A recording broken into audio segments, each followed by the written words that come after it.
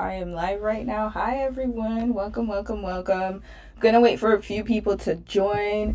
I honestly don't even know if you guys can hear me, but hopefully you can because I'm trying to get my mics to work here. One of them is charging. So let me try to go into my YouTube and see if anyone joins. So hold on, y'all. Bear with me, bear with me. I'm trying to get my yeah, okay. So it looks like it's working. I can see someone liked it already. All right, good. So I'm gonna wait for a few people to join. Hi. I missed you guys so much, y'all. It's been a month. I think like I haven't live streamed in a month, according to my last live stream. Yes, we can. Hey, Camilla, Tia, how are you? How are you today? All right, so I'll just wait for a few more people to join. Yeah, I miss y'all so much. I've been wanting to live stream from like weeks ago, but it's been a tough time for your girl. Not tough as in like something bad happened, but it's more like just life was lifing, y'all. Life was lifing, and I don't know, like, sometimes when things kind of get busy and you feel like you have a hold on things, and then all of a sudden things change, and then there's just like so many different things happening at once, and you're just kind of like, I need to take a break. And that was me last month, especially because shout out to my new subscribers and to the people who have joined the membership and people who have joined Discord, or even if you didn't join any of that, if you're just watching and liking my content, all of you guys, like, I truly appreciate every single one of you guys. I don't think you understand how grateful and thankful I am to have such a great community. I never expected to have this, and I know it sounds weird because when people on YouTube or social media will be like, I didn't expect this, and you're like, why didn't you expect it, girl? You on social media. But it's like, I really didn't expect people to be like rocking with me like that. Real talk. Like, I literally just used my YouTube as a way to just connect with other people, but I never imagined that it would grow to this extent. And to me, like, that is something that is so humbling, and also the fact that I never expected it. So for me, I just like to talk. I always tell people I just like to talk shit. That's just what I do, right? I just like to talk. But the fact that a lot of you guys actually like what I say most of the time, and even if you don't, it's like just being able to interact with people and have such a big community, that means a lot to me. So shout out to y'all, man. Shout out to y'all. Thank you so much for everything. Like, I can't thank you enough. I know that I'm very I need to be more active on my socials. I know I'm very inactive, especially like outside of YouTube. I barely post on Instagram. I barely post on anything, even TikTok. I have a TikTok account. I don't even remember the last time I posted on my TikTok account. So if you want to find me, YouTube, email me. I'm going to try to do more live streams. I'm trying to make this a weekly thing. I also want to give out more content, put out more content as much as possible. I'm going to read some of the comments here, but yeah. And also another thing I want to tell you guys is that I've been MIA too because I started taking medication. So I think I've shared that I have ADHD. I got diagnosed like a few months ago, about 2 months ago or so. I had I did the whole testing situation, and it's so crazy how medication can change your life. Like, I honestly cannot tell you guys the difference between how I was before and how I am now. And that's probably why I ended up taking a break, because before, when I was unmedicated, I was just everywhere, like touching everything, being up in everything, like in all the mixes, and just trying to do so many things at once. But now that I'm medicated, it's like a whole new world, y'all. Like, I just feel more calm. Like, I feel calmer. I feel more like, okay, balanced. My mind is not racing. I don't have these crazy thoughts in my head. I can actually stop doing activities and not like hyper focus. And, even when I was like I was posting the case studies, y'all, I didn't realize how insane it was to post that many case studies in a short amount of time. Like, I was posting like maybe 4, 5, 6 hours worth of content in like 1 week, which is insane when you think about it from a normal perspective. But y'all, I mean, I was undiagnosed at that point. I was like skitter scatter and just posting everything. But anyways, now that I'm medicated, it's like I had to learn how to adapt within the parameters of my meds.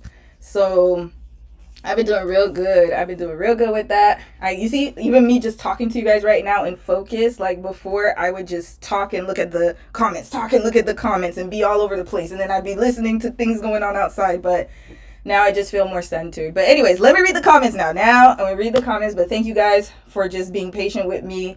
There's so much more content coming out. You just don't know. Like, I'm going to really treat YouTube now like my baby. Like something that I'm going to take seriously. And I think before I was I'm not going to lie to you, I'm going to be honest and transparent. Before I was in and out. I'd be like, I want to be in, but then I, step out. And then I'd be like, oh, I don't want to get too many people subscribing. So then I would just like step out. And I did that on purpose because I just was like, oh, I don't want to, put myself out there too much. I just want to kind of keep it like the way that it is. But I'm telling you, taking medication really changes things because you start to have a new perspective, and then all that mind clutter just kind of clears away. And I realized that I have a greater purpose than just, it's not just a YouTube channel and just something that I'm just doing. It's a greater purpose to help people and help women and men around the world, whoever watches my content and whoever enjoys it. So shout out to you guys for just encouraging me, motivating me while I was trying to go through this and navigate this new normalcy in my life. But I hope I'm looking at the camera, y'all. You see, I started live streaming again, so hopefully let me put the camera here so you guys can see me. But anyways, I'm gonna read some comments and then we'll get on today's topic. Isaboo, hey Isaboo, how you doing, sis? Alana hey boo, hey Alana, watching you while I cook. Yeah, hey boo, y'all follow Alana. Actually, I had Alana's channel up here. Hold on, let me pull up your channel real quick. Alana's my friend, y'all, for a long time. We've known each other since high school, I believe. No, more than that. I think we knew each other since middle school. She's one of my long-term friends from Florida. Shout out Florida. Shout out Sunrise, Florida. If you're from Florida, that's where I grew up. She has a YouTube channel that I want to promote real quick. And then I have other friends who have channels too, but since Alana's on the chat, I'm going to promote her channel. So, here, I'm going to Windows capture. I hope you guys will be able to see it. Hold on. Is it going to do it? Okay, it's going to show it. Yeah. Is it showing it? Hold on. Okay, hold on a second, y'all. Why is it not showing? All right, hold on a second. Y'all see this how long I haven't been doing this. Hold on, y'all. Hold on. Let me see if y'all can see my screen capture. One second. But it's Alana and Marley. That's the channel name. It's Alana and Marley. I'm going to see if I can put it in the chat. Y'all go follow her. She has some really good content. And I like what they're doing, her and Marley. So shout out to y'all. Okay, I'm going to answer the questions, y'all. I'm answering the questions. And let me see if I can screen share, because I want to screen share when we get to the conversation. Because if you're new to the chat, if you just joined, I'm going to talk about Candace Owens and her lawsuit, y'all. Oh, Lord. Then we're going to talk about Love. I don't know if I should talk about Love Island last. Yeah, let's talk about Candace Owens and the lawsuit. Then the whole Coldplay affair situation. And then I'm going to give you guys my opinion about Love Island Season 7. So we'll do it in that order. And then I'm going to see if I can screen share, because I practiced before the live stream, but I don't know why it's not showing the screen right now. But anyways, Alana and Marley, that's her channel. And I'll just pin it here so you guys can follow them. All right. Much love from Europe. Hey, my European subbies and family. How y'all doing? What time is it in Europe right now? It must be late. Hi, Lau. How are you? Okay. Hey. Hey girl, long time. Where you been? Did you watch this season of Love? Yes, we gonna talk about it. Oh, of course I watched it. I've been watching it since it started, and I actually watched season 6 of Love Island as well. I used to watch it here and there when it first came out, but season 6 was my first real time, like my first time watching the season from beginning to end. And then with this Love Island season, I'm not gonna lie, I kind of didn't watch it up until Huda. Oh Lord. Up until Huda started her antics, and then I was like, whoa, what is going on here? And then I started watching it from the beginning to the end, and I was like, oh wow, this season is really crazy. All right, but let me just read some more messages before I start. Hey, Romy, just getting in. Hey y'all, hey. Hi Romy, happy Sunday. Hey mom, that's my mom, y'all. Happy Sunday, mom. What kind of meds? Okay, Lucky Lady 38. What kind of meds? I'm taking Vyvanse. So let me show you guys. I'm taking Vyvanse. It's ADHD medication, Vyvanse. I think it goes by another name. That name is long. It's hold on, I don't wanna reveal too much, but it's called lisdexamfetamine. I don't know what that is, but life changer, guys, life changer. At first they started me with the 10 milligram dose. And then after the first week, the doctor wanted to see like how I would react to it, because I also have anxiety too. So I have ADHD and anxiety. So he wanted to see how I would react to the drugs, and 10 wasn't enough. So then he doubled the dosage to 20, and then 20 milligrams for me is enough, like for now. Like I feel so much better. I know some people take higher doses, but for me 20 is just fine enough. Like I'm pretty good with 20. And then I even bought this like pill case from Amazon so I could remember the days of the week when to take my meds, because I easily it's so crazy, because when I wake up in the morning, like sometimes I know when I don't take my meds. I can recognize the difference between when I take my meds and when I don't, because sometimes I rush to work because I work from home. So I'll rush to my desk and start logging in, and then you start seeing emails, and then you get kind of like you kind of lose focus, right? And while I'm focusing on my emails, once I start noticing that I'm like fidgeting, and then I'm looking everywhere, I'm starting to tap my phone, and then I'm like, oh yeah, it's time to take the meds. So then, yeah, this is just for me to remember so I can categorize the meds. And then once the, you take it for like 30 days or something, and once that runs out, then I know like I can count and then go back to the pharmacy to get my refill. So yeah, Vyvanse. Vyvanse works for me though. It's the first med that I tried. Usually people try different ones, but honestly, like I haven't had any side effects. Like other than the first day, I did lose my appetite like for one day. And then after that, that appetite came right back. Like I ain't had no problems after that. I don't have any other side effects. And I probably don't because I'm taking a lower dose. So that's probably why anyways. But yeah, so let me read some more comments. Let me see. CFT, hey sis. Hi Romy, it's great to see you. I hope you're doing well. Hope your hubby is too. He is. He's over in the kitchen. Hold on, let me see if you want to come say hi. Hold on a second. Honey? Yes. Do you want to come say hi? Just quickly. They want to say hi to you. They ain't seen you in a long time. Hold on, he's coming, y'all. All right. Season 6 is night and day. Ooh, Lord, loud, yes. Okay, we gonna get to that. I'm gonna read a few more comments, and then I gotta get started, y'all, because I know I haven't been on in a minute, and I know I'm gonna yap up a storm. So I'll read a few more comments. Will this stay up? Yes, nay. Yes, it will. I do not delete live streams. It will stay up. And actually, from now on, I think I'm gonna cut my live streams. So like, if it's like 3 hours long, I'll just cut it by hour. I'm gonna really try to do that so people can capture the great moments. Come here. Okay, Dom's coming in, y'all. He got his own theme song, y'all. Hold up. He coming. Hold up. Can y'all hear this ice cream song? Hold up. Okay, come in. Wait, they can't see your face. You gotta come this way. No, I'm just cooking right now. Okay, here, say hi. Hi. That's his new song, y'all. The ice cream song. I don't know where he found this on Instagram. Go ahead. Dance. You have to dance. Okay.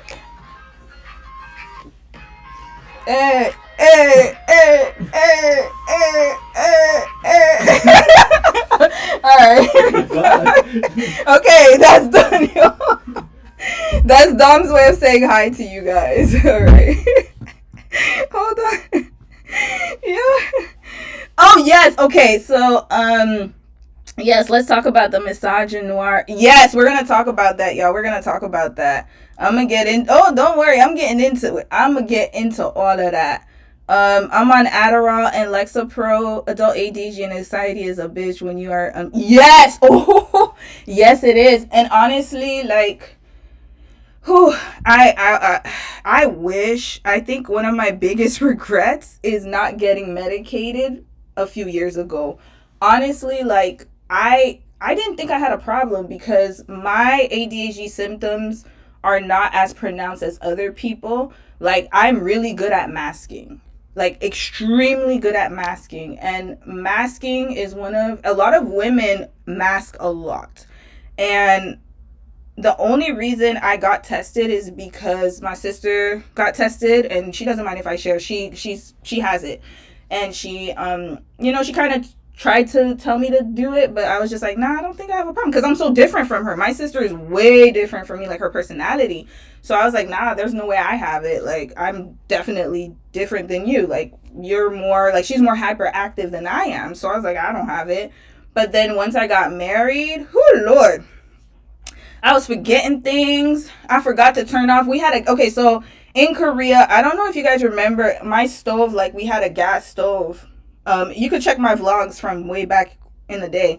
We had a gas stove and we would have to turn off there's like there's a pot, like a line, like a gas line you have to turn off. If you don't turn it off, then it can cause like explosions or something like that if you leave it open for too long. Like, it's one of those things where it's for precautions, you have to turn it off, right? If there's like a fire somewhere, and it could literally like blow up the whole place. I would always forget that, y'all. I would forget to lock doors. I would forget so many things. And at first, like, I thought it was like early signs of like, brain function issues because my grandpa had dementia. So I thought that it was just that, but come to find out, it was ADHD this whole time. And also anxiety. Like, I used to always have really bad anxiety attacks. I remember one time I got so stressed, I had like the worst anxiety attack ever, and it messed up my whole gut health. It messed everything up, where I had to go to the hospital for I literally was hospitalized for a little. I didn't really stay at the hospital, but I had to go to the hospital, had to get doctors exams, I had to get an endoscopy, I had to get so many things. And then they were like, oh no, you just have H. pylori. But actually it wasn't that. It was that, and also like I was too stressed out. So then anxiety was just at an all-time high. And then I have a little bit of depression as well. So yeah, like, girl, when I tell you it's a real thing, y'all. So get tested. I highly recommend, if you have like certain symptoms and you can see them, or people around you have told you that, hey, you probably need to get checked, I would highly recommend you do it. It's a game changer. Like, I will never not go without meds, and I'm okay with that. It has really changed my life. So there's that. All right, I'm gonna read a few more comments. It's almost 10 p.m. in Europe. Okay, it's not that late. Okay, not too late. I'm gonna talk for a little bit more, probably like maybe 5 more minutes. I'm gonna read more comments, and then we're gonna start on today's conversation. Try live streaming on Twitch too. Lucky Lady 38. Yes, I have a Twitch account. All right, y'all let me know, because I do have a Twitch account. I'm not, you see, this is the thing. Okay, I'm gonna tell y'all, this is the thing. Like, social media is still pretty new to a lot of, well, I don't want to generalize millennials, but I will say that in my generation, because in case y'all don't know, I'm an 86 baby, so I'm a millennial. So I didn't grow up with internet like that, you know what I mean? Like we have it now. I probably started really getting into the internet when I was in college, right? Or in high school, yeah, we had computers and stuff like that, but you know what I mean? Like with social media, stuff like that. When MySpace came out, that was like it for me. AOL, MySpace, Facebook, and then Instagram. And I'm still learning a lot of things, but Twitch, I will do Twitch. Yeah, I thought it was just gaming, but I've heard so many good things about Twitch, so I probably will start live streaming on Twitch very soon. I know some people have Snapchat, but I'm not really a person to post like that. Like, I don't like taking pictures of myself and posting it online. So I'm probably just gonna stick to this type of like platform, like just video sharing. I don't mind live streaming. I love talking like directly through video, but pictures, no. Okay, let me see. We need to talk about TikTok effects on Love Island, where I'm a Peacock subscriber and was entertaining, but social media and media literacy. Yes, we're going to talk about that, Devonda Pittman. The misinformation that came out of TikTok. We're going to talk about that. Oh, we're going to talk about that.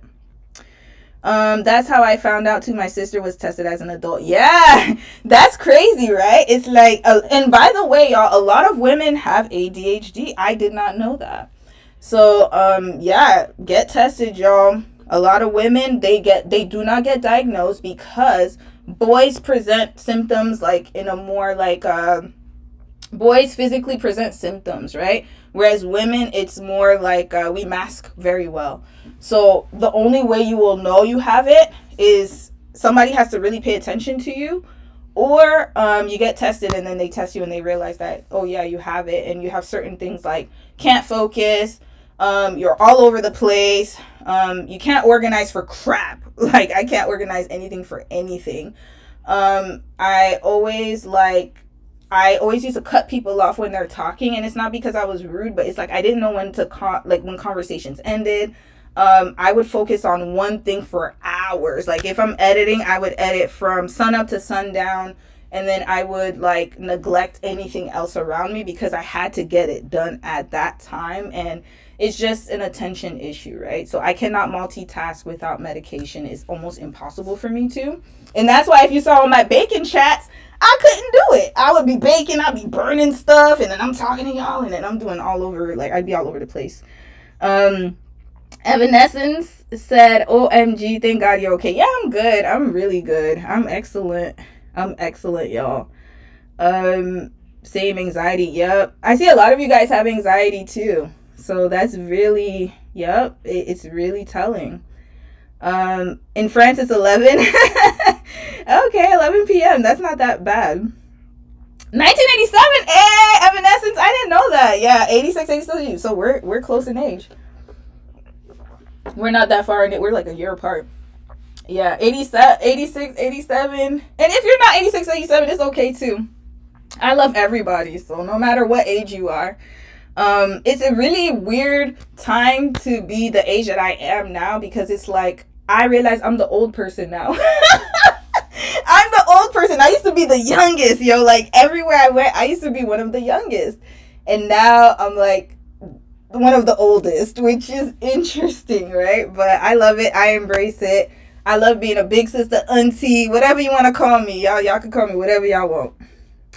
Hey, the star that fell. How are you doing, sis? The case studies on ADHD are also male biased with no consideration to women, which is why it's so hard for us to get diagnosed. Yep, exactly. I think a lot of research is so male influenced, and we got to change that, because women, we're just different. We're built different. We have different organs, different functions, different hormones.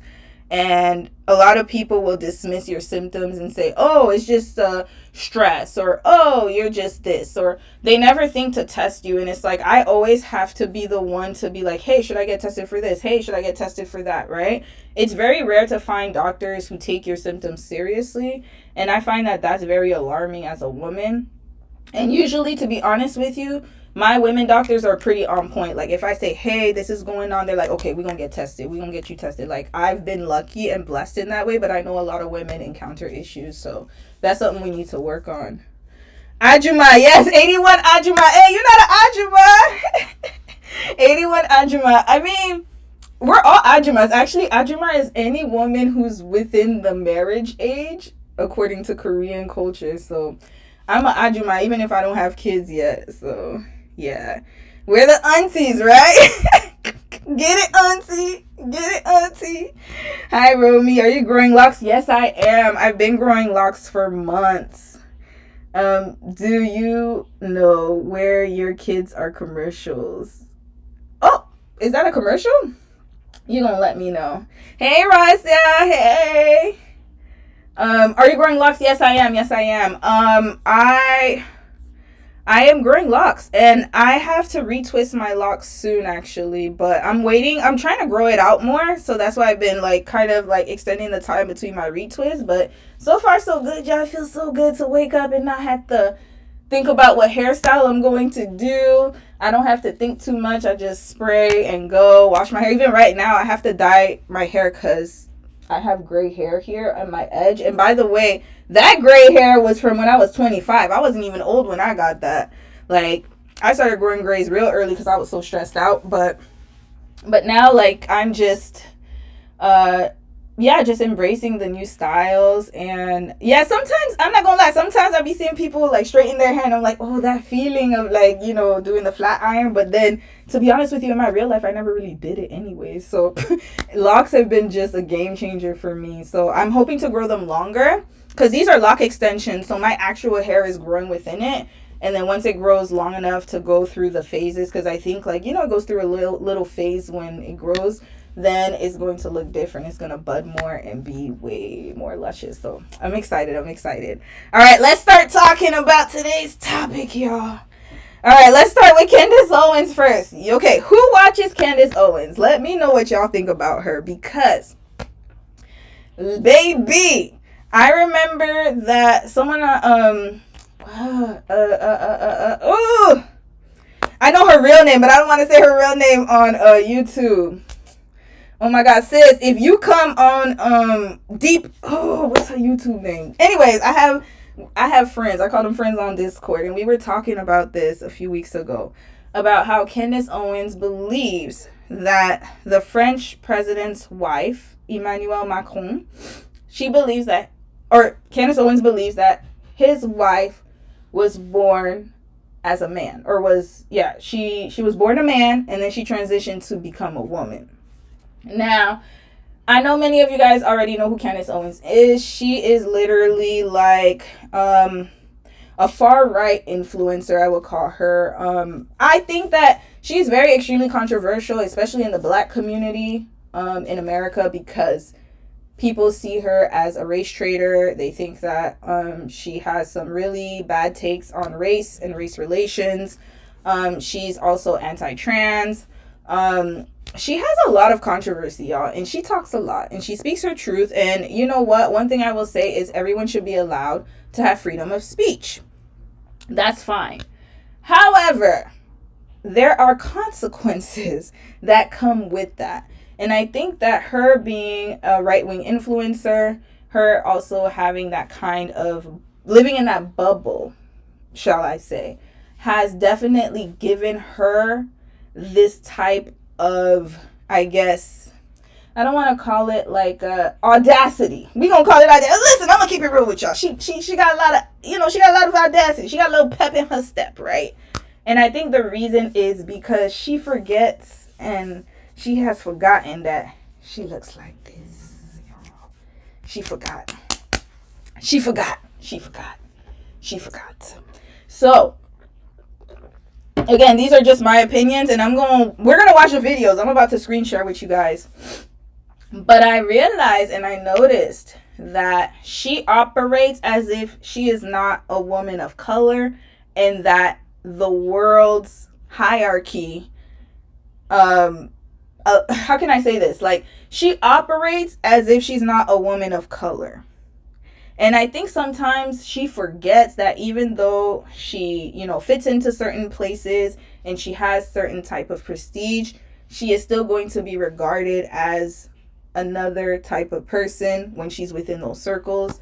The fact that the president of France is going to sue her and has this lawsuit against her lets me know that they're not playing with her. And I think that for me, I understand, again, I'm not trying to say she should silence herself and she should keep herself low and she shouldn't be who she is. That's not what I'm saying at all. But I'm saying in the world that we live in the structures of powers that be that we exist in this type of political climate, in this environment, you have to also know that you're going to be seen differently when you look a certain way. I just got to keep it real with y'all. And we're going to talk about that with Love Island Season 7. Because you could see that in full force, in full effect.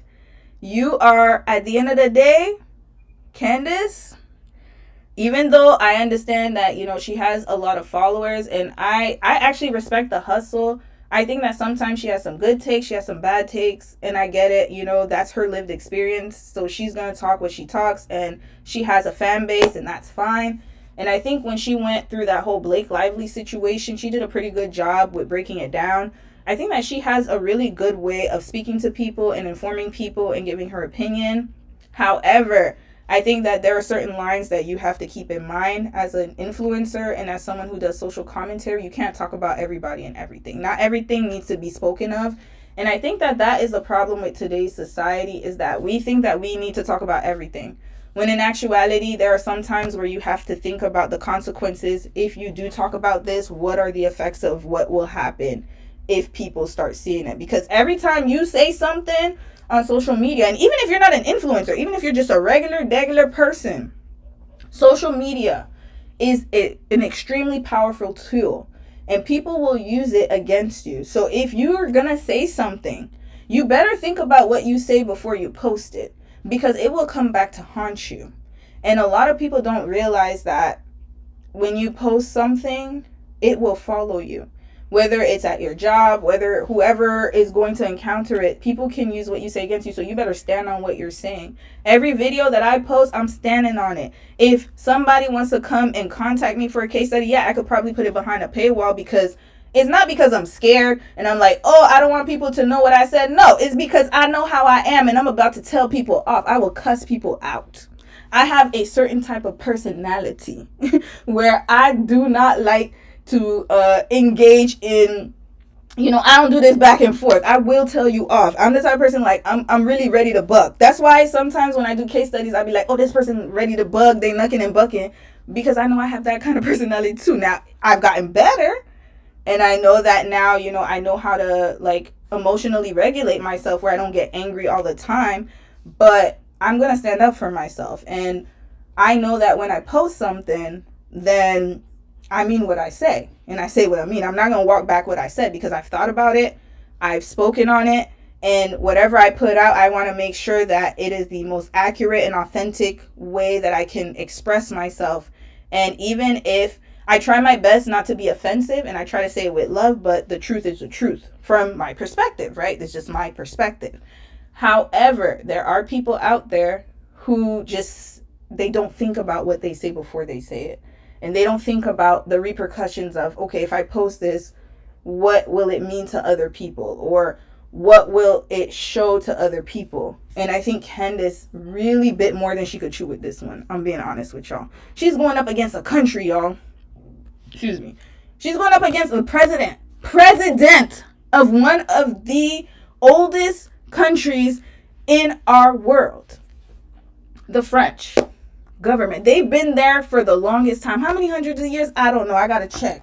But they have colonized people. These people do not come to play, especially because she's a black woman. They are definitely going to be extra vindictive about this, because they are not playing with her.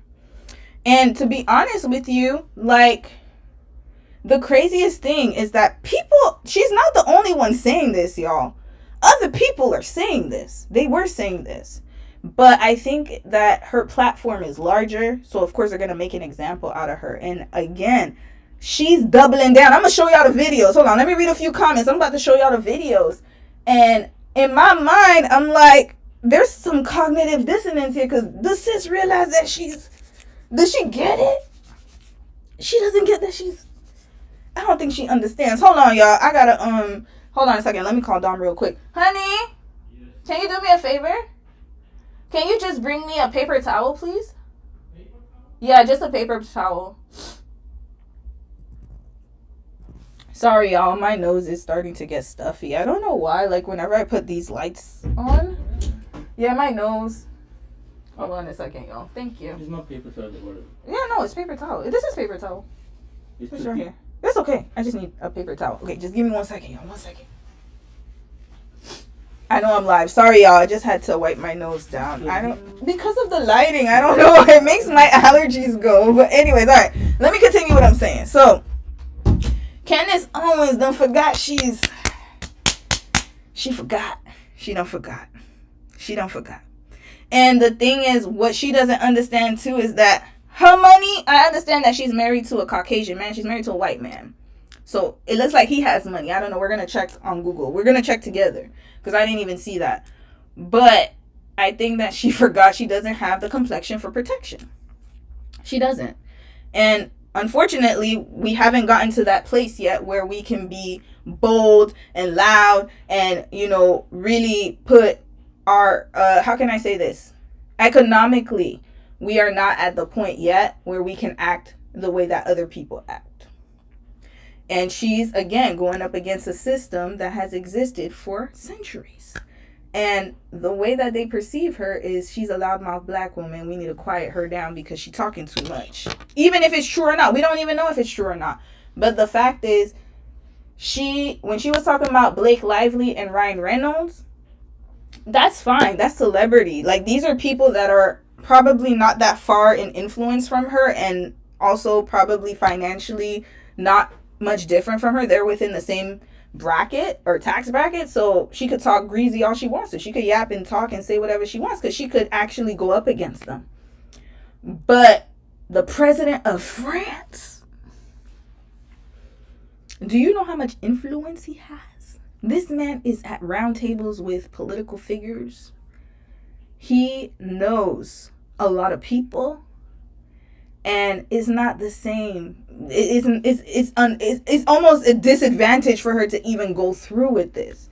And the fact that she's doubling down on it is quite alarming to me because I'm like, sis, you have children. You have a husband. What is it to just apologize and just leave it alone? Like, is it really worth it? Like, y'all let me know in the chat because I'm trying to still understand this story. But what is the, like, why do we need to know that the president's wife or the first lady of France was born a man, allegedly? Like, why is that important information for us to know? That's what I need to know because she is going at this as if this is supposed to change the world order. And I'm trying to figure out, sis, if you want to, like, I'm like, sis, is it really a tree you want to bark up on? Because I don't think it's worth it. To me, in my opinion, I don't think it's worth it to be doing all of this. Like, I understand speaking out. I understand advocating for certain things and for rights. But you also have to be careful because when you're up against powers and people in high places, you got to be smarter. You got to be strategic. You can't just be yapping at the mouth. You got to make your moves quietly. Because if you're going to expose something like this, you better make sure that people can back you up and that you have all the resources to back you up. And unfortunately, she probably thinking that those folks that are around her and hanging around her are going to protect her. And I'm like, sis, baby, they are not. They are going to scatter like roaches once this comes down. Hold on. Let me read some comments, y'all. Let me read some comments before I show you the videos. I'm going to read a few comments. Your locks are beautiful. In my culture, gray hair means you are wealthy. At least that's what my mom says. Oh, thank you, Loa. That's beautiful. Yes, wealthy in knowledge. We've lived enough to have gray hair, which is also a blessing. And thank you. I try to avoid. I don't blame you. Hey, Rose Aesthetic. How are you, sis? She's a grifter. Ooh, Lord, Devonda, yes. I mean, look, this is the thing. Like, I wish I could go through her whole entire history, but yeah, she's definitely swayed a bit in her opinions about certain things, but yeah, we'll get into that another time probably. She put out merchandise, that's why they sue her. Did she? Evanescence, hold on. Evanescence, you're in France, right? Let me know if you're in France. What's going on? Okay, Evanescence, if you live in France, let me know how the French people are kind of taking this. Like, what are their opinions about this and what do they think? Her internalized self-hate issues are strong with her. Yes. I can say that, in my opinion, she definitely exhibits a lot of that. And I think that she doesn't have, in my opinion, a strong sense of her identity as a black woman. That's the way I see it. That's just my opinion. Because of the fact that I don't even think she realizes, like, it's like you got to move differently when you're of a different race, right? Especially when you're black. I can only speak as a black woman, but you got to move differently in this world because this world is not kind to us at all. And we have to put up with a lot more, in my opinion, than other people, right? And also, we're a double minority. You're black and a woman. That's like double whammy. And in the social structure of how things work, we're at the bottom. And on top of that, we lack protection even from our own men. Let's keep it real. Let's keep it real. So I know some people are going to come and be like, oh, well, that's not all men. I'm not saying all, but I'm saying majority. As a society, as a community, we are not protected. So again, she is being protected by her white husband, which I understand to a certain extent. But then you got to also think about it from another way and another lens. How do we even know that he agrees with what's going on? We don't know that. We don't know that. And on top of that, like, where is his money coming from? And where's his family coming from? Are they really willing to go the mile just to prove a point to the world? Like, that's what I'm trying to figure out. Like, is this information going to change the scope of the world? Is it going to, like, decimate leaders in the world? Is this going to be like an Epstein/Diddy type of revelation? That's what I'm needing to know. And is this revelation going to help us with these rising housing costs and this economy? Because if this is going to help us and help us become wealthier, like as regular people, if this is going to help us become wealthier, if this news or expose is going to help the working class become wealthier, if it's going to help us attain mortgages, or if it's going to pay down our debt, then yes, please reveal it, sis. Let us know. Get these leaders out of office so we can start rebuilding our world the way it's supposed to be built. So I can stop going and clocking into work so I don't have to pay all my bills and stuff. If this is where it's leading to, then hell yeah. Go and release it so you can help us all out. But if it's just to like prove a point of what, I don't know, then is it really worth it, right? I don't think so. All right, y'all. Hold on. I'm gonna read a few more comments and then let's really get into the videos. You said someone wrote a book about her being trans too. I don't remember if they sued the author too. I gotta look into that. Yeah. You do not twist facts though. Yeah. Oh, yeah, I don't. Yeah. But that's what I'm trying to see. Like, what is she talking about? Hey, cuz, how you doing? Yeah, Candace triggered it after the wife slapped the husband on the plane. Oh, yeah. Hey, cuz, that's my cousin, y'all. How you doing, cuz? Hold on. Yeah, let me go and check. Okay. You know what? Let me stop talking. Let's start watching videos right now. And then we're going to discuss it some more. Hold on. Her husband has some influence or something in the UK. But even if he has influence, though, like, is it enough to go against a president of a country? Like, that's what I'm thinking, because he must have deep pockets for her to be talking cash-ish like this. Ain't no way to me that you would go and do this. But this, you know who this reminds me of? Do you guys know who Alex Jones is? This reminds me of when that whole Sandy Hook tragedy happened with the elementary school. I can't even think about it. It was just so horrific. When Sandy Hook happened, and then he was just saying that it was all actors and they didn't really pass away, or not pass away, I mean, they were unalived by a demented maniac. But he was saying how it was all fake, and he led like this whole conspiracy campaign where the families of the victims were getting death threats. They were getting like harassed. It was awful.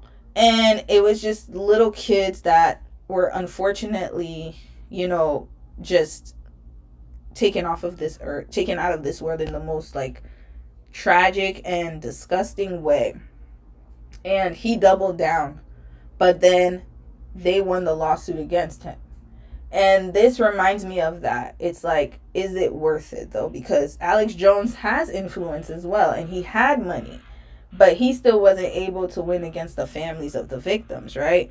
So in my mind, I'm like, is she doing this because she thinks she can win? That's what I'm thinking. Or is she just wants to show that, hey, I'm not scared, I'm gonna just say what I want to say, and you guys can't silence me? Because sometimes ego, gotta talk about it, sometimes ego also comes into play. So is she doing it because she doesn't want to lose face in front of her audience? That's also something to question as well, because does she really believe this? I don't even know. But it's just interesting to me that they're going to sue her, and they're not playing with her, y'all. They are not playing with her. What she is reporting is so important. Okay, United States of the Occult. You're going to let me know why it's important. How do you teach your kids about their blackness that way, though? That's a good question. Hold on. Being with a Korean kid does not make me Korean. She's the Lulu. Yeah, she is. And that's the thing. Okay, I'm going to give y'all an example. Can y'all hear that? It's so loud out there. I'm going to give you guys an example. I know I'm yapping a lot, but y'all bear with me because I haven't been on live in a while, so I got a lot to say. I can give you guys an example of when I was in Korea. So, for example, as a black woman married to a Korean man, yes, there were certain times that I had privileges over other foreigners because my husband's Korean. So there's ways that I could navigate Korea with a Korean husband that someone who didn't have a Korean husband maybe couldn't navigate Korea. Where whenever like I had an issue or a situation, or I felt like somebody was wronging me, or I'm like, hey, this person's not really like giving me the service or treating me with the respect that I need, or that I am owed because I'm just a regular customer, right? Or I'm just a person. As soon as Dom would call, or as soon as Dom would show up, it's like a whole different treatment, right? And of course, some people were amazing, but you have some people who are a little weird about stuff, right? But as soon as Dom showed up, it was a whole different treatment. So yes, I did have that type of protection. But, however, I already knew that I was still like, I still don't have the same privileges, pretty much. I was just protected in the sense that, yes, my husband could stand up for me, but at the same time, like, there's only so much you can do. So I don't think that she really understands what she's getting herself into. That's all I'm going to say. And hopefully for her husband's pockets are deep enough for this lawsuit, because they are going to wear her down. I can guarantee you they have the resources and the time. And they will just siphon money out of her. Like, all it's going to be is just a money grab, because even the lawyers, all of the, legal fees she's going to have to pay, the retainer, who's going to represent her, who's going to go up against a country. That's number one. 2, this is an international case, y'all. International law, because they're suing her, but they are in a different country. She's talking and she's expressing herself in America. Jurisdiction. We have to also figure out the jurisdiction part of it, the jurisdictional part of it. Legal fees. Who's going to represent her? And does this, this is another thing to consider. Is this considered international law? And also, do the rules of international law apply in this? Where is it going to be tried? You see what I'm saying? Like, there's just so many different factors, and it's going to require money, y'all. She going to need them funds. Okay. The reason why exposing that Bridget is a man. Okay, let me read this one because this is important. The reason why exposing that Bridget is a man is so important is because these people are not for us. They work in the shadows, and people need to wake up to who they are. So I need you guys to explain to me, like, these people are not for us, like, as in, like, you're talking about just them or who they work for? Because they been not for us. Let's just be clear. If we really going to air it out, we going to air everything out. Because if we're talking about leaders of the world being for the people, then that's a whole nother conversation. So they've never been for us. And whoever replaces this president is just going to be the same system. You're living within a system. So no matter who takes power, they still have to operate within that system that's built. So unless you dismantle the system, then I can understand that argument. But either way, even if he gets out of office, somebody else is going to take over and do the same thing. Just differently, but still going to be the same result. I'm sorry, I don't want to be pessimistic, but all of this works the same way everywhere. It's designed this way. We just have to learn how to operate within it and outsmart people. You got to learn how to outsmart, y'all. You got to learn how to be strategic. You got to learn how to play games. Unfortunately, I know we're not taught to do that. We're taught to be good people, human people, and you should still have that sense of humanness to you. But at the same time, I cannot operate as if the game is fair if it's already rigged. Then at that point, it's like Squid Game. It's already rigged. So why am I sitting here following the rules and everybody trying to be out to get me? I'm gonna have to do something about it.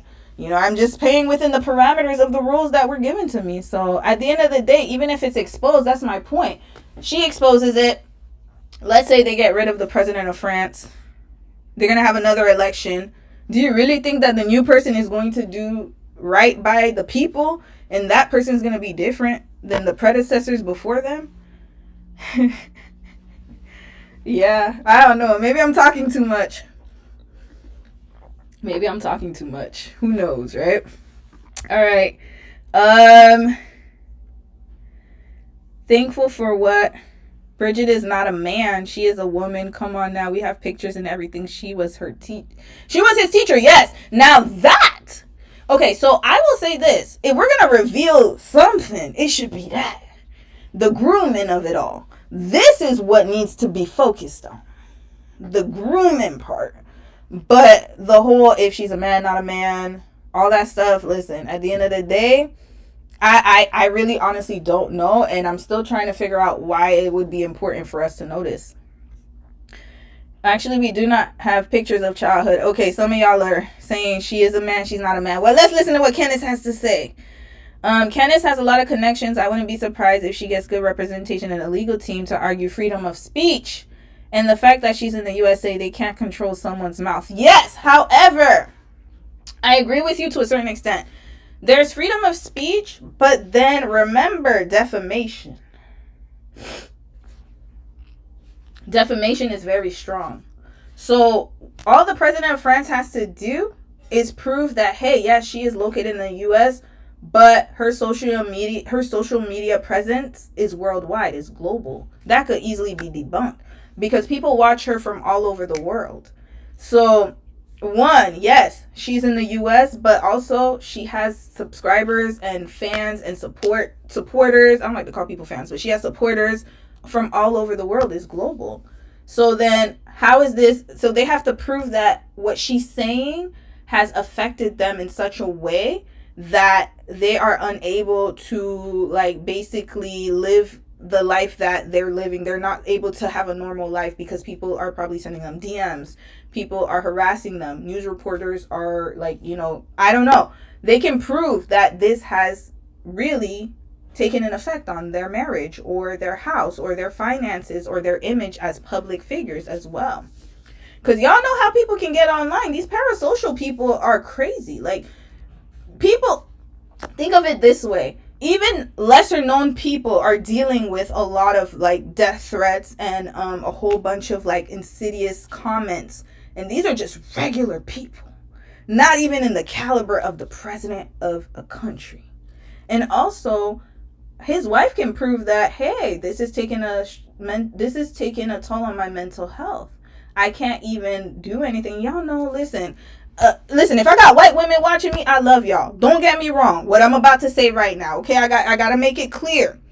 But y'all got to remember the tears of a white woman. That's going to make anything worse.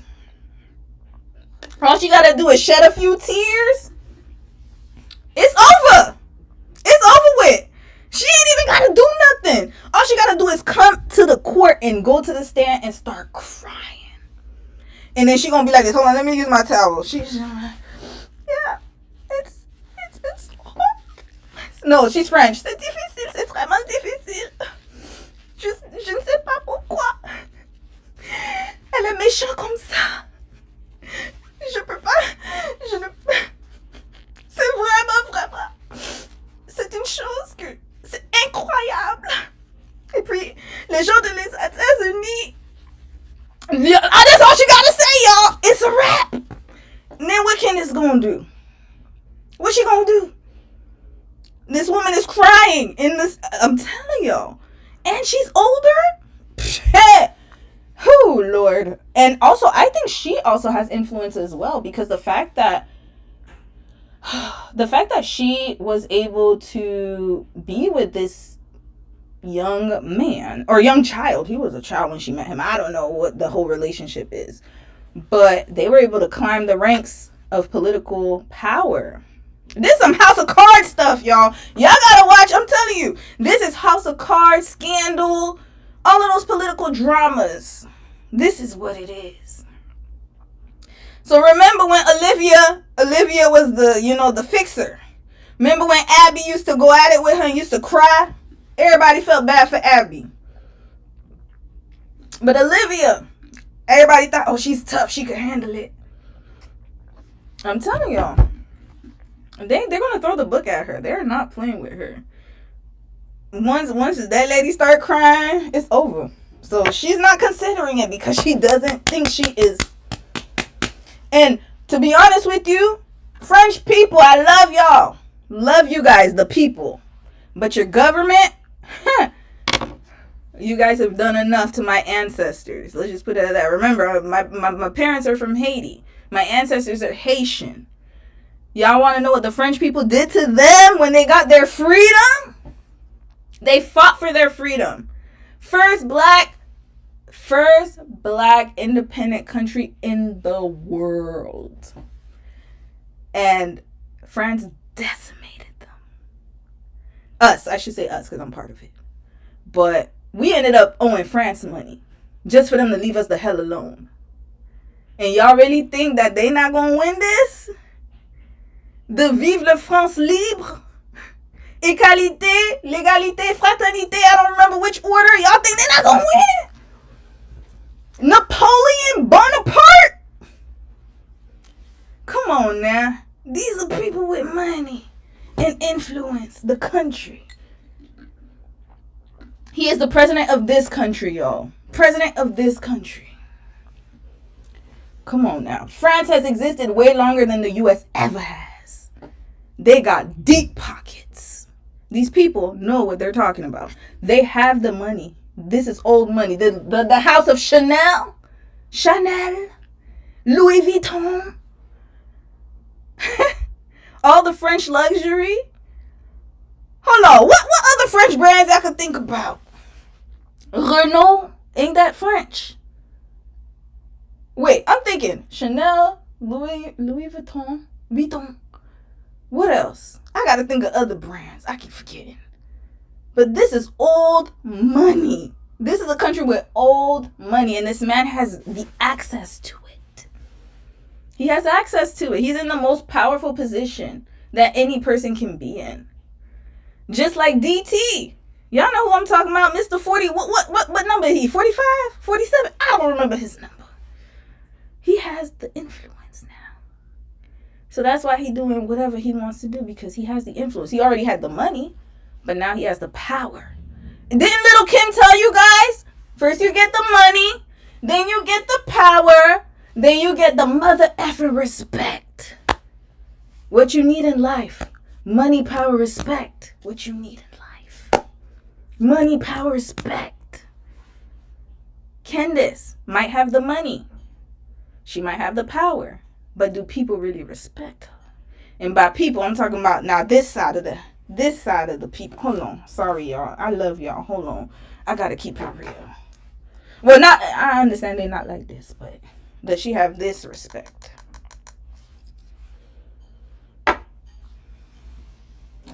And if her husband does, well, he better get to work. Start working. Start getting to work, because these people not playing. Okay, let's get to the video, because I know I'm talking a lot. All right, I'm going to start showing you guys. This is 100. I think they said the paperwork was like 100-something pages. They got evidence, y'all. Hold on. Let me share my screen a little bit. Yves Saint Laurent. Yes, thank you. Yves Saint Laurent. Yes. Keep telling me brands, y'all. Keep telling me brands. Hold on. Let me see if I can share my screen. Just bear with me, y'all, because the screen capture is showing that it is, but I cannot see that on my screen. So I have a feeling that it's not showing. So what I'm gonna do is I'm gonna start a new screen capture. So just 1 second. Okay. All right, here we go. Now y'all can see my screen. So this is my friend Alana's channel, Alana and Marley. That was a channel I was supposed to show you guys from before. My bad, y'all. My bad. All right, y'all could go follow her. I pinned it. All right, so now let's get into this whole Candace Owens situation. I'm gonna play it. I hope you guys can hear it. Okay, let's watch this one first. Hold on. This is the astronomer one. Okay. Let's watch this one first. So this is from her own page, y'all. She doubling down. Y'all let me know if you guys can hear it. Hear the voice. Hold on, let me put my volume up. Okay. Goofy man, Brigitte. But I gotta give it to you, you've definitely got balls. If you need any more evidence that Brigitte Macron is definitely a man, it is just what is happening right now. The idea that you would file this lawsuit is all of the proof that you need, okay? I have been in communication with their lawyers or via our lawyers, like their lawyers and my lawyers have been speaking, phone calls, emails since January. They did not send us a copy of the lawsuit. They did not give my lawyer a heads up that they were filing a lawsuit, but they did instead opt to give this lawsuit ahead of time to the Financial Times, the New York Times, CBS News. What does that tell you? It's a PR strategy. They don't care if they win. This is about running it through the press. I found out with all of you. I found out with the world. I found out from the Financial Times that I was being sued by the first couple of France. Not normal, guys. The Financial Times reported that the lawsuit also says that their filing includes a description of the circumstances in which they met. The president was a 15-year-old student at a Jesuit high school in Amiens when he first encountered Brigitte, then a 39-year-old married teacher with 3 children. So much of that is not true. Again, they're trying to say he's 15, he was 14. According to the filings, they, quote, formed a deeper intellectual connection when she directed a production of the 1971 Milan Kundera play, Jack and His Master, in which Macron played the lead role. And later, the two began meeting regularly to collaborate on another play. Their relationship, quote, remained within the bounds of the law, the filings say. But when the teenager's parents found out about his, quote, strong feelings for his teacher, they moved him to a different school. Before he left, he told her, whatever you do, I will marry you. Dude, you're such a creep. Like, the fact that you're stating this as a defense, and you're not even telling the truth here, okay? Because you can't ignore the facts of how old he was when he was in that play. You just can't. So happy to go through this in court.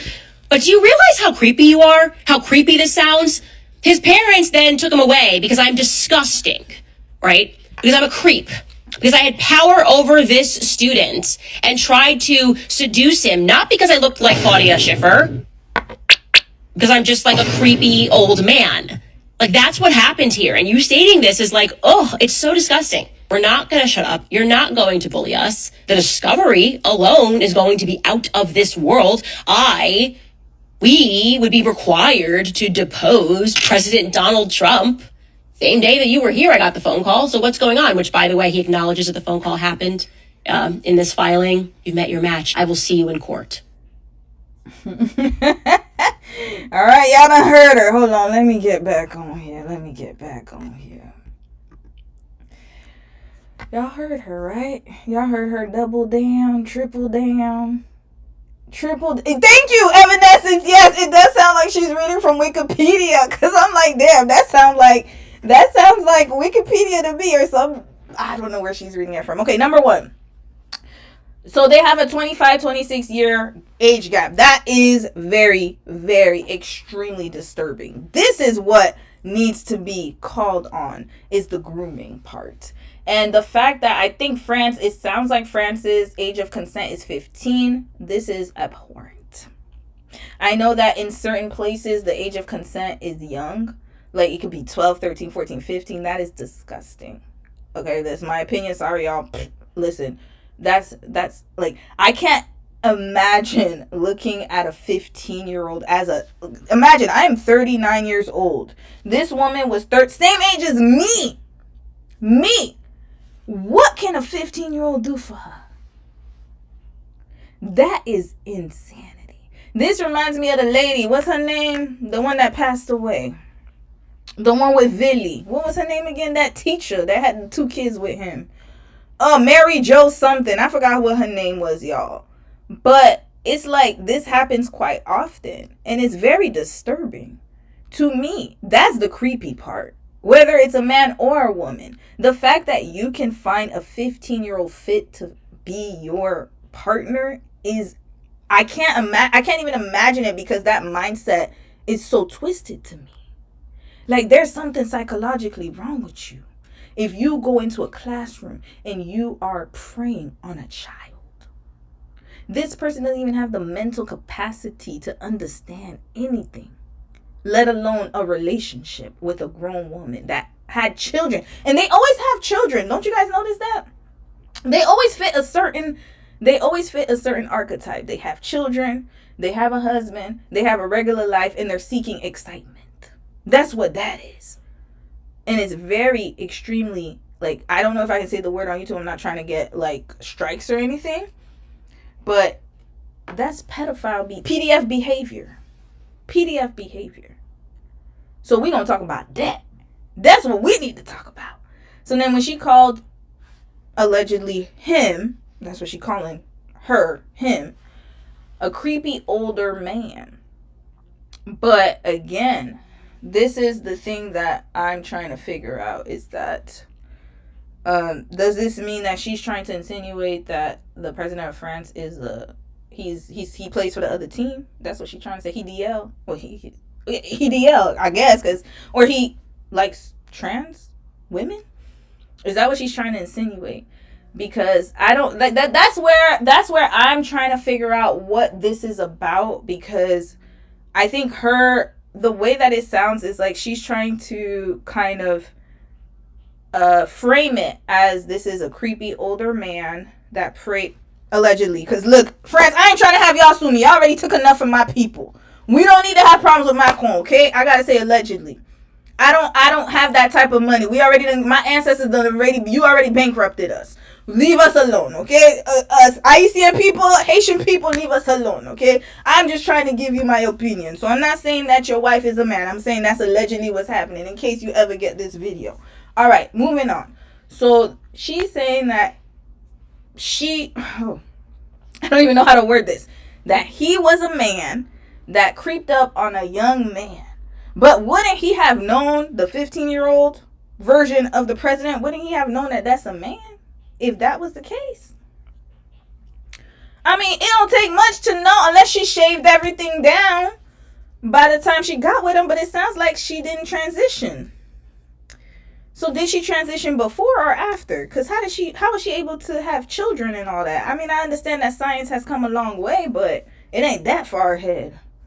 So where we at with this? And where's the ex-husband? Can he give us something? Like, wouldn't the ex-husband have to prove that he actually had sexual relations with her? And that her private parts were like what you would find in a woman? Where's this hospital that she had this transition surgery? Because you got to go through a lot of hormones and stuff like that to be doing that. That's what I'm saying. Like, I don't understand how this can't be debunked. Because it's easily, like, you can prove that someone had surgery. It's not that hard. And even if the person looks as female as possible, like, you gotta remember, men are built differently. Sometimes it's the shoulders. Sometimes it's the hands. Way different. Torso. There's something that can identify you. And you know what? This is another thing that I want to say. Again, this is my opinion. This reminds me of when they used to call Sierra a hermaphrodite. They used to call Serena Williams a man. They used to call Michelle Obama a man. This sounds just like that, but the reverse. Because let me tell y'all something. Somebody made a point. I don't remember who said it on TikTok, but they were right on the money. They were like, you see what the president of France is doing to protect his wife? That is what Obama should have did when they came out with the whole Michelle is a trans argument. So, listen. I mean, I get it. I can understand. Okay, let's play contrarian for a second, or devil's advocate. Okay, let's say that I'm in the conspiracy theory world. I can understand how this probably would make sense, because if the president of a country has a wife who was a man, maybe they're thinking that, oh, this is why the agenda of trans agenda is coming out now. But to be honest with y'all, again, and I'm saying this as somebody who grew up in a Christian household. I grew up in a Christian household, y'all. And I'm telling you guys that this has existed even before. Like, it's just the internet is bringing it out. But how many there were a lot of cross-dressers when I was young. There was a lot of men playing in high heels when I was younger.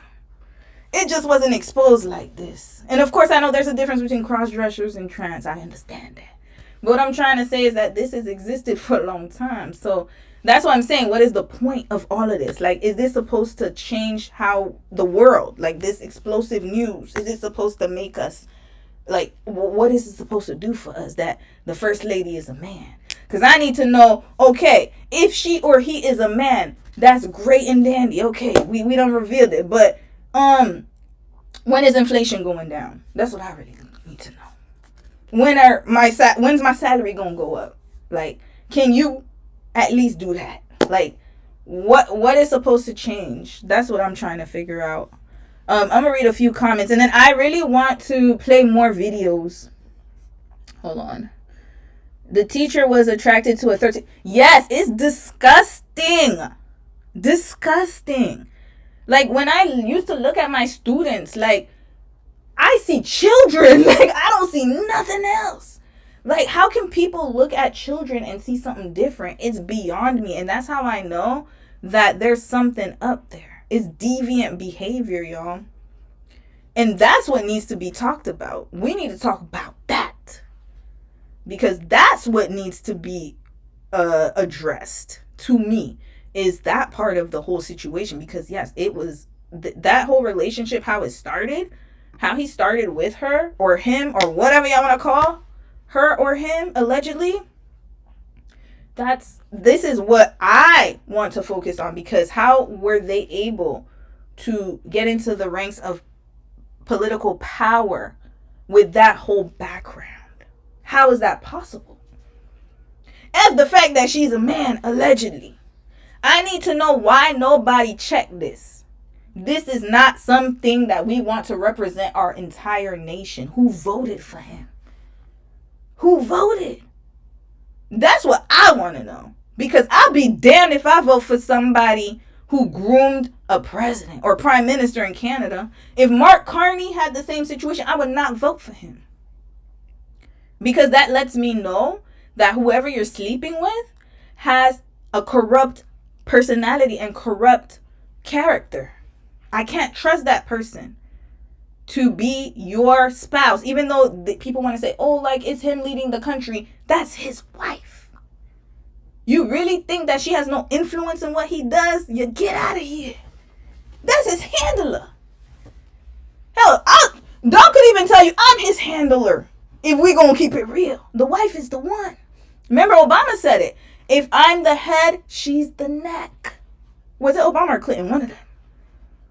You think Hillary wasn't running the country when Bill was in power, when he was sitting up here putting cigars up in Monica Lewinsky and whatnot? You really think while he was having his little fun playtime that his wife wasn't doing a lot of the work behind the scenes? His wife was very highly politically educated, more than him.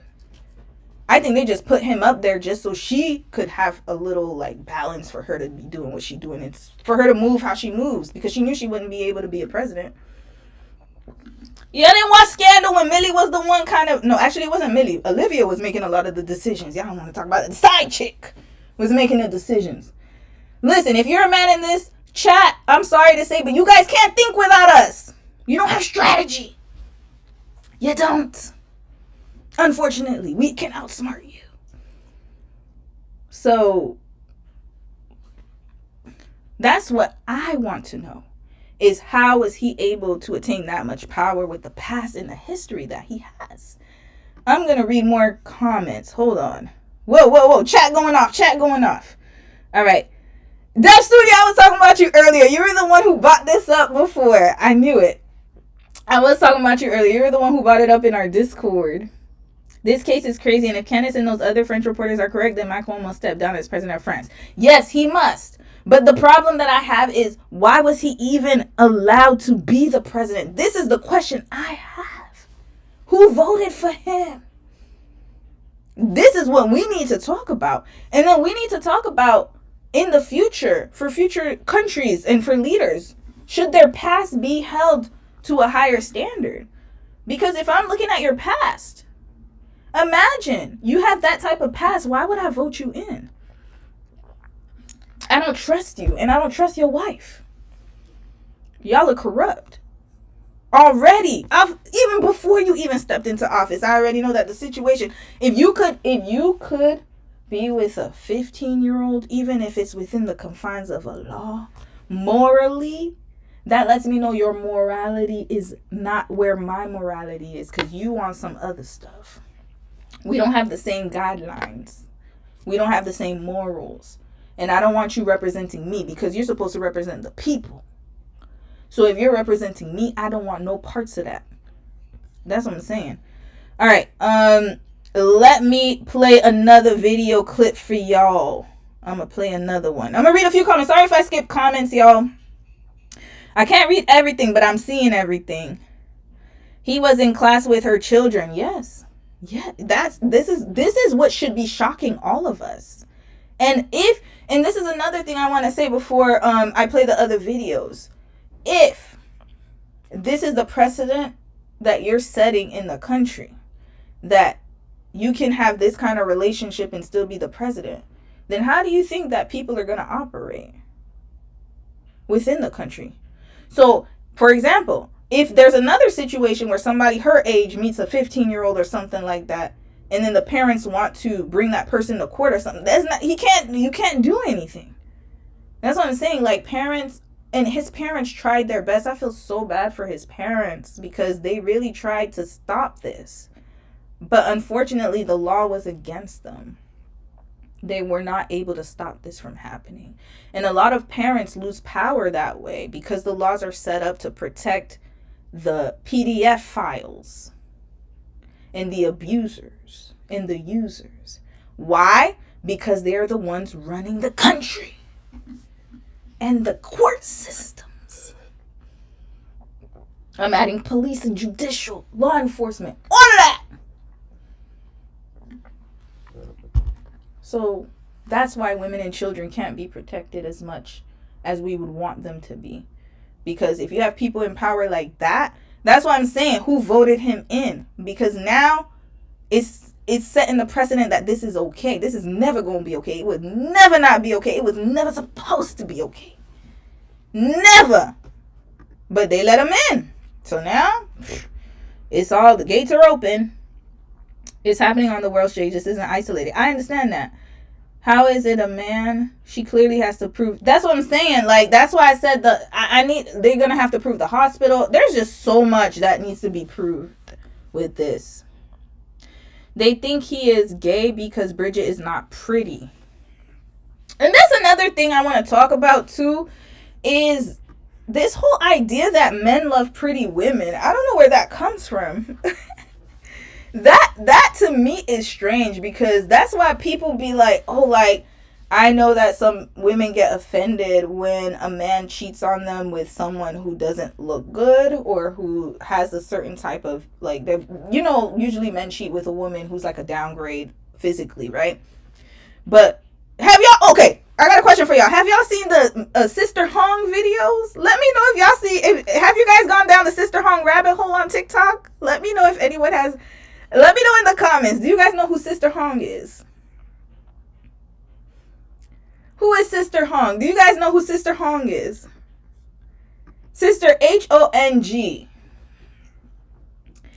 Okay, I'm going to let y'all know who Sister Hong is. Sister Hong is a trans woman in China. Oh, you saw it, Evanescence? Yes. Okay. She's a trans woman in China. And she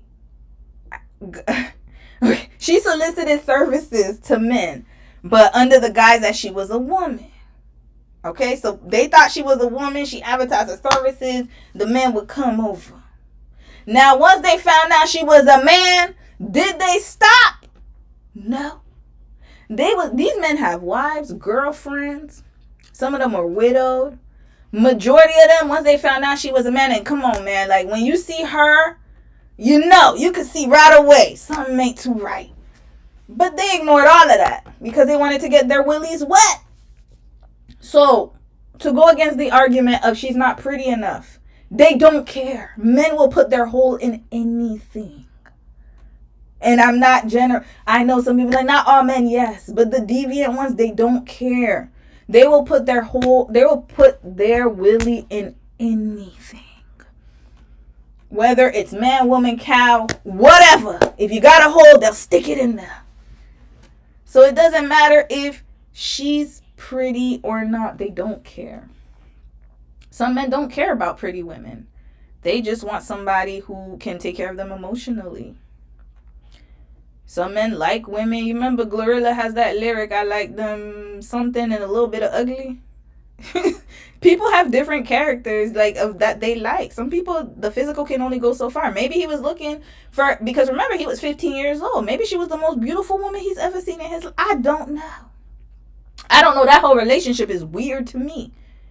But she got something on him. And he's not the only one. There was this actor. Oh my God, I forgot his name. It starts with a J, I believe. He's British. And his wife is old as hell. And she groomed him too. He was young. He was like 16 when he met her, I think. And then people are always trying to wait for them to get divorced. Gosh, I wish I knew his name.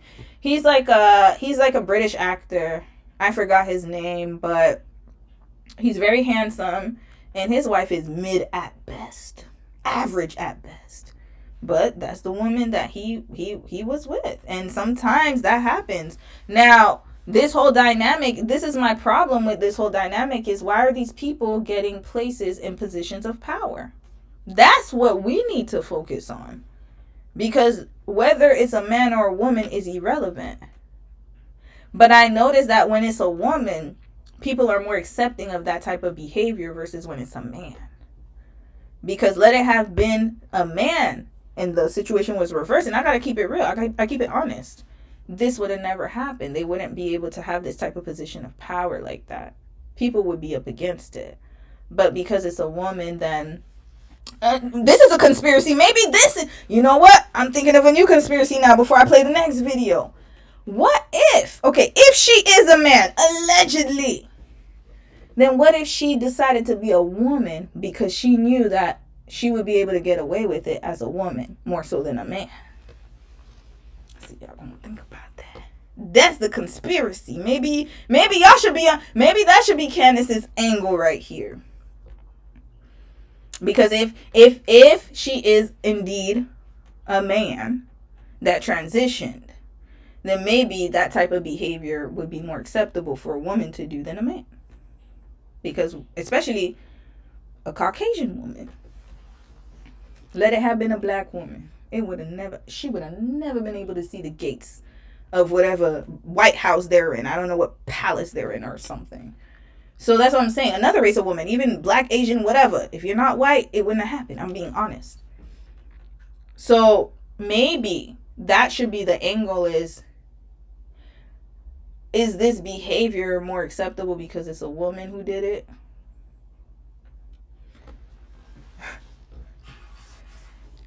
And maybe if she was a man, she transitioned to a woman to be able to have that power because she knows that women won't be held as accountable as men would. Let's wake it up. Let's be honest, man. Aaron Taylor Johnson, thank you. Yes, this is the guy. Yes, him and that age gap is wild too. And this woman had kids prior and then had kids. That's what I'm saying. They all have the same MO. This is nothing new. This has been happening for years. Is that suburban mom. They don't like to be, I don't know why they like to be freaked out like that. It's like they don't like the normal boring life. It's like they always got to chase excitement or something. I don't understand it. And this is deviant behavior, like I said. And they always have children. I don't understand what happens. They always have kids. They always have a husband. It's very rare that it's a woman who doesn't have kids. I know that happens sometimes, but most of the time they have kids. Kids and a husband, whole family. And the kids are the age of the victims. That is also disturbing behavior. The kids are the same age as the victims. Anyway. All right. Keanu's partner is age appropriate. She's his age. He's in his 50s too. Yeah. Keanu and Jeff Bezos has a woman who is age appropriate, and people were saying negative things about her, but she is age appropriate. Yeah. Both my brother and hubby love smart women, and let's be real, a lot of people get with their professors. Yes, that's true. That is very true. I'm gonna play another video real quick of Candace, and then let's get into the next topic. So let me see if I can share my screen again. I don't know how to do this, but let's try. All right, let me bring it up here. Okay, there it is. All right, so here, let's listen to 2 more videos I'm gonna play, and then there's the lawsuit one I want to play too from a YouTuber. Leave their home, they do so knowing that countless people have heard and many believe these vile fabrications. It is invasive, dehumanizing, and deeply hold on a second, guys. Unjust. Some people out there might think hold on. The President and First Lady of France. Hold on. I noticed that the video wasn't playing, so hold on. Was the video playing for you guys? Was it playing?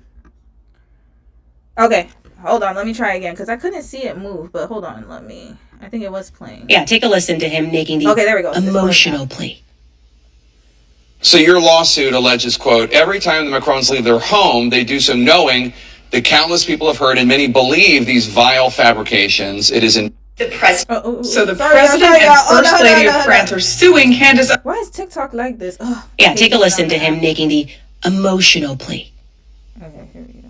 So your lawsuit alleges, quote, every time the Macrons leave their home, they do so knowing that countless people have heard and many believe these vile fabrications. It is invasive, dehumanizing, and deeply unjust. Some people out there might think, really, the first couple of France can't leave their home in France without worrying that people believe the deranged nonsense from this American podcaster? Yeah, what people don't really understand, and a lot of people can go on TV and talk about the president, talk about the first lady, pundits can get on and talk about them, but what people forget is these are human beings. These are a married couple. They have a social life, they have a private life together, they have the same feelings and the same hurt from these sorts of defamatory statements as anybody would. And it does have a material impact on them. It is, it's incredibly upsetting to have this said year after year. And this sort of falsehood is a cancer, and it metastasizes into obviously the media, but it also metastasizes into other circles that they're running in. They get asked about it, of course, even in the circles that they run in. They get asked about these campaigns, and they shouldn't have to go through that. Aw, I kind of feel bad for Tom Claire. Like, that's a tough job. You got to get out there and just make up a bunch of BS on the spot. Yeah, take a listen to him making the emotional plea. So your lawsuit alleges, quote, every time the Macrons leave their home, they do so knowing that countless people have heard and many believe these vile... Okay, I think President it's and looping. First Lady of France. Okay, it was looping. All right, I'm going to get back on the screen. So... Okay, you see, look at that. Look at that. Wave of misinformation and disinformation. And sorry, y'all, I can't put the screen, sorry, I couldn't widen the screen because I have to fix it in a way. TikTok is really weird like that. Like, if I widen it, it would, like, freeze the main screen, and then I'd have to, like, screen share that screen. But next time I'm going to have the clips, I'm going to screen record the clips so that way you can see it in a better frame. But, yes, hold on. TikTok has misinformation. Wait, isn't Candace also saying Bridget is Macron's father? Yeah, I don't know what she's saying, y'all. But let me look at the merch that she's selling, because my cousin that was here earlier said she's selling merch. The age gap of them is a bit concerning, but Candace is problematic herself. Yes, Ramira Steven, absolutely. And Devonda, sis, you made a point. And at the Depth Studio, hold on, I missed your comment. You said Candace is married to a very rich man and she has the power to have the protection to go after these people. Yes, I believe to a certain extent though, but nah, sis, like this is where I have to be like, for me, that's just my personal opinion is that I understand she's married to a rich man and I get it, but how old is his money? You gonna let me know how old is his money, because he's going up against a whole system. And then the thing is that, and this is another thing we have to consider. If his wife is allegedly a man, and what if there are other leaders who were trying to hide that situation? You know what I mean? What if he's not the only one? And if they make this is the thing. If this lawsuit goes and it goes in Candace's favor, then all the political leaders are basically going to be put in a position, and I'm not saying that this is right, by the way, guys. I'm just saying, like, when you think about it this way, they're going to have to, it's going to set a new standard. And the thing is that those people that have the power already, they don't want that. So even if she has money and she has the power, her husband has it, whoever has it, can they really go up against a global system? Because he's not the only one. I don't believe, because people are going to be scared their dirt's going to be uncovered. Hello, Dubai! We going to talk about Saudi Arabia. We not talking about that. And I'm not talking about their prince or princess having this type of situation. I'm just saying that they're not the only ones in engaging in deviant behavior. This is worldwide and global. So then now, if they expose this, then that's going to give more leverage to go after other leaders. And do they really want that? Do we have enough power for that? Because they're very powerful people. So he has backing. Listen to that man on CNN, the interview she just did, where he was like, what did he say? It's a cancer, and that has just metastasized. And these are humans. These are people. You see what he's saying? He's already framing it that way, that she's the big, bad black woman chasing after these innocent people. And she's causing all of this ruckus in another country. And remember, once Bridget starts crying, the floodgates are going to open. And of course, they're going to protect their people. Not only are they rich, they're white. They're going to always protect their people first. The loyalty. That's the thing that we don't understand. And I wish as a community we understood this. I think we're starting to get it. But they don't see things how we see things. They're going to ride they're going to ride right or wrong. Because it's going to preserve their power. So they're going to do anything that they can to preserve their power. And the other, white people that are with them, they're going to stand with them. Because, especially the wealthy, that's what I'm saying, they're rich. So they don't look at it as, for them, they're looking at it as, we have to protect our interests here. Because a lot of rich men, they don't operate with the same, a lot of rich people, period. They don't operate within the same moral code that we do. So, good luck, Candace. That's all I can say. I'm going to play one more video. And then we have to skip to the other topic because it's already 3 o'clock. I've been talking that long? Dang, I'll be talking a lot. Okay, I'm going to be here for a little bit more then. Let's play the third one, which is... Hold on. Let me see if I have it here. I'm not going to play all of it, but... is this the one? This is 55 minutes. Okay, this is way too long. Yeah, let me play this a little bit. This is a 17-minute one, but I'm gonna skip through it. So, shout out to Nate the lawyer. So he kind of he has a video up about this whole situation. Let me see if I could share the big screen, but I'm worried that it's not gonna play. Hold on, if I share the big screen. Let me just... Okay, this might be better. Yeah, you can see it. Okay, sorry guys. It's just my screen is really weird. No. Don't do this. Okay, it's back to regular. All right, I'm just gonna play it like this. I gotta figure out how to play the screens properly. Why is it doing that? All right, I'm gonna play it now. Y'all gonna listen to it a little bit. For the French president and his wife, and he was defamation in the U.S. So Candace Owens is being sued by French President Emmanuel Macron and his wife Brigitte. What? Yes, they are suing her for defamation in the U.S. because Candace Owens claimed that Brigitte is a man. Jeez. Oh my God. Yes. French President Emmanuel Macron and his wife Brigitte are suing right-wing podcaster and conspiracy theorist Candace Owens.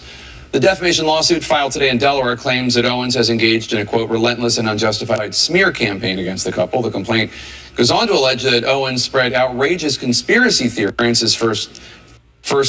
That France's first lady could be a man. A few moments later. Really sick of this. I'm getting really sick of Brigitte Macron and the BS here that has just been flying everywhere from France to America, protecting what I view to be a sadistic syndicate. I said what I meant.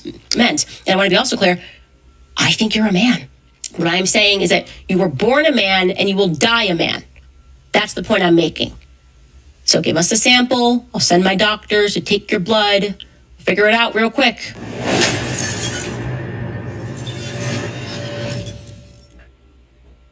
Now, for those of you who've traveled outside the United States, have you ever been to a place but didn't know how to ask where the bathroom is? Yeah, I've been there. That's where Babbel comes in. Oh wait, I gotta skip this. Babbel isn't just some language app that you fast download. forward. Sorry, Nate. You pick Bridget, we're both created. Okay, here we go. The lawsuit. Apple.com. Macron and Bridget Macron versus Candace Owens. Candace Owens LLC and Georgetown Incorporated. Now, why are we in Delaware? That's because Candace Owens LLC and Georgetown Incorporated were both created in Delaware, giving that court the jurisdiction over these claims. As it says here in paragraph 18, the court has personal jurisdiction over defendant Candace Owens under Delaware law and the due process clause of the United States Constitution because she manages an LLC formed under Delaware law and the claims relate to the business of the Limited Liability Corporation. Okay, full disclosure, I don't really watch Candace Owens too often unless she's in the news, and she is in the news big time today, as you can see from that lawsuit. Now, the New York Post reports, conspiracy spewing podcaster Candace Owens was slapped with a defamation lawsuit Wednesday by French President Emmanuel Macron and his wife Brigitte Macron for claiming that the First Lady was born a male and groomed her alleged gay husband. Now, along with the article, we're going to be referencing back and forth to the actual lawsuit, which is 219 pages, which is like insane stuff. And we're going to look at Candace's reaction to the lawsuit and her essentially doubling down on most of those claims. So the French president and his wife are suing Candace Owens for essentially defamation. More specifically, defamation per se. There are other claims in there like the claims of false light, but this is truly a defamation case. And by defamation, I mean a false statement about the plaintiff published to a third party that hurt the plaintiff's reputation and caused them financial damages. Now, since we're talking about the French president, this must be done with actual malice. Meaning you knew it was a lie or you rejected the evidence to show you it was a lie. Now, not all defamation is the same. When it comes to defamation per se, that means you're alleging or you're saying as fact that someone's committed something like a crime. And if that happens to be false and the plaintiff proves that that's false, then you don't have to prove the reputational and financial damages because the law assumes the lie was so insidious, your reputation has been harmed and you have been damaged financially. Now let's talk about the plaintiffs. First, we have Emmanuel Macron, current president of France, born in 1977, making him currently 47 years old. And his wife, Brigitte Macron, she was born in 1953, so there is a 24-year age difference between the two. Now, to understand this story, we got to understand how this relationship between the president of France and his wife all came about. Now, for that story, we have to go back to when Brigitte Macron was 38 or 39 years old. She was a teacher at a school, and Emmanuel Macron was only 14 or 15 years old at the time. This was back in 92, 93. Now, Brigitte Macron was married at the time and had 3 children. Matter of fact, her eldest daughter actually attended the same school that Macron was in. Now, when Emmanuel's parents found out that their 15-year-old was romantically involved with a 38, 39-year-old teacher with 3 kids, they transferred him to another school. Now, you may be thinking, hey, isn't this one of those things that can lead a teacher to go to jail? Well, if you are in the United States, yes, but this is France. And in France, the age of consent is 15 years old, meaning this relationship was 100% legal. So to make a long story short, she divorced her husband, her and Macron got married, and now we're off to the races. He becomes president of France, and the rumors start. Is she really a woman, or is she really a man? Okay, so we got to go back to 2001, where this woman, Miss Roy and Miss Ray, were claiming that Bridget Macron was a man, and even did like a 4-hour YouTube video saying, hey, she's a man. So after some time, the Macrons sued these 2 bloggers and won in court. The defendants were ordered to pay $8,000 to Miss Macron and $5,000 to her brother for the defamation. Then, in a shocking twist, the court overturned the conviction, claiming, amongst other things, calling a woman a man is not defamatory, especially in this day and age. So that result sent the incident on fire, and Candace Owens doubled down, because now she felt that, hey, a court didn't go for this defamation lawsuit in France, so now she's even more emboldened. She's not a man, she's a woman. You're waging a campaign against her to denigrate her in the public eye. What do you say to the charge of hypocrisy? I think people have been asking me to get back onto your show because you owe me some money. I'll bet you. And what if we have like £100,000 bet that it establishes beyond any doubt to a charity of your choice and mine, $100,000, make it dollars, right now, that it is established beyond any doubt that she was born a woman. Now that my series has completed and it's gone worldwide, and that's how the truth works, I'm certain you haven't watched it, because the majority opinion is that she was born a man now. And that's because rather than allowing people to just say it was crazy, I just took the time and showed them all of the overwhelming evidence that it was true. Look, we live in a time where there are transgendered people. Brigitte Macron just happens to be one of them. You know, it's as big of a deal as Emmanuel Macron wants to make it by trying to go after people and silence them all. As Tucker said, he thought it was crazy, and then he looked into it. And that's kind of what my series does. And we took great pains to go through it, because I know at the end of it, I was going to get $100,000 from Piers Morgan. So I dotted my I's and I crossed my T's, and I'm willing to collect that money the next time I'm in the UK. Yeah, you just have to produce some actual evidence. So Bridget Macron won her defamation claim at the trial court level. It was appealed. She lost at the appeals court, and now she's taking it to the highest court in France. Brigitte Macron is not backing down in her legal battle against 2 women who have claimed the French First Lady was born a man. Last week, a Paris appeals court overturned earlier convictions that found the 2 women guilty of spreading false claims. The court ruled that they had acted in good faith and quashed a previous order for them to pay damages. So now Candace Owens has taken up the reins. She's saying the same thing these other 2 women are saying.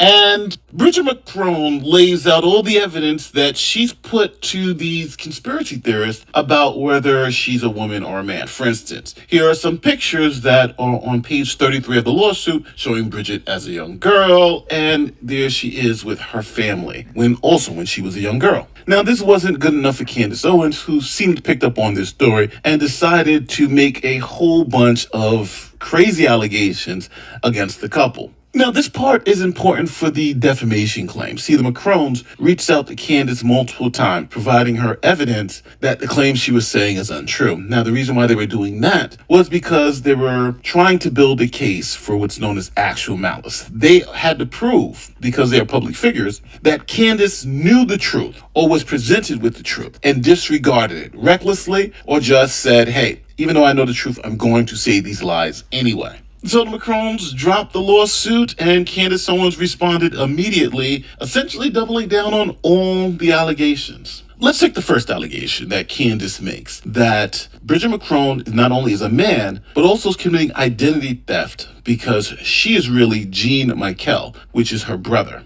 Okay, that is what I demand. It is time for you to wake up. So we will start from the top here with a photo of Brigitte Macron.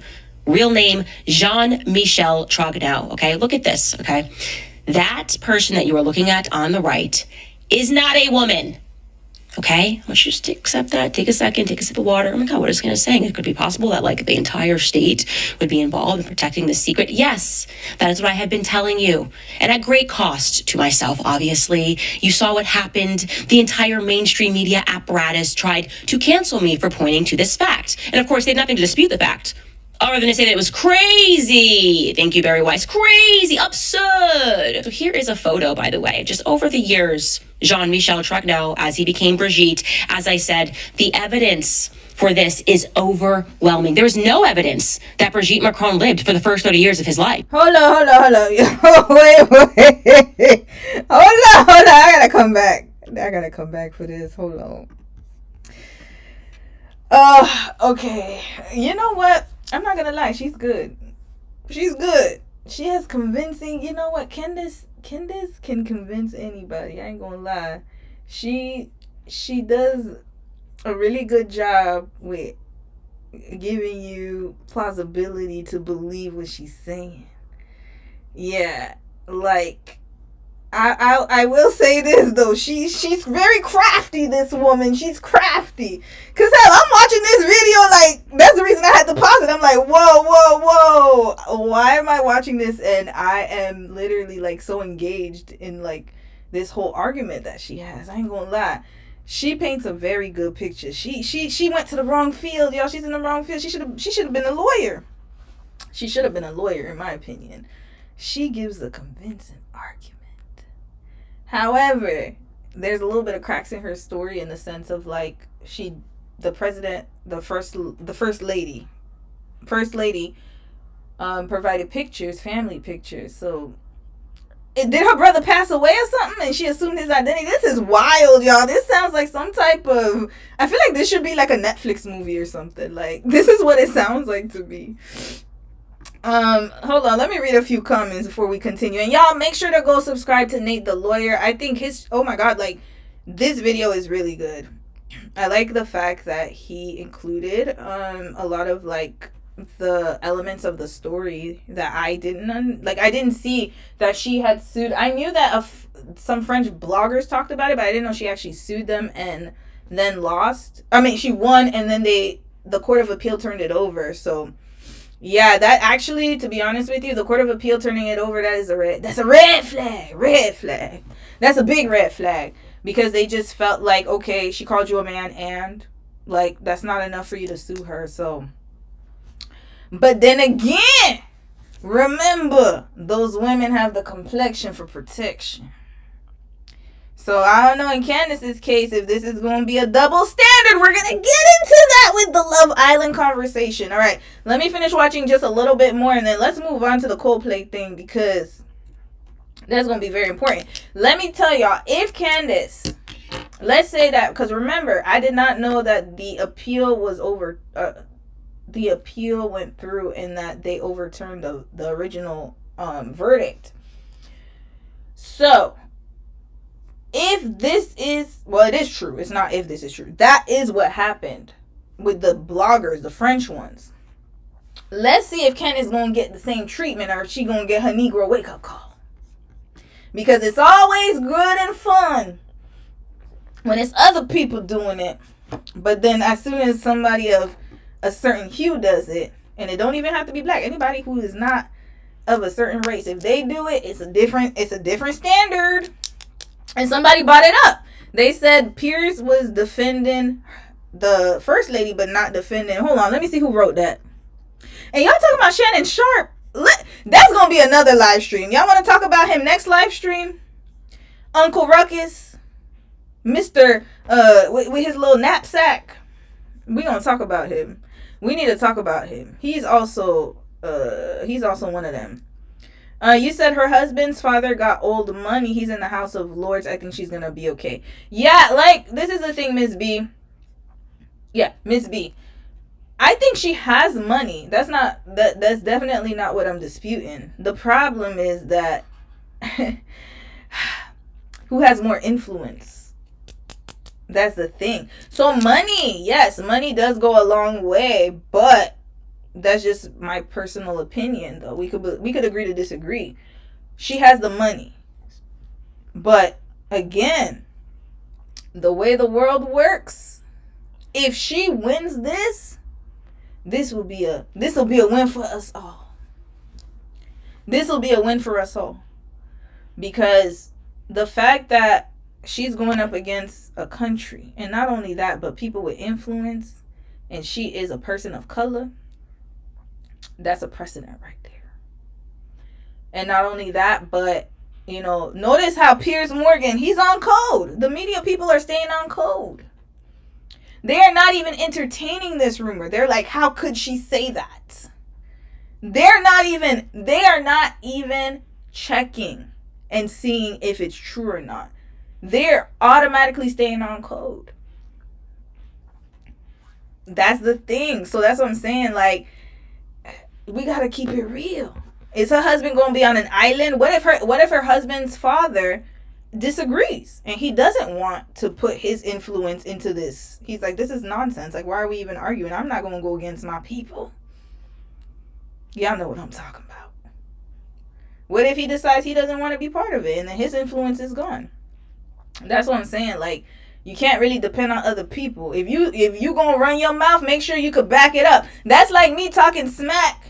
I'm all over the neighborhood talking cash-ish about everybody, but I can't bust a grape. I can't fight. And then the day somebody comes and checks me, I'm waiting for my sister to come behind me and help fight my battles, or my daddy. And then what if my sister and my daddy's like, no, we're not fighting your battles. You're going to have to take on these bullies on your own, but I can't fight myself. Because the thing is, does she have enough capital and influence? That's the problem. Her husband, her husband right now. It's not about her husband, it's about her, because they're going after her. Yes, he can help her, but he can also decide he doesn't want to get involved. So then what if he decides, I don't want to get involved in this. I don't want my family to get involved in this. Then what is she going to do? She's going to have to use her capital, her influence, her money. But then is that enough to go up against this system? That's what I'm talking about. That's why you got to be strategic, y'all. She better play chess. But if she's talking like this, I'm assuming that her husband is helping her. So I hope that she can back it up. And I hope that he doesn't change his mind. And he's probably like, hey, this is too much. Like, let's just squash it, right? Because that does happen too. Where some people think they're ready for war and ready for battle. And then in the middle of the battle, they realize, like, it's just too much. There's too much coming at me. So she got to be prepared for all of this. She has to prepare herself for the backlash. And also, the thing is, another thing before I continue playing the video is, if this turns out to if she fumbles this and this does not work in her favor, she could be blacklisting herself in those circles, right? So that's what I'm saying. Like, it's like there's so many things to consider, and I'm sure she's considered it. She's a very intelligent woman. However, if she's that confident, then she's got to stand on whatever comes. And to be honest with you, she already doesn't have the she already does not have the backing of the black community. So she's already at a negative when it comes to that. Now, she just going to have to hope that her celebrity and her husband's influence and all the people in America that could help her. And you said he's in the House of Lords, so maybe some people in the UK too. She better hope that they're going to be backing her up, because I know for a fact that this is not going to be an easy war. It's not an easy battle, especially with people of that political caliber. So, yeah. I think her husband is the one that gave her the story. They're the UK version of MAGA. Oh, Lord. Wait, her husband's British? Hold on, you know what? Let's research her husband. What's her husband's name? I don't even know these. I don't know. I just know her husband. I know they got married. Like, hold on, how long they been married? Because I know they have 2 children. So, let me see her biography. Y'all know Wikipedia. I know. So, I know Wikipedia is not a good source, but I don't have much time to go through her whole history. So let me check her Wikipedia real quick. All right, so she was born in New York, or she's a New Yorker. 1989. Seriously? She has 4 kids? Wait, what? Hold up. She has 4 children already? When she had all them 4 kids? What? Hold up. I thought she had 2 kids. I'm so behind. Hold on a second. Hold on. I know Wikipedia is not a good source, but hell, we ain't got time. I ain't got time to really look into her background, so I'm gonna just go with Wikipedia. Wait, she got a lot of controversies. Oh my god. Personal life. Okay. Owens met her British. Okay, he is British. Okay, her British husband George Farmer, the son of Lord Farmer, in 2018 at the launch event for Turning Point UK, a conservative student organization. The two became engaged in 2019 and were married in August of that year. So they only been married for about 6-7 years. And they got married at the Trump winery. Wow, very convenient. All right.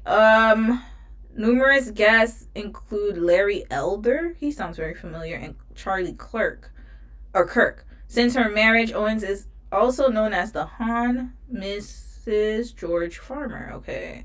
She gave birth to a boy in January. A girl in, 2021, 2022, 2023. Hold up. She's pregnant? Oh, hold up. She had 4 kids back to back. Sis looks good. She snaps back very well. I didn't even know she was pregnant. She'd be staying online. She is so chronically online, I don't even think she took mat leave. Okay, so she has 4 kids with this man. All right, they are really repopulating the earth. All right. So let's find out who this Lord Farmer is. Michael Stahel Farmer, Baron Farmer, Lord, this name. He sounds like old money. Mr. Copper is a British businessman. Former treasurer of the Conservative Party. He's a born-again Christian. Wait. He supported Brexit. Y'all, if you're in the UK, he's the reason why y'all have this financial economic situation you're in right now. Okay. So let's look at his net worth, because that's what I need to find out. What's his name? Michael Farmer? Okay, Lord Farmer. Let's see if we can find out his net worth. Okay, here we go. Is this right? Hold on, I want another source other than Wikipedia. Okay. Let me put Lord Farmer. Maybe I can find something better. I don't know these sources.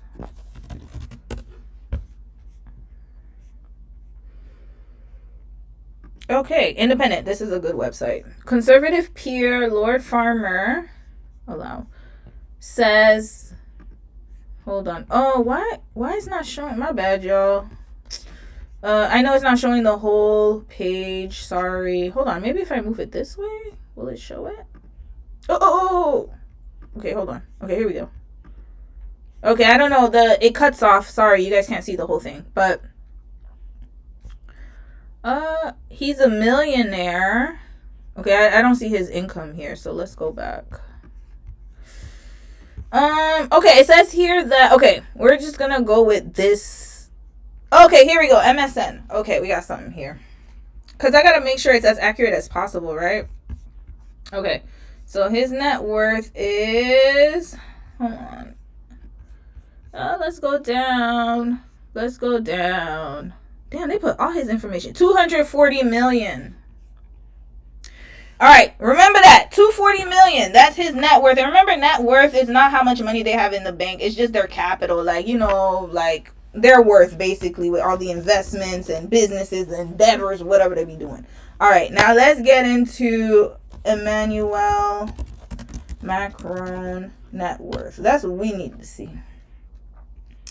Was that 250 million in euros? Hold on, let me go back. Was that in euros or in dollars? Because that's going to make a difference. It says 240 million. I'm assuming that that's USD. Yes, USD. Okay, USD, yes. All right.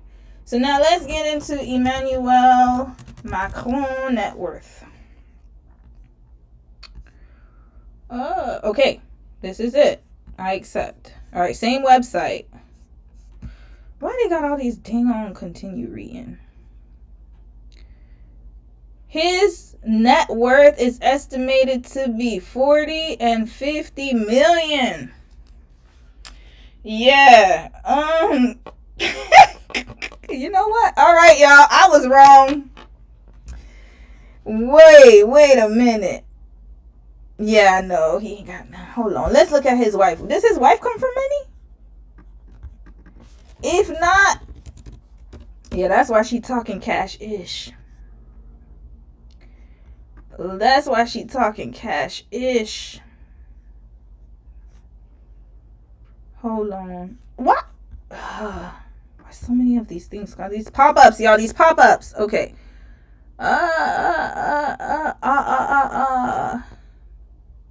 Wait, but I was looking at the daddy net worth, though.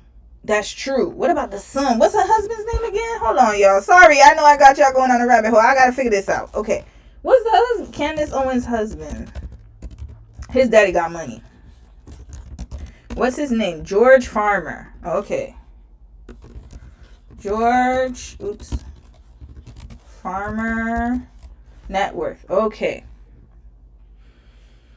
All right. We're going to do the same website. That's where we're getting our... I want to make sure it says standard as possible. Okay. How much does he have? According to Lipstick Alley. Lord, they quoted Lipstick Alley. That's amazing. The things and the success bug farmer's net worth is between 180 to 240 million.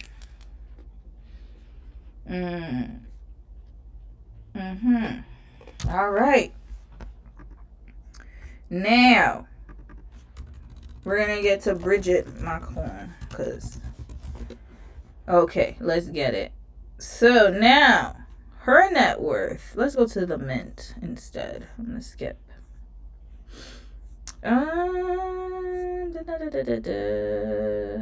Does it say her net worth? Hold on, their love. I don't care about their love story. It's disgusting. Okay, her net worth is 10 million.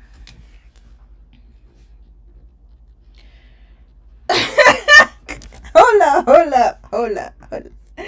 You know what? Let me get back on here. Yo, this is crazy. Hold up. You know what I said earlier? Just forget all that then. She better hope that... Oh, wait. We didn't check Candace Owens' net worth. Hold on. Let me check hers as well. Hold on. Let's check hers. Candace Owens. Because this is important too. Yeah. 5 million. That's what it says here. 5 million.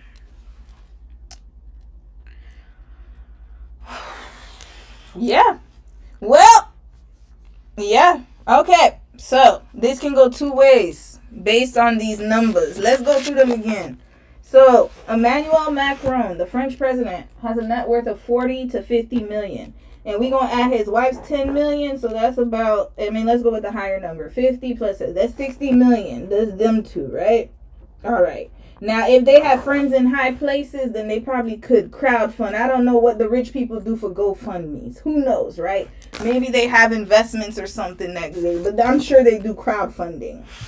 And then he probably, remember, he's a president, so he has influence. So that 60 million doesn't mean anything because it's the influence that's going to get you places, to be quite honest with you. If he has enough of a backing, he could do a GoFundMe with his political friends and they could scrounge up, get money. Yo.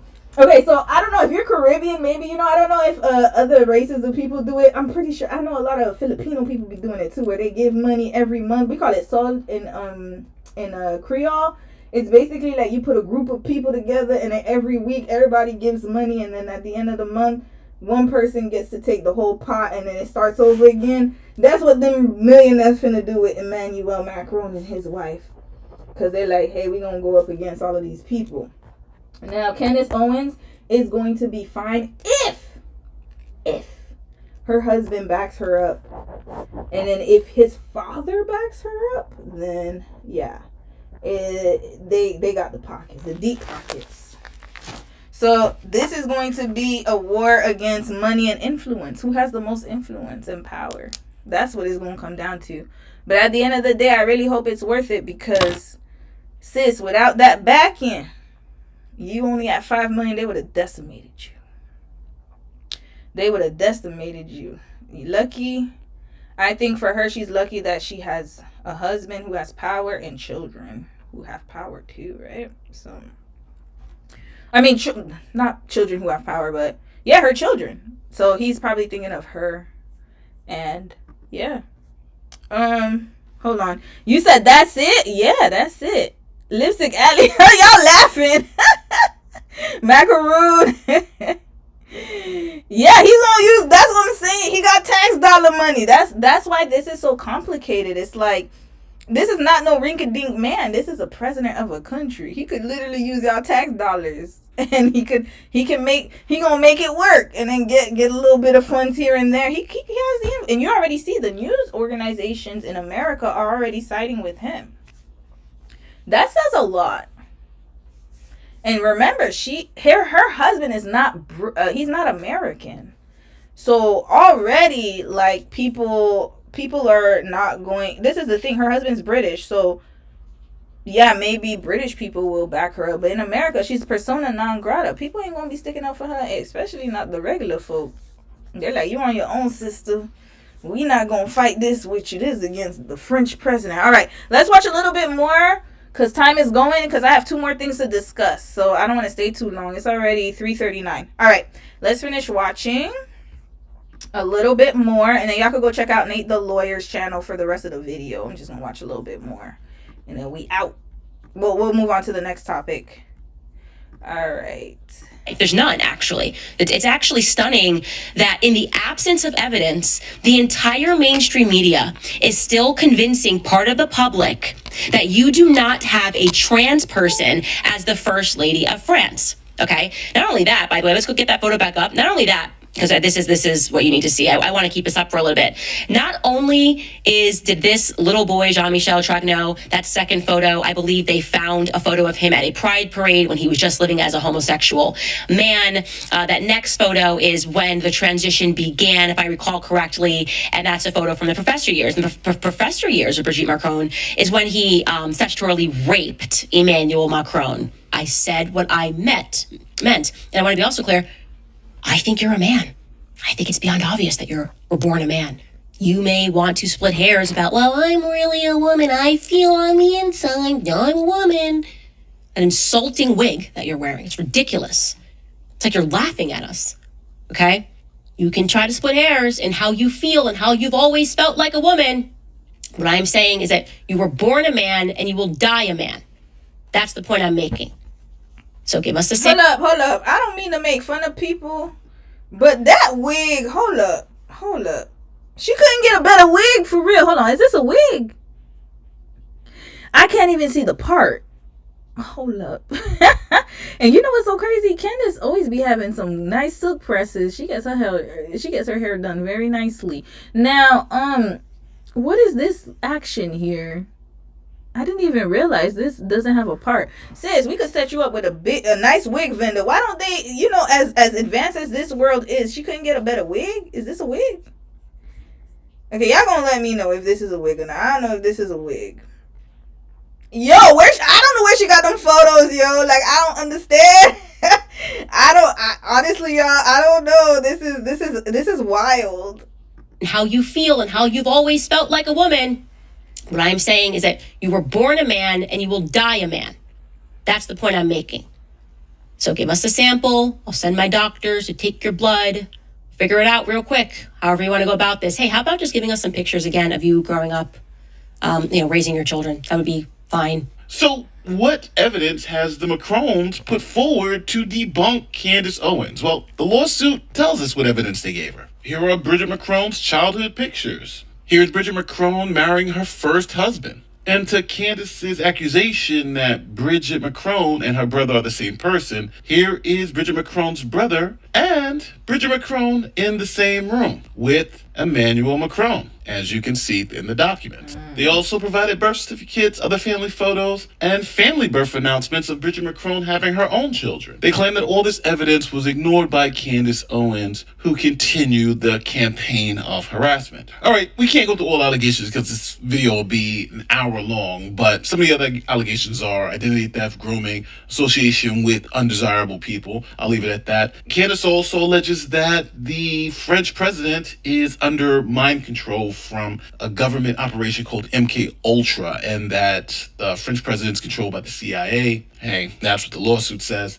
And obviously the incestuous and manipulation part of the whole game. So with all that said, let's break this down in the context of U.S. defamation law. Now, since Bridget and Emmanuel are public figures, they must prove a false statement of fact published to a third party with actual malice, meaning the speaker knew it was false or recklessly disregarded the truth, and that this caused them reputational harm. Now, since this is defamation per se that they're alleging in a lot of these things, they actually don't have to prove the reputational harm, nor would they have to prove damages, but for fun, if we see some reputational harm or some point to damages, I'll call it out. So let's talk about the strength of this lawsuit. Well, the Macrons have a clear, false factual statement. Owens repeatedly and unequivocally stating that Bridget is a man and committed identity theft. These are factual claims, not opinion. Remember, she said, I think you're a man, you were born a man, you'll die a man. Now, as to actual malice, the Macron legal team sent Candace Owens retraction letters in December of 2024, February of 2025, and in July of 2025. Candace Owens acknowledged publicly she received the letters and then mocked them publicly. And the Macrons provided documentary evidence to disprove some of these claims, like Bridget's birth certificate, family birth announcement, their electoral cards, photos, public records, all within the complaint. Now, Candace responds by saying that she doesn't know for a fact that Bridget Macron is a man, essentially saying that she does not have actual malice because they haven't proved to her beyond a shadow of a doubt that Bridget Macron is a man. Now, within the 200 pages of lawsuits, there is strong documentary evidence, multiple repeated specific provable false statements, clear actual malice. All right, let's stop it here, y'all. I'm not laughing because this is funny, but this is crazy. This is crazy work. Okay, so one thing I noticed is that they mentioned MK Ultra in the lawsuit. Now, that's another topic for another case. Not case study, what am I saying? Another live stream. MK Ultra does exist. That is a real program, by the way. Doesn't it remind you of B613? If you guys are Scandal fans, B613. I believe Scandal, because I remember the show Scandal was based off of the story of a White House. I don't remember if she was a secretary or a press secretary, or anyway, she was an aide to George W. Bush W. And they kind of used her stories to make like a fictional a fictional drama. But I believe a lot of this is true. House of Cards, similar. If you watch Abbott Elementary, it's based off of Janine, what's her, Quinta Brunson's mother was a teacher, and so most of the stories were inspired by her mother. So it's not far-fetched that the MK Ultra situation, I could believe that, because it does exist. And I remember CIA has interfered with a lot of things in a lot of political situations worldwide, globally. I'll leave it at that. If y'all want, we could talk about this one day. Maybe I might do I don't know. I don't want my channel to become too political, to be honest with you. We'll leave it with the live streams because politics has there's so many. There's a lot going on. Let's just put it that way. But now let's get back to Candace. Candace reminds me of Tasha K. Y'all remember when Tasha K got sued by Cardi B? That's who she reminds me of. Because why did they send her 3 cease and desist letters and sis done laughed and ripped them up? Now she's really, really showing them that she does not give a damn and she's gonna say what she wants to say. So yeah, this is giving me Tasha K tease. So I mean, to be honest with you, now that Nate the lawyer kind of presented the facts from the president and his wife, I don't know. I don't believe that she's a man, but again, like, some women just have strong faces, and ain't nothing wrong with that. Everybody looks different, right? But yeah, I don't know why she's wearing these hard wigs though. The wigs are weird. The wigs are weird. Maybe she has an illness that she doesn't want people to know about. I don't know. But yeah, I find the wigs weird. The wigs are a little, not that it's wrong to wear a wig, but technically I can't say that, because maybe some women like to wear wigs and they look better with them, or they feel confident or more confident with the wigs because their hair is maybe thinning out. She's older. Maybe she ain't got her magnesium pills or something. I don't know. She doesn't use rice water. I don't know. But as much money as she has, somebody needs to send her an AliExpress vendor. vendor, please. Send her one of them Chinese vendors, because sis needs a bust down. She need a bust down. Maybe not a bust down, but she need at least an Oprah wig, something like that. Because the parts are not parting. It looks like the old wigs from like 1950s or something. Hard wig, soft life, yeah. Yep, it's true. Hard wig, soft light. The ratty of the wig, man. Because look, hold on, let's go back. I'm going to just show y'all real quick. And then let's move on to the next topic. Good luck to Candace, man. Candace, ma'am. Look at this. Look at this wig. There's no part. It looks like it's tattered. Like, where is she getting these wigs from? As much money as she has. Now, I understand she's not a looker. It's okay. You don't have to look a certain way. Listen, sis or bro. You can look however you want to look.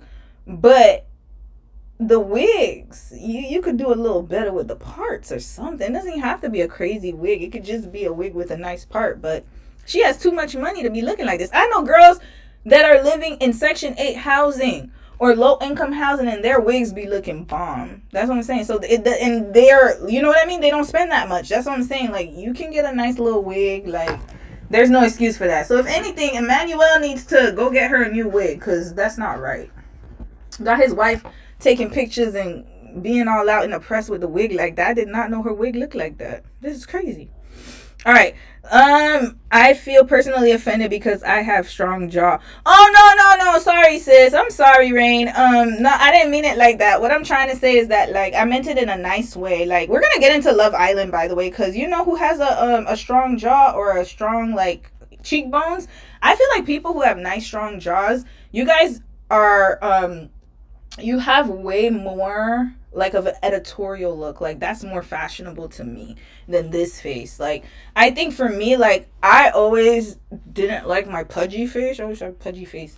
But I think people who have strong jaws, you're chiseled. You look like somebody carved you out of like a painting or something, like a statue. You know what I'm talking about, them carvings. Like, somebody carved your jaw out. Whereas for people who have like more like different types of features, like softer features, I feel like it only works for like if you want to look like a baby, like, oh, you look like a kid, or you look so cute, but not like sexy. I don't give sexy, y'all. Like, I try so hard. I can't give sexy because I look like a child sometimes. Like, I almost feel childlike in a weird way because okay, I know I'm getting off topic, but when you have like soft cheeks and stuff like that, you look like a kid. Only reason I look like a woman now is because I got dreads. But when I wear like my natural hair, I look like people always think I'm like a young adult or some crap. Like, I hated that. Like, people would card me and stuff. Like, it's embarrassing, right? So it's like, okay, embarrassing to me anyways. Like, I used to get carded a lot, and people like would think I'm younger than I am, and then they would try to, they would try to sun me or something because they think that I'm younger than I am. They'd be like, oh, you're 30 something, and I'm like, yeah, because I have that, like, it's not a baby face, but it's like a soft round face. Like, I have an egg head, so it's like people don't take me seriously. Like, they always think like I'm like when I tell you, people do not take me seriously. Like, I don't have that, like, like when you have a jawline, you have high cheekbones, people are like, oh yeah, she's sexy, or she looks like this, or she, her face is just so editorial and so fashion forward, and she looks like a model, and you have like these chiseled face, and your face is like, that's that look. But me, I look like childish, yo. There ain't no sexiness coming from this face, yo. I just look like a cute. Oh, look at her. Oh, look at her smile. Oh, I can't can't do a sexy post to save my life. So anyways, it works for you. That's what I'm saying. Like, I think it, okay, let me give y'all an example. Look at the first lady's jawline. Look at that. Hold on. She may not be a looker, but look, she not that bad looking though. She's really not that bad looking. She's not that ugly. Like, people are making it seem like she's hideous. She just looks a little, you know, ain't nothing a Botox can't fix. Like, she just got little wrinkles or whatever, but she's not bad looking. Like, she just looks like, I don't know, like, she just looks like herself. Like, I don't know, I don't get manly from her, but again, maybe I'm just not seeing it that way. But if she is a man, though, they did a good job, at least, because I can't see it. I don't know. But ain't nothing wrong with having stronger features, y'all. I think it works, especially if you want to be taken seriously. You can't be taken seriously looking like, when I used to teach, even when I tried to be mean and discipline kids, they used to laugh at me. Because I don't have a serious face. I'm unserious most of the time. Like, when I get angry, people laugh. That's not respectable to me. So it's like, yeah, anyways. Maybe I'm just talking too much. No, but it's not. It's ageism. Yeah, because I don't see, like, yeah, I don't see what's wrong with her. Like, I don't see anything. Like, she just looks like she's aging. But she doesn't look bad. Like, now y'all want to know who look. Listen. Okay, you know what? I'm not going to call people because somebody find them fine. But she looks better than this person that I'm going to show y'all, to me. Because if anything, I'm going to show y'all who looks like she looks fine. But let me show y'all. Now, I don't like to talk about women because I think we're all in this world together. But you see, how come she never had no controversies? And she's not that bad looking either. What it is that the maintenance is just different. I find that UK people or people in Europe, they prioritize things differently. And it's not just Europe. France, they're not, especially women like of a certain race, they don't prioritize the beauty standard that we do in North America. So that's what I'm saying. Like, Camilla Parker Bowles, she would look fly, but the teeth, right? Like she obviously has like teeth, like, you know, her teeth are a little different, right? So that's what I'm saying. Like, it's different. She definitely overdoes the mascara. Yeah, she does. But then that's what I'm saying. Like, they have a different look. Like, maybe that look looks good for where they are, right? Some women like to wear different things. But yeah, it's the grooming. The grooming, definitely 100%. That's my issue with her. That's what it is. And that, to me, was the red flag of it all. Hi, Camilla. Yeah, like, why isn't Camilla? Thank you. She just needs better stylists and change her hair color. Thank you. I showed you guys. Listen, hold on. Let me show y'all. Hold on, wrong one. Remember, all you need is money, y'all. All you need is money. All you need is money, and you can look better. Like, everyone looks better in a different way, right? Like, if you have money, you can get yourself fixed. Now, that's the thing. It doesn't seem like a priority because her wig needs to be, she needs to change her wig, but she's not prioritizing that, and that's okay. But she doesn't look like, that's why I don't like when people say, and that's one thing that I found wrong with this whole situation is, I don't like it when people assume that a woman is a man because they have stronger features. I actually hate that, because I think that women should have different types of features that should be accepted and normalized. Like, I don't think it's wrong to have a stronger feature or to have a more prominent feature is what I meant to say. Because stronger, I know sometimes it could be taken negatively, but more prominent features, I don't think that's wrong. So why should someone be a man if they look a little different? People used to say that about Serena Williams, and she's beautiful to me. I think Serena's gorgeous. And she has a nice body, but people are talking about, oh, she's taking drugs and she's this and that and the third, just because her face is a little more pronounced. That's what I'm saying. Like it's just really, it's really sad. I don't know. I really don't like it that much, right? So anyway, let's move on, y'all. Will she knock in the president of France between the washer and dryer? Oh, You're not ugly, you're just broke. Exactly, that's what it is. Hold on, wait, let's watch the smacking. Okay, you know what? How much time okay, I got a little bit more time. Listen, I could talk. Okay, we're gonna end this live stream because I still have a lot to talk about. 5 o'clock my time, which is 8 o'clock your time. So in like an hour, we're gonna end this live stream. Okay, I got 1 more hour with me. We have 1 more hour together. Let's get to the president. Hold on, let me see if I can find it. Let me see if I can find it. Hold on, are y'all seeing Camilla's face right now? Oh yeah, woo, Lord. Okay, Camilla. How come this is the thing, how come she was never, she never had that type of controversy? But I'm thinking it's because she met Charles at an age-appropriate stage of his life. But Camilla was a homewrecker, y'all, low-key. And then look, remember, somebody was saying, oh, it's looks or whatever. Look at who Charles was in love with, y'all. This is who Charles was in love with. This woman right here. And then look at Diana. Diana was a baddie, but that's why I said looks don't matter. Like, men will see what they want to see in a woman. It's about how the woman makes them feel. And I think that a lot of women who do not have, like, maybe they're not as desired, they make up for it in other ways. So they know how to emotionally connect more than the women who look beautiful, because the women who look beautiful, they have their face to go off of, so they never really had to do much, right? Because men are flocking to them. But women who are not that blessed facially, they have other characters that make them seem more desirable to certain men. That's why I say it's never about the looks. So stop think. I want y'all to get that out of your heads. Don't think that it's just the looks, because trust me, like, it's so much more than that. It's not just the look. I think that we hold ourselves to different standards than men do.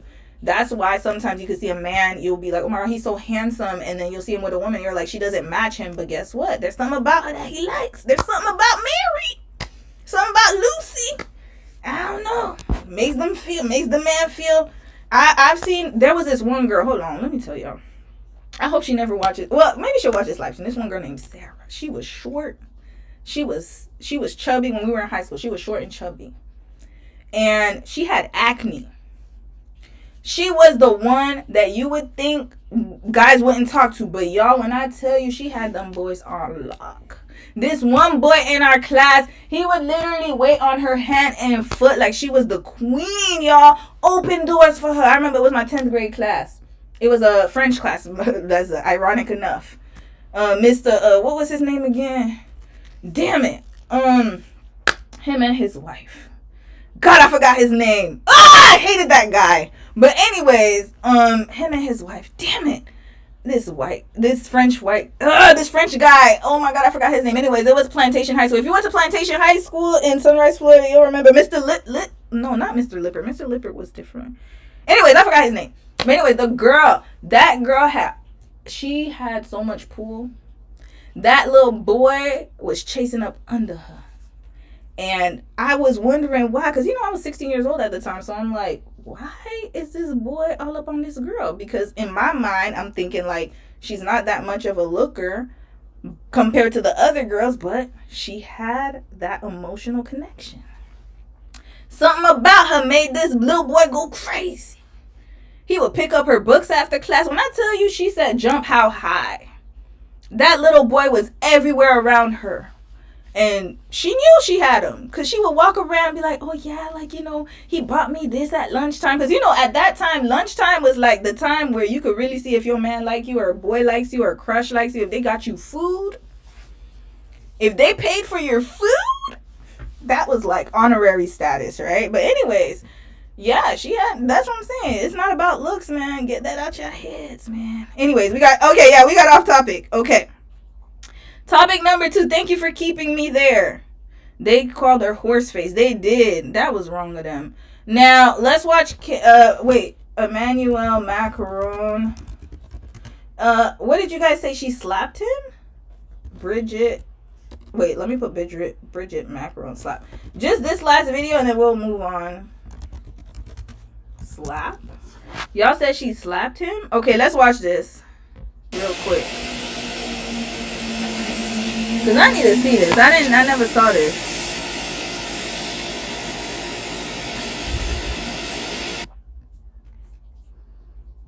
What happened to the volume? Okay, I think the volume just went out. Hold on. Oh, okay, it's the volume of this. Okay. Alright, let's fast forward a little bit. Where did she smack him? Was it here? Hold on. Did I miss it? I must have missed it. Oh, damn, she mushed him. Whoa.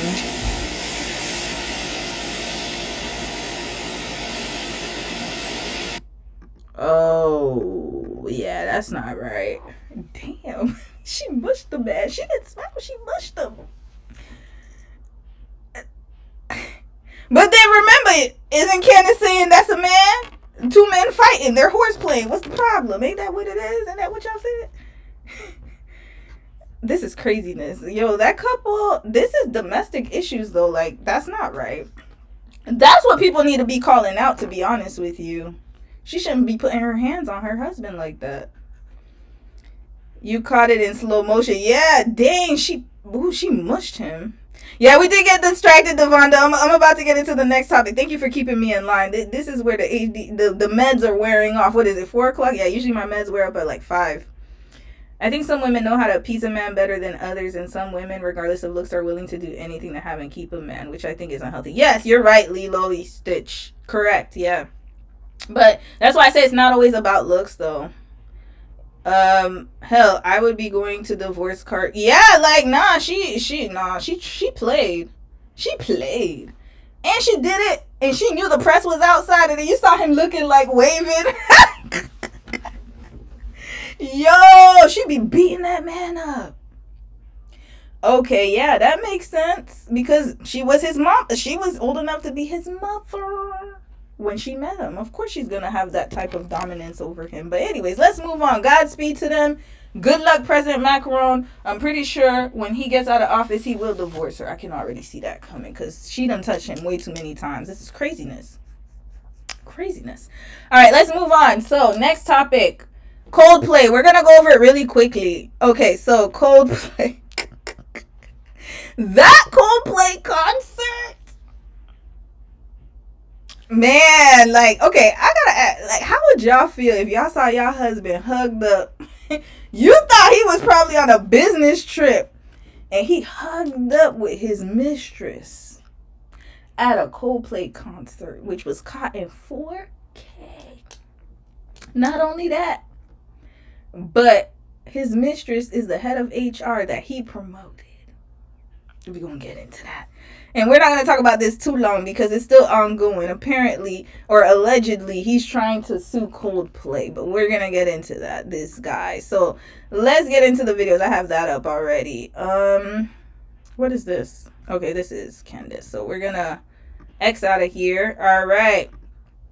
Let's get into the kiss cam here.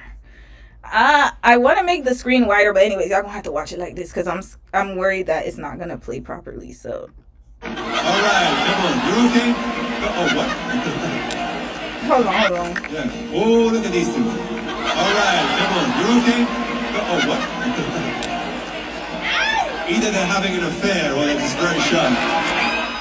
This video caught 2 top executives of a software company allegedly having an affair after being spotted on a kiss cam during a Coldplay show in Boston on Wednesday. The clip of the pair quickly spread across social media platforms, and people were quick to identify the pair as tech company astronomer, chief executive Andy Byron, and the chief people officer Kristen Cabot. People then realized the pair were both married, but to other people. Byron's LinkedIn account, which has now been deleted, was flooded with comments from people making jokes about the incident. Following the fallout, Byron's wife allegedly removed his last name from her Facebook profile. According to a now deleted LinkedIn post, it appears as though Cabot only started at the company 7 months ago. Neither Byron, Cabot, nor the company have publicly responded to the incident. Alright, so... Oh my gosh, so where do we start from? First of all, this happens quite often, by the way, guys. I remember when I worked corporate. I don't work corporate anymore. Now I work for the public service. But when I worked corporate, there were always these work wife, work husband relationships that I had to side eye. Because how are you close to your work wife? You know, you see people taking lunch breaks together, whispering a little, because they always find a way to whisper to each other. And then sometimes we're like, oh, that's my work husband, that's my work wife. Always, you know, the little hand gestures, the little cheekiness. But this happens quite often, y'all, under the eyes of people. Like, this is nothing that has not been done before. However, what I will say is this man is disrespectful. This is so disrespectful. Because the fact that you went to a public concert. You see, nowadays they have no shame. We need to bring back shame, y'all. Shame is no longer here. Shame is no longer here. People are too happy to be side pieces and mistresses. There's no more shame. Before, back in the day, your side piece was really hidden, like nobody knew. The side piece knew her place. She was just somewhere in the background. And you would never bring her to the light of day. Like, she would not be in public. These people work for a company. A tech company, by the way. She said that. And they probably use office. Listen, when you go on business trip, they were both there. And there was another woman that works with them. The one with the red face. The one that was like, she works with them too. And there was another employee there too. So it looks like it was a work event. And everybody knew that this man was sleeping with her, knowing that he got a wife. And no one thought that this was abnormal. They was just dancing with them, looking at them all hugged up. And then now they got caught by the world. You see, this is why. Listen, it's gonna be revealed when you do dirt. You can't have forever. This was this man's karma. And I'm sure she's not the first one. I believe he's been doing this. This is not his first time. It's not his first time. Excuse me. It's not his first time at all. He just got caught. And the fact that he has the audacity to do it is what baffles me. And not only that, but he probably used the company funds to do it. Because, you know, all the trips are a write-off, concerts are a write-off. I'm pretty sure he did that. And then also, the fact that he hid right after the camera panned on him. This man, the first thing he did was he hid. He hid. He didn't even want to be seen with her, y'all. He wasn't, you know, this is my thing. If you're going to get caught being a dirty dog, at least stand on it. At least, you know, the camera pans on you like, yeah, that's my chick. You know, that's my side chick. I care about her, so I'm just gonna stand with her. We gonna take these beatings together, the lashings together. This is why TJ Holmes and Amy Robach, whatever her name is, they stood together. They stood strong in their affair. They even have a podcast together. They were like, look, we know we did dirty, but we're just gonna write it out. And we're gonna stand 10 toes down behind our decision to be cheaters. That's it. And they did it. And he protected her. Not saying that it's right, because it's just definitely he was just hoeing around everywhere. But my point is that at least he cared enough to stand strong in his cheating ways to be with her. They could both be cheating together. But this man right here, he left her in the dust, y'all. He was like, I don't know who this girl is. That's basically what that was. And this is craziness. Now, let's get into what has happened afterwards. I have a feeling that affair was going on a long time before he hired her, because she was only there for 9 months. Yeah, that's what I want to know. I want to know that. Because maybe you're right. Maybe she was his mistress from before and he got her a job there and he put her in position. So that's why when people be like, oh, like, you know, DEI and it has to be merit based and you people take too much and y'all just be wanting to take, but you don't deserve the position. Yeah. Mm-hmm. But the first person they sleep with already got the position, right? That means you ain't putting out enough. You're not putting out enough. You need to put out more, and then maybe you can rise in the ranks. Look, I gotta keep it real. It's never about what you know. It's about who you know. Because that lady should not have been head of HR. And look at her moral compass. What? Look at her being the head of HR. There's all types of conflicts of interest. And then the girl with the red face girl. Yeah, don't act shy now. You was with him. You was right there with him. Knowing that he's cheating on his wife. That's embarrassing. So now at least his wife stood on business and she removed his name from her Facebook profile, which is a major move. That means she's done with him. And he has since, I think he resigned, and so did the HR lady. But guess what? That lady, what's her name? Christy. Hold on, let me find out her name. I have it up here somewhere.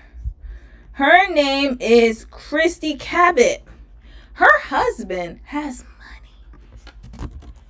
Her husband has money. And he was on a work trip in Japan when he found out about this whole situation. But apparently he has money. And hold on, how rich is Andrew Cabot? Yeah, maybe this one is going to tell us. He comes from one of the wealthiest families in Boston. One of the wealthiest families in Boston. She didn't even have to work. She didn't even have to work. Did not even have to work. And then look at her. Look at this is she. And I'm not saying that she should have lived off of her husband. That's not what I'm saying at all. But my point is she was working for fun. She was working for fun. And then look, how rich is Kristen Cabot's family, or husband's family? The husband's wealth goes back generations, with the rum brand having been founded by the original Andrew Cabot. So, sorry, y'all. He has old money. A New York Times profile in 1972 reported the Cabot wealth to be $200 million. So they on the Candace Owens type of wealth, which the New York Post reported would be $15.4 billion in 2025. So this was in 1972. He made that much.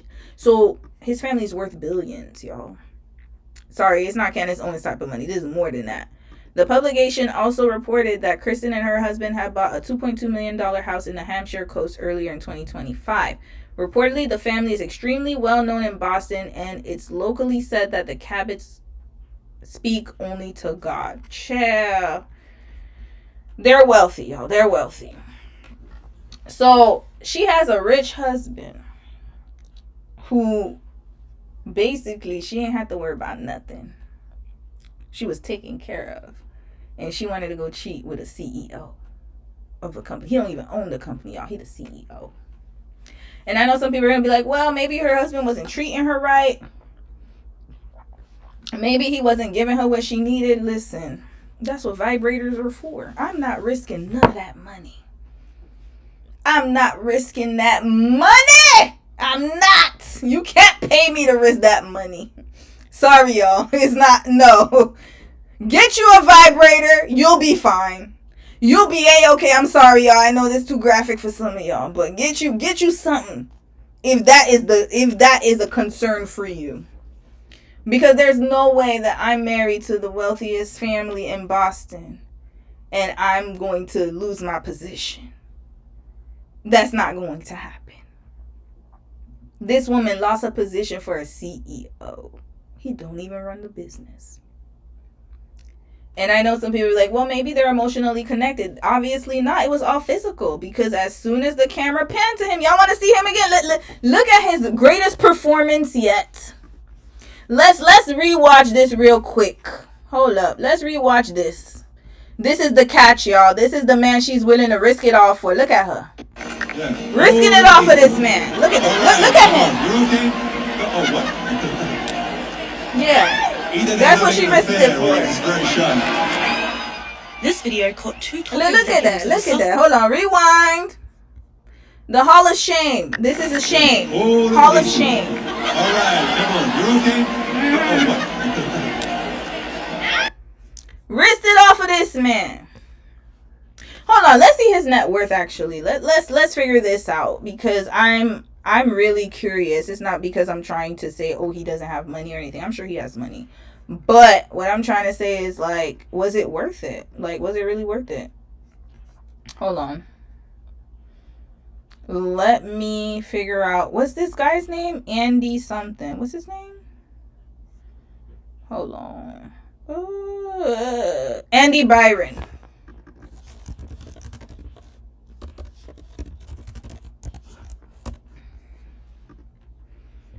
All right, so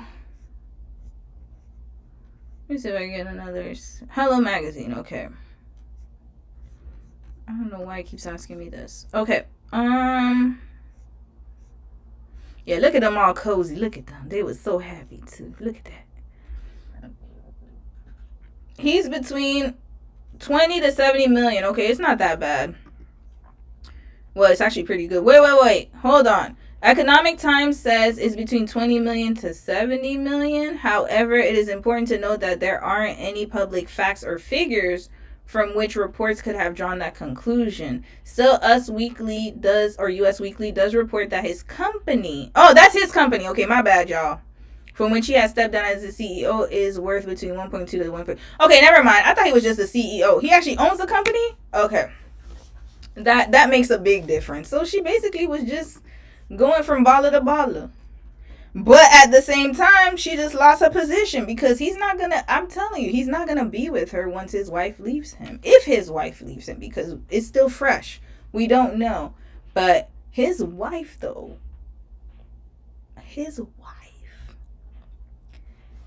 she going to be paid. Sis, get the divorce. Sis, get that divorce.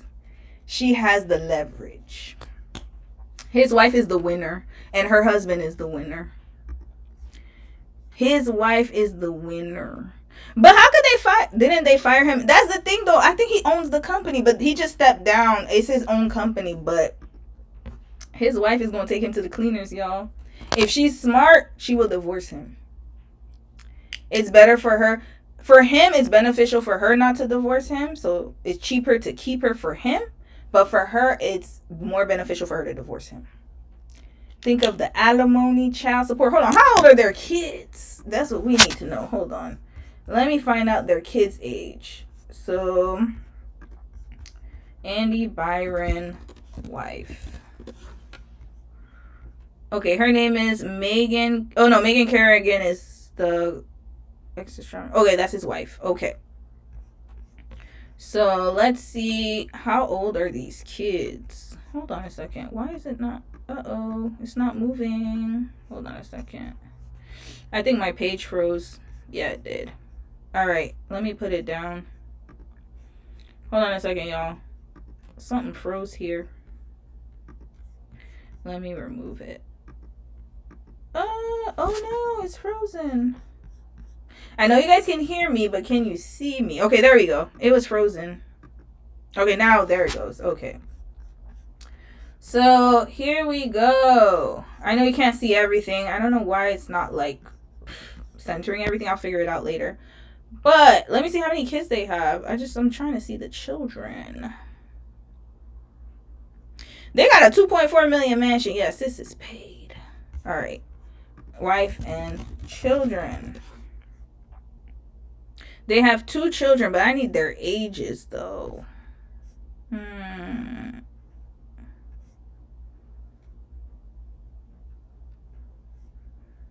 Okay, maybe it says it here. This is very sad, y'all. Them kids, man, they gon'... But then, he's done it before. We don't know. Maybe this is something they're used to, child. They know their daddy can't keep it in his pants. Okay, I don't see how old the kids are, but I can guess that they're teenagers. Okay, so she's not going to get child support, but she could get spousal support and alimony. Now, this man right here, oh, yeah, he could be vindictive. If he's really vindictive, yeah, he can make her pay. He'll take the kids away, too. I don't know what her worth is, but her net worth is. Yeah, his wife is good looking woman. She ain't fake. They got a prenuptial agreement against. Yeah, that's what I'm saying. His wife is straight. She gonna be fine. It's better off for her to divorce him. It's more economically better for her, and also she's gonna be in a better mental health space. Like, she's gonna win. Just like Jeff Bezos' ex-wife. She was in a really good financial position when they decided to get a divorce. That worked for her. Like, it hurt his pockets, but her pockets were full and swollen. Yeah, so let's get to Gwyneth Paltrow, y'all, because remember, this is so crazy. So this situation happened at a Coldplay concert. Y'all know Coldplay, Vida La Vida. What's the other one? Fix You. Coldplay has a lot of tunes.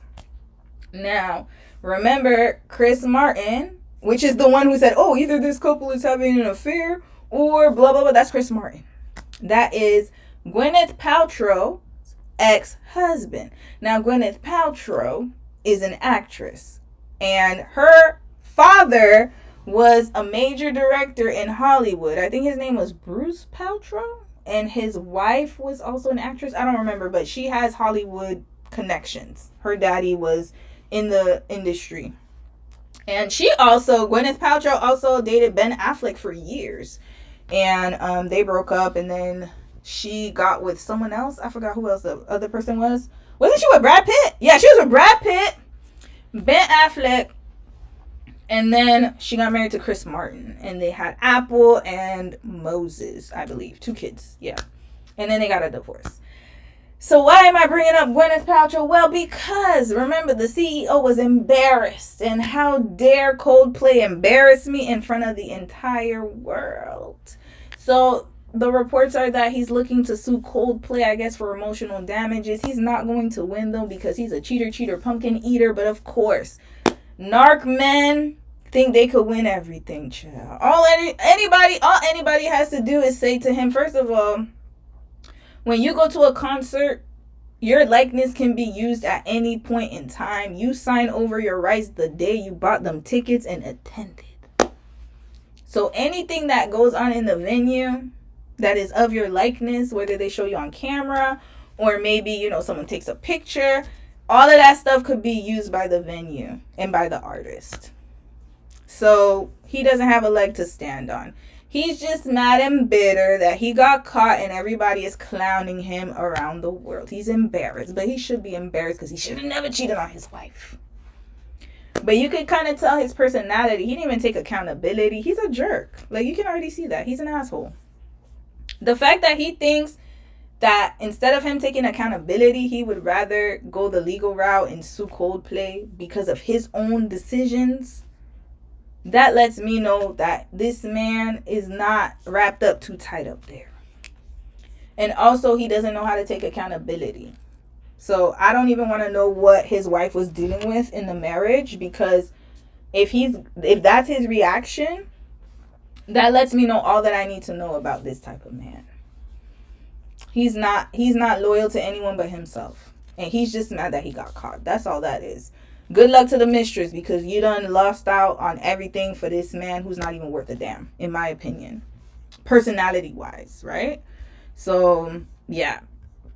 Now, everyone who's getting on Kiss Cam holding up signs, yeah, they're saying, that's my wife. The original Scream Queen. Yo, Gwyneth Paltrow she has a lot of lore in Hollywood. But let's get to her video, and then I gotta move on to Love Island, because I said that we were gonna end this at 5, and I'm gonna keep up with that time. So let's get to her PR representation video, y'all. Let's get to it. Oh, oops, I went to the wrong one. Hired on a very temporary basis to speak on behalf of the 300 plus. I'm Gwyneth Paltrow. I've been hired on a very temporary basis to speak on behalf of the 300 plus employees at Astronomer. Astronomer has gotten a lot of questions over the last few days, and they wanted me to answer the most common ones. Yes, Astronomer is the best place to run Apache Airflow, unifying the experience of running data, ML, and AI pipelines at scale. We've been thrilled so many people have a newfound interest in data workflow automation. As for the other questions we've received, yes, there is still room available at our Beyond Analytics event in September. We will now be returning to what we do best, delivering game-changing results for our customers. Thank you for your interest in Astronomer. Bye. All right. So y'all saw that. She, they tried to divert the attention. And, what better way than to use Chris Martin's ex-wife to represent the company as their spokesperson. That's actually a very genius idea, because I don't think, it's very interesting that she's doing this. But again, I don't know if they had a messy divorce or not. Maybe I should, you know what? Y'all want me to add them to the case study list? I should. And somebody wrote a couple here somewhere. I don't know if I can go back, but I'm pretty sure that I am going to do that couple. Someone wrote a couple earlier that I should do a case study on, and I think we had a vote, but I'm going to do all the couples. It's just knowing which one is next. But I'm going to add Chris. You know what? Let's add Gwyneth Paltrow and Chris Martin to the docket. They weren't on my list before in my radar, but they are now. So let me write this down so I don't forget. Gwyneth Paltrow and Chris Martin. And you know what? I'm even going to add Ben Affleck. How did I forget him? Ben Affleck and Jennifer, the two Jennifers. I'm going to put the Jennifers, because Ben Affleck is a hot mess, y'all. Okay, that's that. All right. So now she's their spokesperson. But anyways, point is, it's just very sad. I feel so bad for the kids, because, imagine getting embarrassed. Like, your dad, okay, let me tell you, from a child's perspective, or from, a child, because I don't know what it's like to be a parent, but I know what it's like to be the child of a parent who, maybe they don't make the best decisions. Thankfully, my dad has never done that kind of thing. But what I can say, though, is when you're dealing with a parent who's always messing up, and I can see that they probably know that their dad is a notorious, I'm telling y'all, allegedly, I can already tell that he has done this before, so this is probably not the first time he has embarrassed their mother. And if it is their first time, shame on him. But either way, I don't believe that this is his first time. Imagine the shame you feel every time that your dad disappoints you. And now, not only did he disappoint you in private, but in public, in front of the world. Everybody knows your family's business is being aired out. That is very embarrassing. And even if people, they'll be like, oh yeah, the kids have nothing to do with it. They don't. But some people they have no couth. They will ask you, hey, I heard about your father. What's going on? Are you okay? And they always guise it under they always try to act concerned about you. But really, they just be as messy as all hell trying to find out the tea. So they're going to reap they have consequences that they're going to carry as well. And having to always defend their family, and their dad's just messing it up. It's sad. Very sad. And then for her kids, they're very young. One looks like elementary age and the other one looks like a toddler. So it's like, ma'am, you not sitting here worried about your kids. You sitting here trying to get it in with the CEO, trying to live a city girl life. Well, you're going to get city girl consequences because you chose to be married and have kids. But now you don't want that life no more. And then there are women out there that would love to have the life that you have, but they don't have it. And it's so sad how the world works. I'm sure there are women out there in droves who would treat her husband as the best thing since sliced bread. She had the opportunity that a lot of people don't have, and that is marrying a man who has all that money. You ain't got to work. You don't have to worry about nothing. And look at what she's doing. Look at her behavior. Anyways. Let's continue, y'all. Next, conscious uncoupling. Yeah, exactly. All right, let's get to Love Island, y'all. Okay, Love Island, what we've all been waiting for. Season 7. Okay, who is still here and watching? Because we got a lot to unpack. I'm going to try to unpack it in half an hour. So, she left Chris Martin for an executive producer that worked on the show Glee. Oh, that's why he was quick to call out the cheating. Okay, he doesn't like cheaters. Yeah, because I was like, damn, he seemed a bit, it seemed a bit personal when he was like, either they're having an affair. I was like, yeah, that seemed a bit personal. But, all right, let's get to Love Island Season 7. Who has watched Love Island Season 7? Let me know. Because there's a lot to talk about with this one. I don't even know if this will fit into one live stream. I might have to talk about it after the reunion as well, because I think there's a reunion in 2 weeks or 3 weeks. But all right, let's get into Love Island season 7. So I watched Love Island season 7, and I will say that it's definitely different this time around than season 6.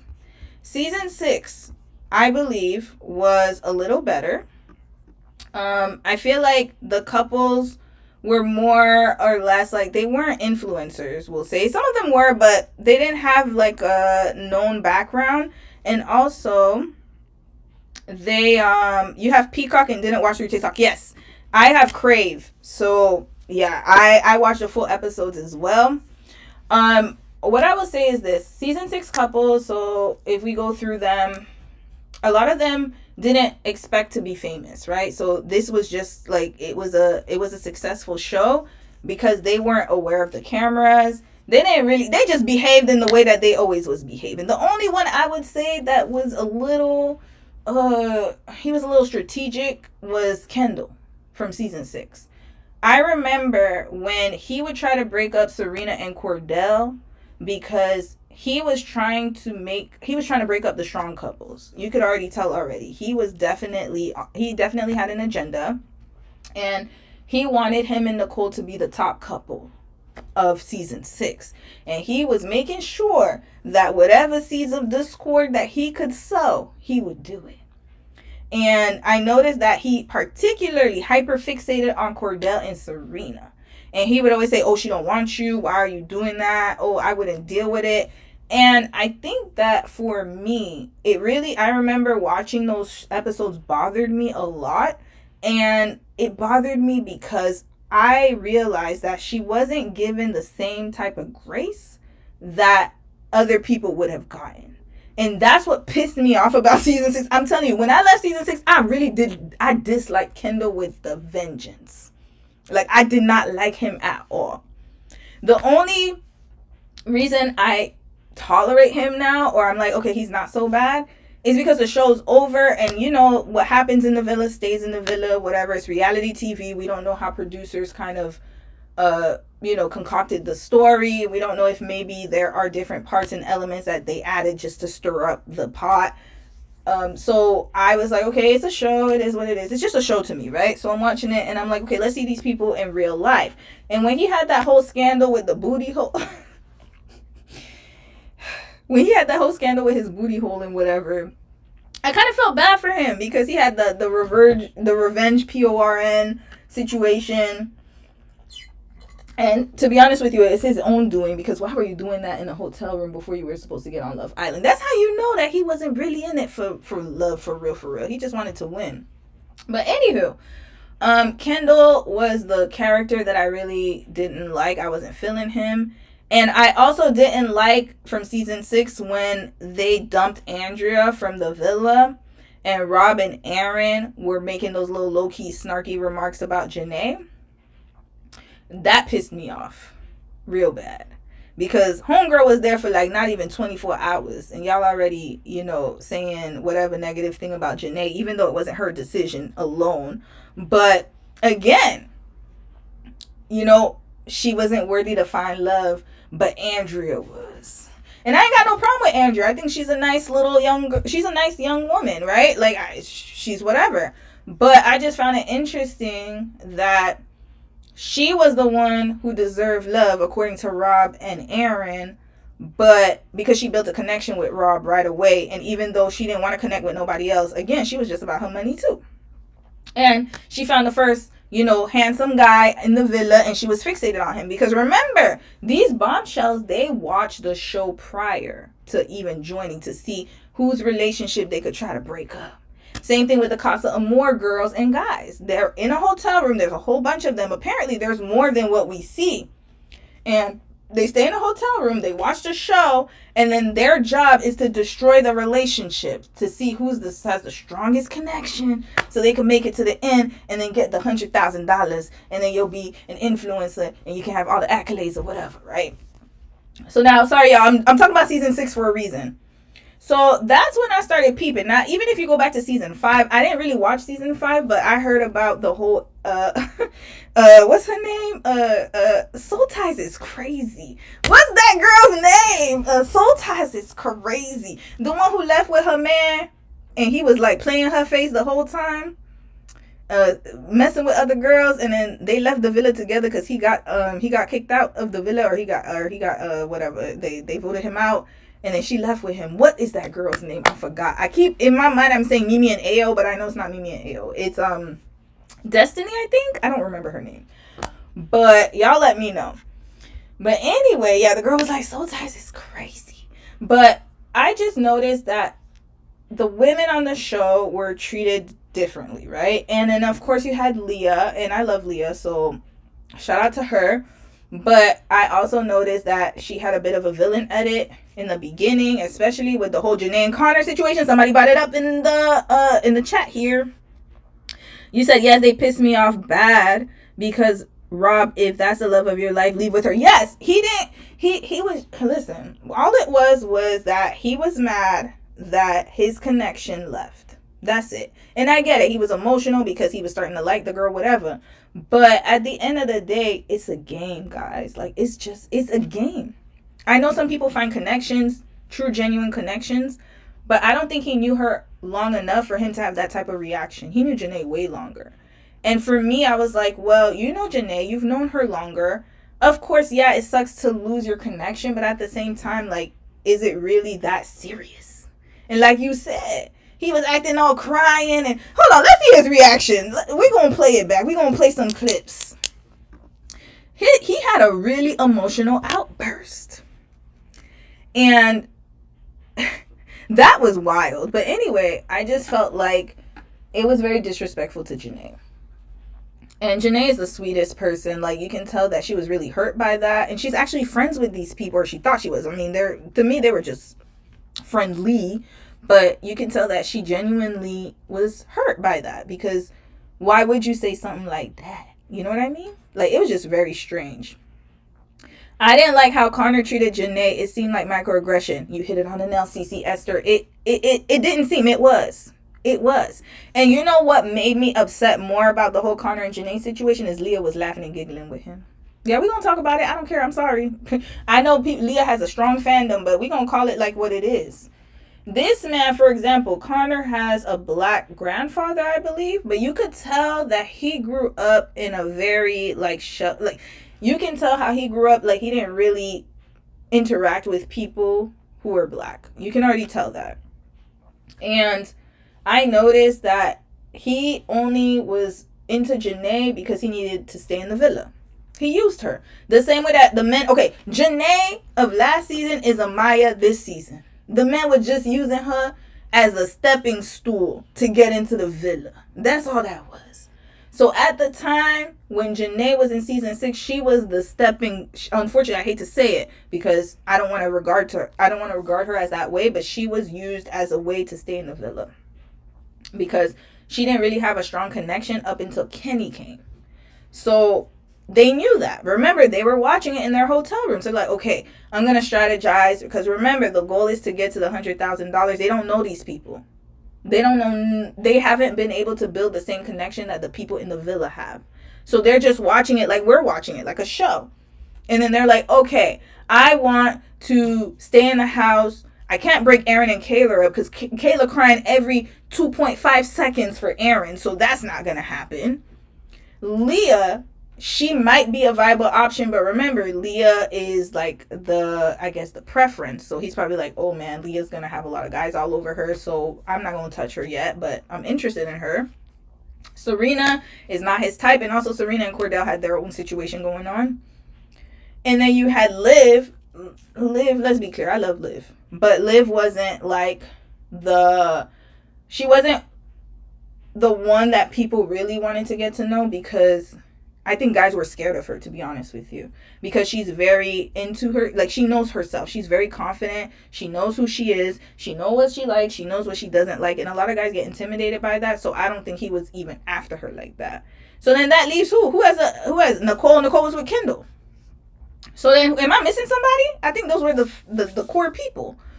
So now, who else is he going to go after? Janae, of course, because she's very friendly, she seems very sweet, and she looks like she would act, she's human. Like, she looks like she actually was looking for love. So he knew he could manipulate her. And he knew that she would think that they had a connection because she was open to it because she wanted that. But then as soon as the opening for Leah came, that's what happened. And then my thing was, I understand that, you know, she was like, oh, they edited me in such a wrong way. Leah said that, and I get that. And she's very sensitive about that issue because people have called her out on it, and she gets upset when people do. But we got to keep it real. Like, from what we saw on the show, it seemed like you and him, like you and Connor, were laughing at her. And she even said, well, that's not your boyfriend. That's not your boyfriend. And again, disregarding Janae's feelings. And Janae better than me, because I would have cussed her ass out. I'm sorry, you ain't gonna put your hand in my face or yell at me like that. Ain't no way on this earth. That's why I could never be on a reality TV show. I'm too real. And I hate to say it because I know Huda gets a bad rep because she's emotionally unstable, and yes, she does need to go see somebody. But I might be like Huda if somebody tries to cuss me out like that. Now, I'm not gonna provoke it. That's the difference. Huda was the initiator in a lot of the stuff. But if somebody gonna come yelling at me, I'm sorry, you're not gonna get a nice reaction from me. I don't care. Cameras be damned. You're gonna get told off. But again, you know, that whole situation was crazy how they disregarded her feelings. And I even see it on Beyond the Villa a little bit because Connor doesn't want to talk to Janae. I mean, Janae doesn't want to talk to Connor. She doesn't want to be in the same room as him. In Beyond the Villa, which is the sequel or whatever, conclusion, whatever. And Leah was like, well, that was like a year ago, so why is she still upset about it? And I'm like, okay, it doesn't matter if it was a year ago or 2 years ago. That's her prerogative. If she's still upset about it and she feels like she wasn't properly given an apology, then it is what it is. Like, you can't be policing people on how they should forgive somebody. Like, that's wild to me. So I don't know. It just always seemed weird to me. Like, her and Janae had this weird situation going on, and I honestly think I don't know what it is, but her and Janae, I don't consider them real friends like that. I think that she's more friends with Serena, and Janae is really tight with Serena, and that's why they're all together, PPG. But I don't think that they have that close relationship that we think they do, in my opinion. Yeah, I also don't think they had this wow, amazing connection. They didn't. They definitely didn't. It seems like Janae and Kenny just broke up today. What? Janae and all the Love Island girls and guys from season 6 unfollowed Kenny. People online are saying he cheated. Okay, I need more information on that. That's why I still side idea. Yeah, I feel like, and she never took accountability for it. She never did. And that's what I mean, again, as much as I would like to, like, of course, like, you know, they've moved on, so we should move on. I get it. But that, for me, if my friend or somebody I consider a friend did that, then nah, we not gonna move on from that. Oh man, they broke up. Yeah, and she was right about Leah because she did not like Connor. They never listen to black women on these shows. They always go after the black women and give them the villain edit. Yep, facts. Let's move on to season 7 now. So that was last season. I noticed it. I peeked. Because they were definitely villainizing Serena. They villainized Serena a lot. And I realized it once the whole remember post Casa Amor crash out she had. And I noticed that on social media, people were calling her rude, disrespectful. Now, did she have to push the breakfast on Cordell? I felt like that was a bit much. However, she did tell him, don't put it in my face. She said it. And he did. And so now, that's why I just let it go. Because I was like, look, she did say it. It's not like he came up to her, gave the breakfast, and she threw it. She's like, I don't want it. I don't want it. She pushed it. But he didn't listen to her. And so her boundary was crossed. Now, would I have done it that way? No. But at the same time, it's a normal reaction. If I'm telling you no, then no. You need to back up. Because I'm still angry. But again, she got the angry black woman angry black woman edit. But I'm glad that it worked out between her and Cordell. And I'm so happy that Cordell had enough emotional intelligence to know how she is. And that is because he is around women. and especially women who look like us. And so he knows that, okay, like, she's just upset about the situation, but she's not really upset about, like, she's upset about the situation and how I handled it, but that doesn't mean that she doesn't deserve me, like, trying and stuff like that. Like, he knew how to deal with her emotions. And I think that, yes, would I have done things differently? Personally speaking, yes, but I am evolved. Remember, these people are 20, 23, 24. They are young. So I remember when I was 24, I don't think I would have handled it in the way that I would now, right? So I could understand her frustration with the whole Casa Amor thing. She's getting told different things. I could get it. Now let's move on to season 7. Season 7 was rough. It is rough. I think that season 7 is different because I think they said that, hold on, let's look, because I have it up here. They said that Love Island season 7 has the most viewership. Is the most viewed script. Hold on, let me see if I can find the, hold on, I got all of this stuff here. Sorry, y'all, let me pull these down. Hold on, that's my YouTube. Okay, now why do I have so many screens open? Okay, Love Island USA most streamed. Okay, it says here, Love Island USA's biggest season to date is now also the biggest season for any Peacock original in the streamer's history. Season 7 of the series accounted for a huge 18.4 billion minutes of watch time, about 306.67 million hours over a 6-week run. So it's a big show, y'all. It's a big show. And this season, we thought last season was pretty popular. This season was crazy popular. And with new fans came this weird fandom. We're going to talk about it right now. But before we talk about the fandom, let's talk about the show a little bit. So, from the beginning, the show was crazy from the beginning because one of the cast members, Yulissa, got removed for saying racial slurs about black people. She said the N-word a few times and she doubled down. And she's from Miami. Y'all know I grew up in Fort Lauderdale. I already know how them folks go. They like to say that, y'all. They think that it's okay. And she was saying it a few times, and also she dates black men. I'm telling y'all, those type of girls, like, they do not need to be casted on Love Island anymore. I'll be honest with you guys. I honestly feel like black women who like black men do not go on Love Island. It is not the show for you. If you are a black love warrior, you love black love, don't go on Love Island. It is not a show for you. If you are a person who is open to dating men of other races, then you should go on Love Island. However, if he is a sought after guy of said race, you're going to have a problem too. You can't win. But especially if you like black men, do not go on that show. It's not for you, in my opinion. It's not for you. It's not a show for you. And you're just going to get yourself into a situation where you're competing with women who are used to being preferred outside of that. And they're going to automatically see you as competition because they know that you're into black men and they are also into black men. But, you know, in real life, a lot of women who, I don't want to say it like that, but a lot of women of other races who date black men, like who only date black men, they have this kind of mindset that they will be able to basically take him. That's the premise, right? I don't want to say it like that, but that is what it is. I gotta keep it real. They feel like they got a one-up on you because from what they see and what they've experienced, especially if they've lived in bigger cities like Miami, I can say it for sure. You can see that happening. If they live in other big cities, right? They're used to that. They're used to seeing black men fight for them and want to be with them. They're used to that. However, what the problem is that it doesn't always go that way.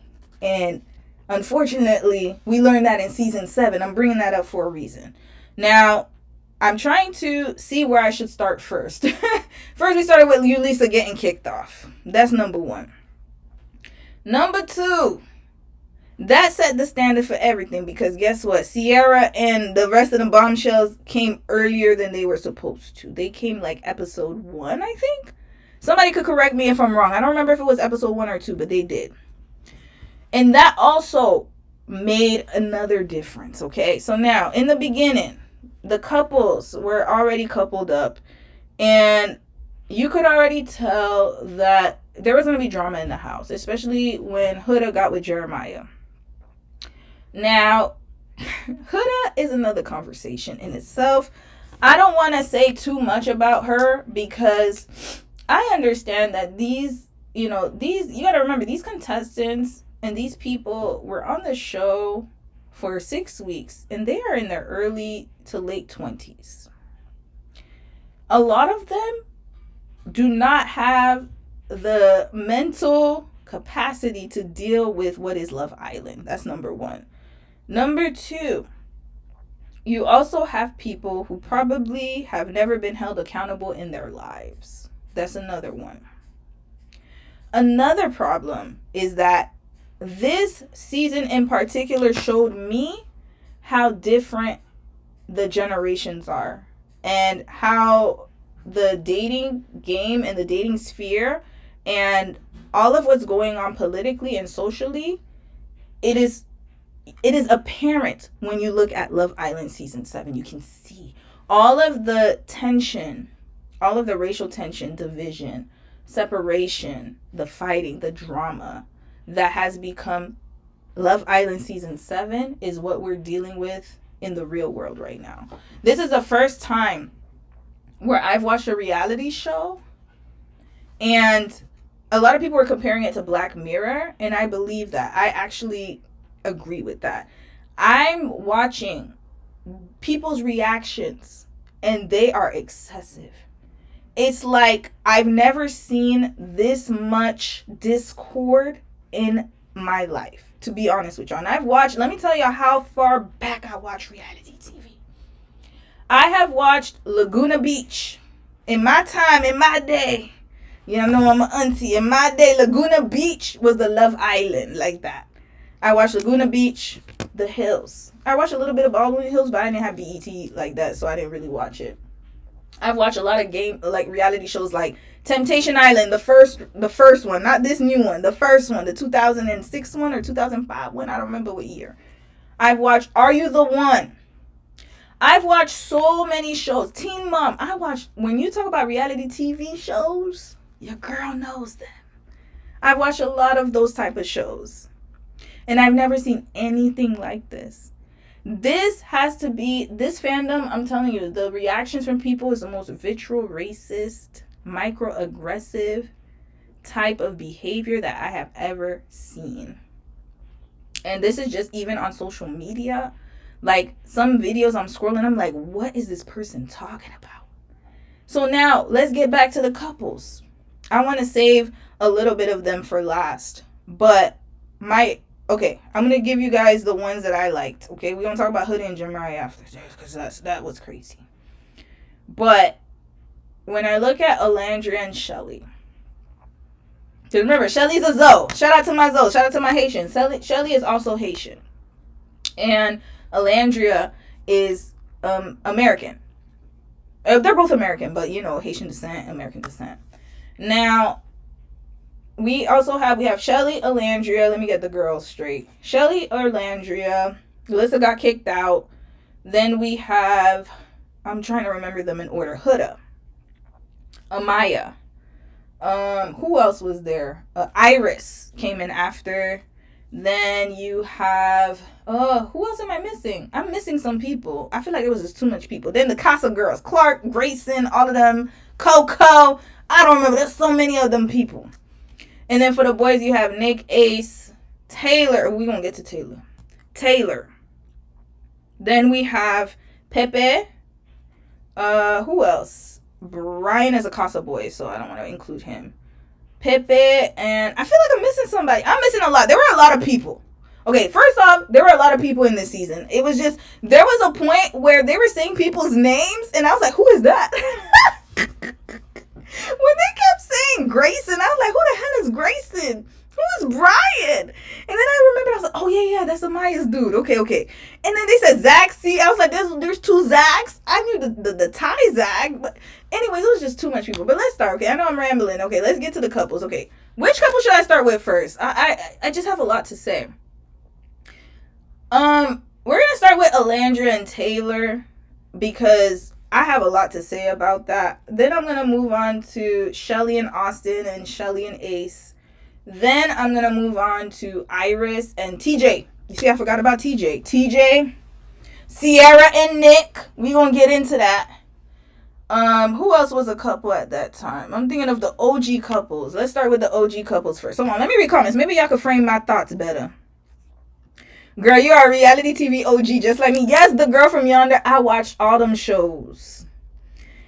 You were watching Laguna Beach back when Dan LeVay was hosting. Yes! Yep, MTV Canada. Yes, I was. Him and that girl with the red hair. What's her name? Jessica or something like that? I used to watch all of their recaps. I love their recaps. And then they even had, because I ain't gonna lie, I had a little crush on Brody Jenner. Brody was fine. But anyways, I remember all the girls used to, when I watched Laguna Beach, a lot of girls like Steven. I thought Jason was cute, but he was a little rough around the edges. I didn't really like Jason like that. But the Hills, yes, I watched the Hills with Spidey, Spencer and Heidi and them. Temptation Island, girl, we could talk about Temptation Island, the first one. I remember, oh my God, that guy. They was scheming on that show. I was so angry. I was so angry when I found out the ending. Okay, let me get on topic. Hannah, thank you. You see, I forgot about Hannah. That's how quickly it fell off. Hannah and Charlie, thank you. Okay, let's get through it. Austin's funky butt. It was emotional abuse. We're going to get into that. Oh my God. Okay, let me stop rambling. Okay, let's stay for a little bit longer. Okay, let's get to the point. So, we're going to start with, okay, somebody brought up Hannah and Charlie. Hannah and Charlie, y'all, that was a short-lived relationship, but guess what? They did have a strong connection. And the thing about Hannah, though, is when Charlie got voted off, why was she crying so hard? And then as soon as Pepe, like, her and Pepe got it in right after. Like, that's crazy. That's crazy work. One thing I will say, though, is that Season 7 was very much given freak off. Like, there were too many sexual scenes for me, and even for me. And I'm very desensitized to watching those type of scenes, to be honest with you. And even I felt uncomfortable. And another thing I realized is that it's filmed in Fiji. And I'm wondering if that's because of laws. That they can't do certain things in the U.S. So they got to go all the way out to free. Because it's giving freak off. It's giving Diddy party. It's giving Hollywood, Hollywood kind of entertainment parties on live TV. Because it sounds just like that. Remember, they would take you to an island and then they just gonna let you do a little bit of things. But, unfortunately, this is on live. We see it. But that's number one. Number two, Hannah got it in with Pepe. And people said she did the spit start. And she did. And again, I know people be like, don't slut shame women. And you can't tell people how to, you can't what do they say? Don't slut shame. And, just because of her body, her choice, which is absolutely true. I'm not saying that she is wrong for doing that. She can do whatever she wants. But what I'm trying to say is that you can notice that a lot of women on the show use their bodies to lead. We're going to get on that. Because I don't want to just talk about people. I want to talk about the main points. They use their bodies to lead the men. A lot of them. Sierra, come to the front. We're going to talk about Sierra right now. Because Hannah wasn't there for too long. After she done did all that with Pippen, she got voted off right after. Sierra to me, it's not that she's unlikable. I think that she has some good qualities, but she definitely, when people were saying she's calculating and stuff like that, I always felt that way about her. I think for Ciara, for me, I never felt like she was herself, in my opinion. I always felt like she was trying to be like, even when she first came out, when she was like, I'm a bombshell, and if I can take your... Oh, I forgot about Belle Dasher. Y'all, there's so many people. I forgot about them all. Belle Dasher wasn't even there for that long, so we're not even really talk about her. She did her part. She played her part. She gone. All right. But Ciara, when she came in like, I could take your man, and if he comes with me, then he wasn't yours to begin with. That's what she led with. But then, over time, you could tell that she was very insecure. Ciara's insecure, y'all. Ciara's insecure. The reason why I'm saying she's insecure is because she knew Nick didn't like her. She knew it. She knew that. I think he liked her in the beginning. He did like her. Because remember, he said that he likes a strong woman. He'd been saying that from the beginning. He likes strong women. He likes women who are strong. And I think in the beginning he liked her because he liked her vibe. He liked her personality. He liked the fact that, you know, she seemed like she was like that vixen type of, you know, that type of vixen girl. Hold on, I'm gonna show y'all. Hold on. Since we're on here, how much time y'all got? I'm still okay. A lot of people were scamming for the camera. They were. Hold on. Let's watch her entrance. Ciara's entrance. Yeah, I got time. Listen, I haven't done live stream in a long time. I got a little bit of time today. Just a little bit more time. Let's go on TikTok. TikTok has all the good edits. I hope they don't have music though. Okay. Oh, we're gonna get into this right here. Let's get into that after. But Ciara entrance, Love Island. Okay, let's get into Ciara's entrance. Here. Back at it. She ain't never do this before. No music. Okay, here. I don't want the music. You see, that's why I don't like TikTok. Hold on, let me see if it has music. Why it got music? That's the thing I don't like about these TikTok edits is they was adding some music into it. Okay, you know what? Ciara Love Island entrance. Let's see if I can find it. Oh no! Why is it so hard to find the videos with no music? Okay, let's try it again. Let me see if I can find the entrance with... You know what? Let me go on my Crave. But if I go on my Crave, I would have had to have the video up. Hold on. They talking about Janae and Ketty. Hold on. There's just too... I'm overstimulated right now, y'all. Hold on a second. There's just too much going on. We'll get on Janae and Kenny afterwards. All right. So, Ciara Love Island entrance. Well, they're already talking about Janae and Kenny, so that must be... Okay, here we go. Okay, we can listen to her. Okay, there we go. Here comes 2 new bombshells, and we've spared no expense. Literally, one of them is British. We have to pay a 10% tariff on it. I'm Charlie, I'm 27, I'm from the UK. It's time to show these American boys how it's done. I'm tall, tanned, girls usually say I've got nice lips and they like kissing them. You might think the violence started already, but now that I'm here, it's only just begun. I'm Ciara, I'm 25, and I'm from Arizona. I am the full package, brains, beauty, and boobs. I don't care whose toes I have to step on. If I can take your man, he was never your man in the first place. Pucker up, boys, I'm coming through.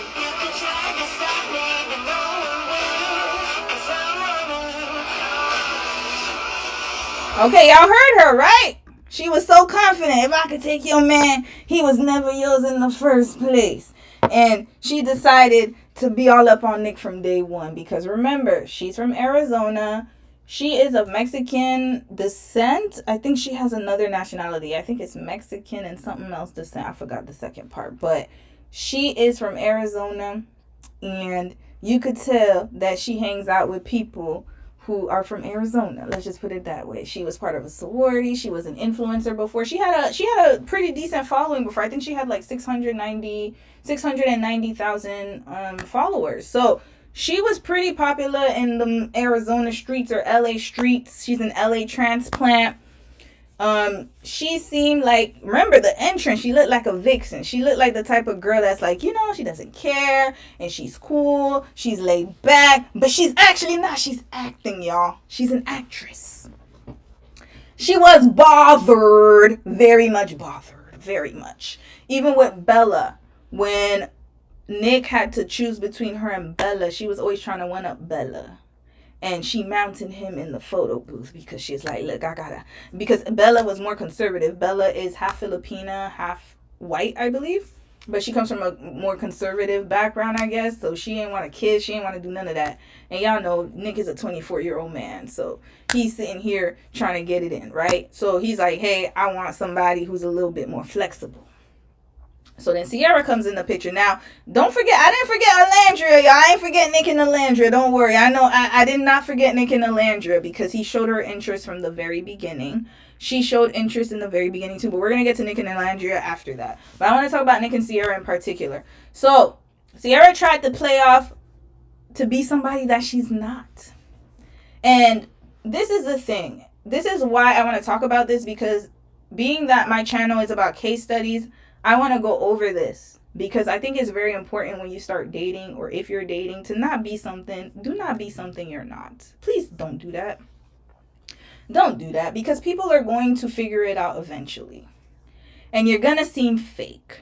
Now, do I think that she did it on purpose to try to win him and to be this type of person that she knew that she wasn't? I believe, personally speaking, that she's always operated like that. I don't think that this is new for her. I think that this is naturally her way of fitting in. And you can tell by the people she surrounds herself with. Remember, she comes from a racialized background. And I believe that she has gone to an all-white school, all-white neighborhood, so she's always had to try to fit in. Even with the surgery she's done on her face and, the fillers and whatever else. I think she gets fillers and it looks like she got fillers and other stuff done. I don't know what else she has gotten done. But she's always been trying to fit in with people. You could tell. I could tell when somebody been trying to fit in. And you can tell that that's her MO. That's what she does.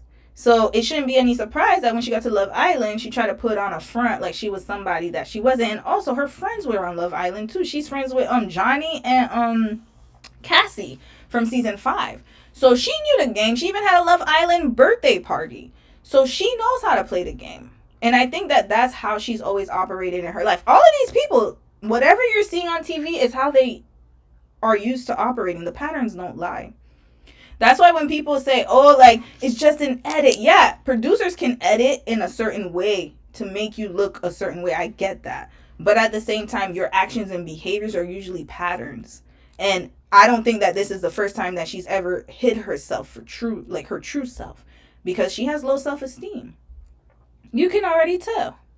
Now, let's get into her and Nick. Because she got Nick, right? So, she was able to persuade him to be with her. And he, pretty much just left Bella hanging. And Bella was removed from, not removed, but she left the villa. She got voted off, whatever. Okay? Now, let's take a look at their relationship really quickly. I'm going to have to use TikTok edits. If you want to watch, if y'all want me to do a Love Island breakdown from episodes 1 to 30, I won't do a case study. I don't know if it's worth doing a case study, though. Y'all let me know if y'all want to see a Love Island case study. I might just do that. I don't know. Or I could do live stream, so it doesn't matter. Y'all let me know. But let's watch Sierra and Nick's journey, because TikTok, Lord, TikTok is terrible. And then we'll get to the misinformation. There's just a lot to go over, y'all. There's just a lot to go over. But I'm just going to try to highlight as much as I can right now. All right. So this is Sierra and Nick's journey. Let's just put Sierra and Nick because I don't know why I'm getting that. Oh, no. I want Sierra and Nick. Just Sierra and Nick. Okay, here we go. All right. Here. Now you can see her insecurity come out here. Let's watch this. Oh, the volume is a little low. How was my night last night? Is what you're asking. Besides the fact that it was 30 seconds long, the way that it happened was just natural and beautiful. So Like usually I take a lot more time to. Hold on. Can you guys hear it? It's a little faint, right? I hope you guys can hear it. If you can't, I'll try to find a better one. Hold on, let me read. Belle Dasha was using a good Christian persona, saying she wanted to find a husband on the show. Y'all don't listen to Stephanie. Who's Stephanie? I know Stephanie Dietz, but who listened to her? Hold up. Whoa. I missed a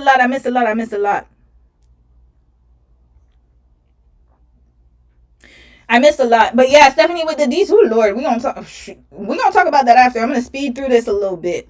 But okay, let's watch Nick and Sierra. I hope you guys can hear it. But listen to this. Y'all gonna listen to this. You didn't fall asleep. How's your day today? How was my night last night? Is what you're asking.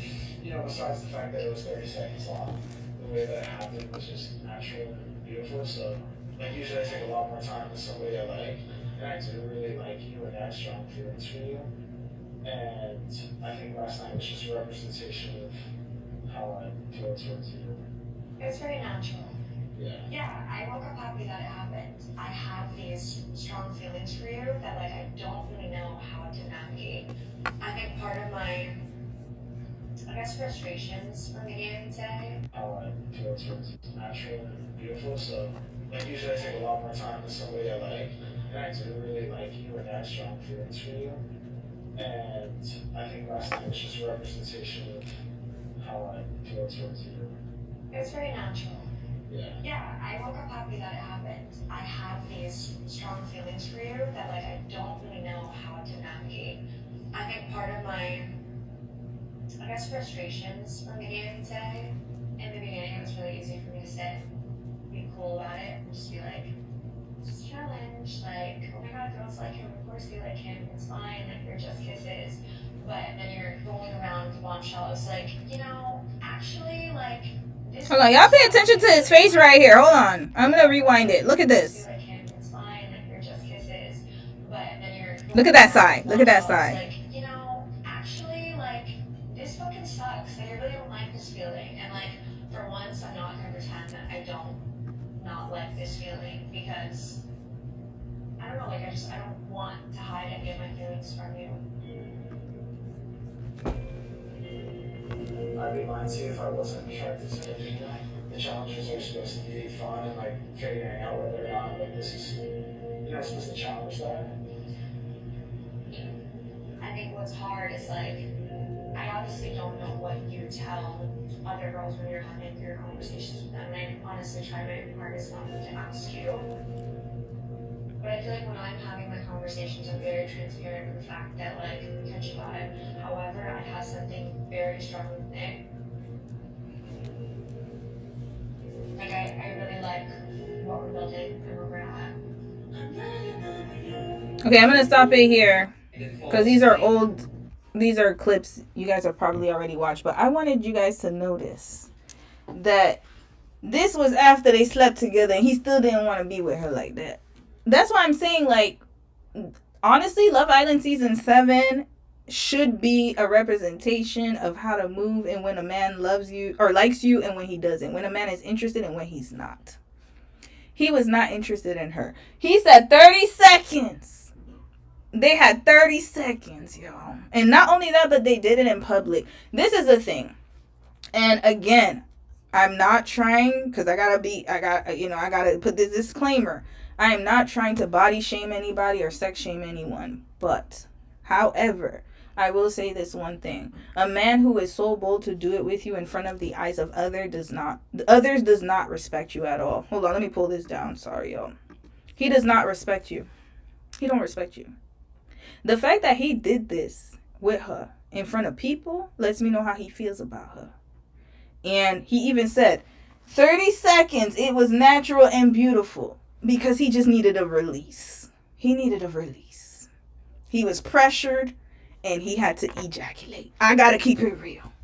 Then he said, I usually take more time when I have feelings for somebody, meaning that 30 seconds, that's how I feel about you. It's a representation on how I feel towards you. 30 seconds is enough for you. That's what he said. Then he said, you're my strongest connection in the villa. Basically, he is setting it up to say, look, you're my strongest connection in this game, but usually I don't do this. Like, this is not my style. But, you know, you're giving it up. And, of course, I'm going to take it because I'm a man. Just like the sister home guys. Listen, you giving it to me, I'm just going to give it. You know, I have no standards for myself. Listen, I got to keep it real. I like Nick, but I got to keep it real. He has no standards. He had none. Because a man, let me tell you who had standards. And this is the funniest thing. People were pretty much saying Ace is the mastermind. He's this and that. Ace had boundaries. You know who had strong boundaries in the house? Let's keep it real. Let's talk about it. Wait, before we talk about it, let me not lose my train of thought. Then Sierra was talking about, I don't know what you tell other girls. Insecurity. She thought that after they slept together, he was going to be all in on her. And then she realized that, oh, dang, Andreina came in and he wants to build a connection with other people. He's not interested. If he were interested, he would have said it. But you were just giving it to him. So, of course, he's going to take it. But that doesn't mean that he cares. He doesn't. He never did. He just wanted to be with you because he wanted to release something. And again, he said, you're my strongest connection. So he wanted to keep her because that is his strongest connection. But at the same time, his eyes were wandering. And he wanted to get the experience. That was Love Island. And also, I know people are going to bring up that he had a crush on Alandria. He wanted to be with Alandria. Yeah, he did. He wanted to explore Alandria, but Alandria was so fixated on her cowboy fantasy and black love. So he knew that you got to think about it from his perspective. He wants to explore other girls in the house. He knew Sierra wasn't the girl for him. He knew that, but she was the easiest. And so in order for him to stay in the game and be able to explore all the other girls, he had to use somebody. So she was his safe, comfortable win. Old Faithful is what they would call her back in the day. She the girl that when you break up with somebody else or the girl that you really want doesn't give you play, then you're going to call Old Faithful and she'll be right there waiting for you.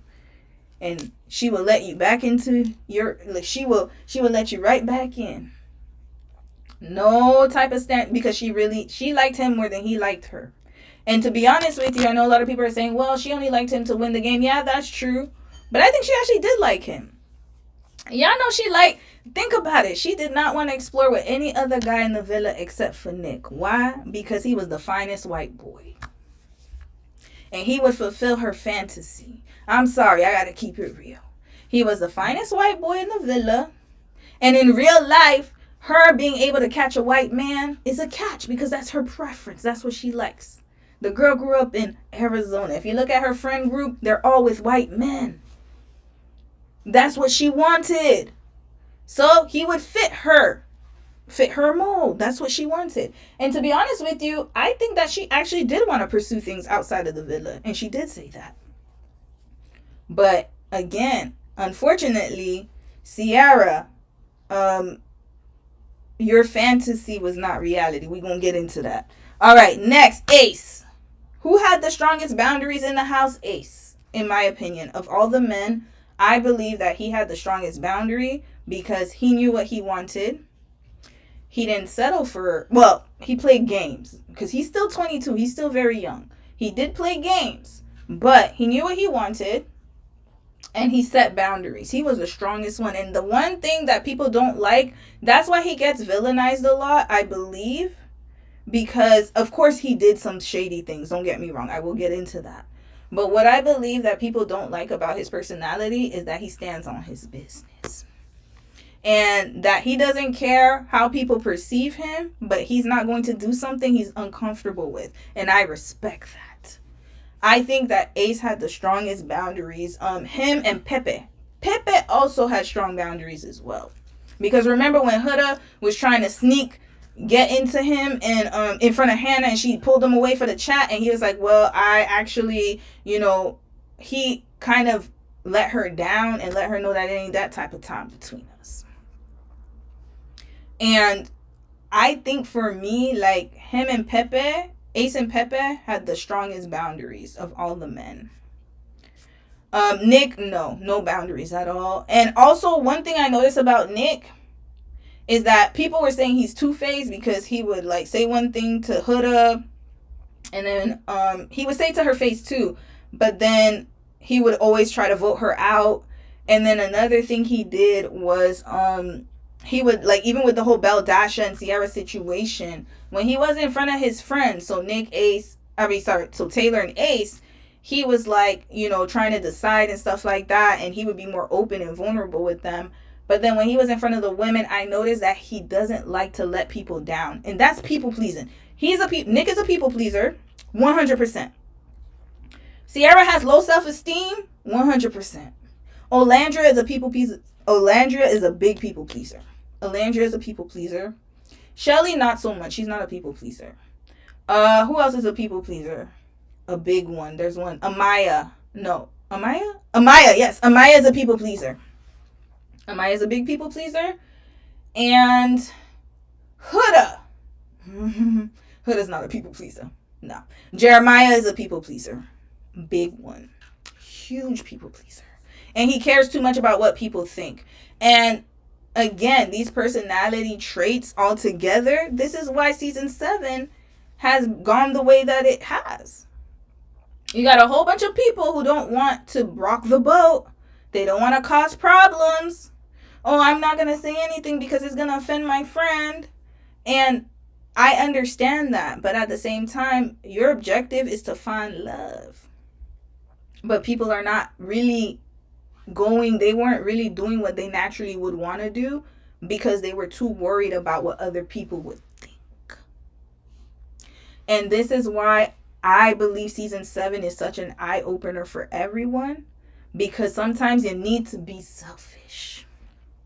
You gotta be. Ace didn't choose Shelly at first. Why? Because he didn't want people to think that he just wanted to hyper focus on one girl. He wanted to play the game so that he could seem like he was interested in other girls, but actually then I came to you and making it seem like we're a strong couple when all he did was mess everything up. If he had just been a little selfish and be like, you know what, I want to get to know you. I want to choose Shelly first. That's my first choice. That's the girl I'm going to be. And let things naturally progress, then it wouldn't have been a problem. Nick should have told Sierra, after he wasn't feeling her, look, I'm not really feeling you like that. And yes, we had sex, but you know what? I realized that I don't really want to be with you. I want to be with other girls, and I'm sorry that I hurt your feelings, but I don't think that you have what I'm looking for. You check off the list, but I don't want to be with you. No, he didn't stand strong on that. Because every time he wanted to explore other people, she would have sex with him. And then again, that mind jumble. And I know some people are going to be like, well, he decided to. Yeah, he did. He did. And that's a consequence. There you go. Another thing I noticed is that Taylor, we're going to get on his, what they call him, 3 dreads. We're going to get on 3 dreads soon. I didn't skip him. Don't worry. I didn't forget him. I'm saving him. Jeremiah, weak-minded man. I like him too. I think he is very intelligent.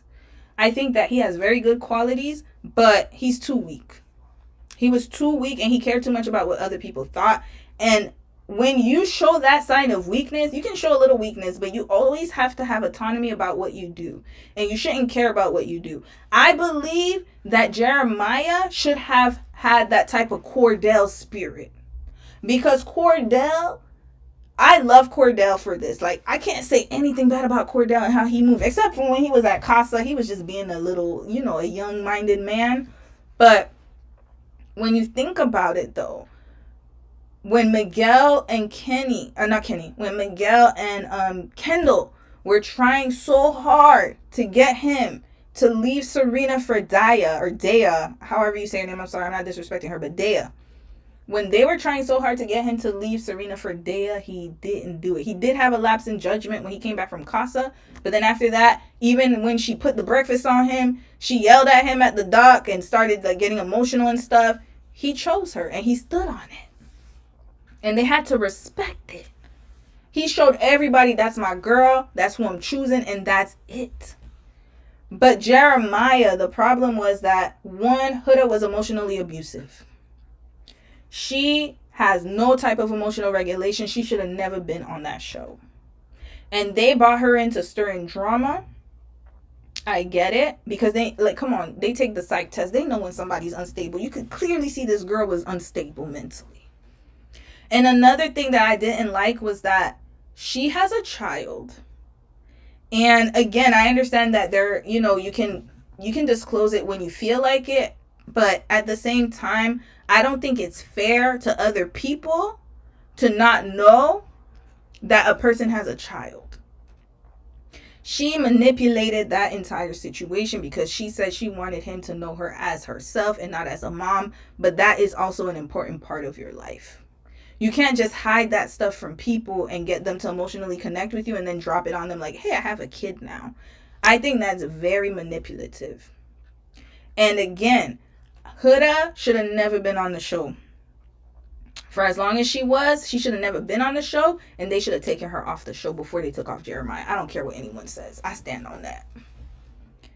Because, again, like I said with the Emmanuel Macron and Bridget Macron situation, it sets a precedent that you can be abusive, you can, you know, be argumentative, manipulative, emotionally unstable, and treat people how you want to treat them, disparagingly. She treated those bombshells like crap. She did not need to be there. And again, I'm sure she has some awesome, amazing traits, because I know everyone is nuanced. Everybody can have good or bad traits. But whatever I saw on TV did not deserve to be there. And they just let her stay. And it just shows me that people love emotionally abusive people. I don't care what anyone says, because who's voting for her? And I know they said it's kids. We should be scared. If her fans are children, we should be very scared. Because y'all gotta remember, these people are like co-workers. They don't know each other that well. So when you're thinking about a real world example of their situation, it's like you being with people you're working with. Because they are essentially co-workers. And they're trying to get to know each other. But they let her do all of that on national television. And then people right now are giving her sponsorship. She was on Alex Cooper's Call Her Daddy. She's doing Gymshark sponsorship. She's in Europe right now doing whatever she's doing. And she's being rewarded for having a shitty personality. I gotta keep it real. And remember, if you watch Laguna Beach, remember Kristen? That was our villain. And even she wasn't that bad. She wasn't bad at all, actually. If you compare, it made Laguna Beach look like Disney World. So, in my opinion, Huda, I'm sorry for the Huda fans out there, but she is not somebody that I personally think should have been on television. She makes for great TV, yeah, if you're thinking about numbers and, you know, and you're thinking of that sense, the business sense. But when it comes down to it, she has a shitty personality. I would not want anyone in my life to date a Huda. At all. She's jealous, possessive, manipulative. She needs to fix herself. She doesn't need to be on TV finding a man. She needs to be somewhere getting healed from her experiences. Because I know she's gone through a lot of trauma. She said that. And I sympathize with her for that.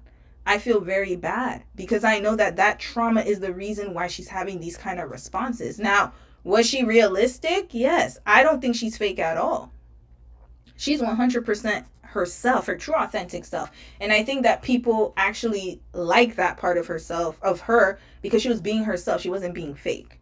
She was showing people when she was angry, when she was upset. I get that part. But that's still abuse, y'all. Nowhere on TV should this be celebrated. Because, again, if we reverse the roles and we put Alandria coming up and calling people a pussy-ass B-word, and being belligerent and cussing people out. Do you know how many? Yo, when I tell you Alandria would be getting drugged all over the internet, she would, till today, she would get no sponsorships. They would have booted her off. They would have said she's aggressive, angry, all that stuff. But because Huda is beautiful, she's a beautiful woman, then people will forgive it. But again, she didn't need to be on that show. And the longer she was on the show, the worse her behavior got. Because she's unstable. She's mentally unstable. You can already tell. And unfortunately, somebody who needs to fix their mental health issues, and they already have a lot of, things that they need to work through, they cannot be a good friend. They cannot be a good spouse. They cannot be a good partner. They can't be good to people, unfortunately, because they don't have the mental capacity to do so. And if people are enabling it, now that she's out, she has 6 million fans. So of course she's going to be thinking that she's fine and nothing's wrong with her and she doesn't need to fix it. And the thing is, what I've noticed about social media and what I've noticed about, in general, just like, society, is that they will prop you up just to tear you down. They are bigging her up right now and telling her behavior is good and that she doesn't need to change and that she's a fan favorite, and they're giving her all of these sponsorships, all of these things. They are enabling her bad behavior. Y'all want to know who this reminds me of? Britney Spears. Even though Britney Spears wasn't as bad as she is, but Britney Spears, Lindsay Lohan, Paris Hilton, all those girls. I remember back in the day, Tara, what was her name? The girl with the American Pie. I forgot her name, Tara something. But what they would do is they would enable the bad behavior and be like, oh my God, people love you. People love you. Oh my God. Give them all these deal sponsorships. Da, da, da, da. And then where are they now? Now they've gotten better. They've gone to rehab, a few of them. But after a certain amount of time, that bad behavior is no longer celebrated and people get tired of it. And so now it's just this new thing because, oh yeah, Love Island just finished and yeah, we're going to celebrate her. But then the same people who are propping you up, in a few years, they're going to tear you down. And I hope that she gets the help that she needs mentally, because she should have never been on that show. And she messed up so many people's experiences just by her being on the show. Let's get into Shelly. Love Shelly, by the way. She's one of my favorites. Shelly, Alandria, Iris. I really loved Iris. I thought Iris was amazing. I loved all of them. I really love Alandria. I really love Shelly. Well-rounded women. She messed up Shelly's experience to a certain extent. And she messed up everyone's experiences because people are trying to find love.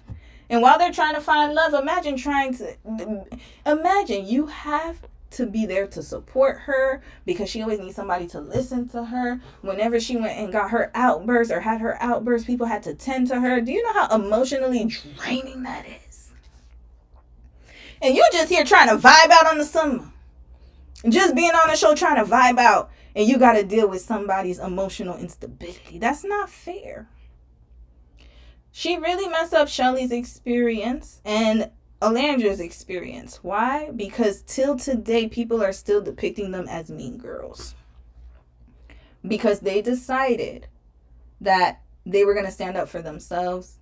Now, I will say this, though, that Shelly and Alandria, they should have told her from the jump.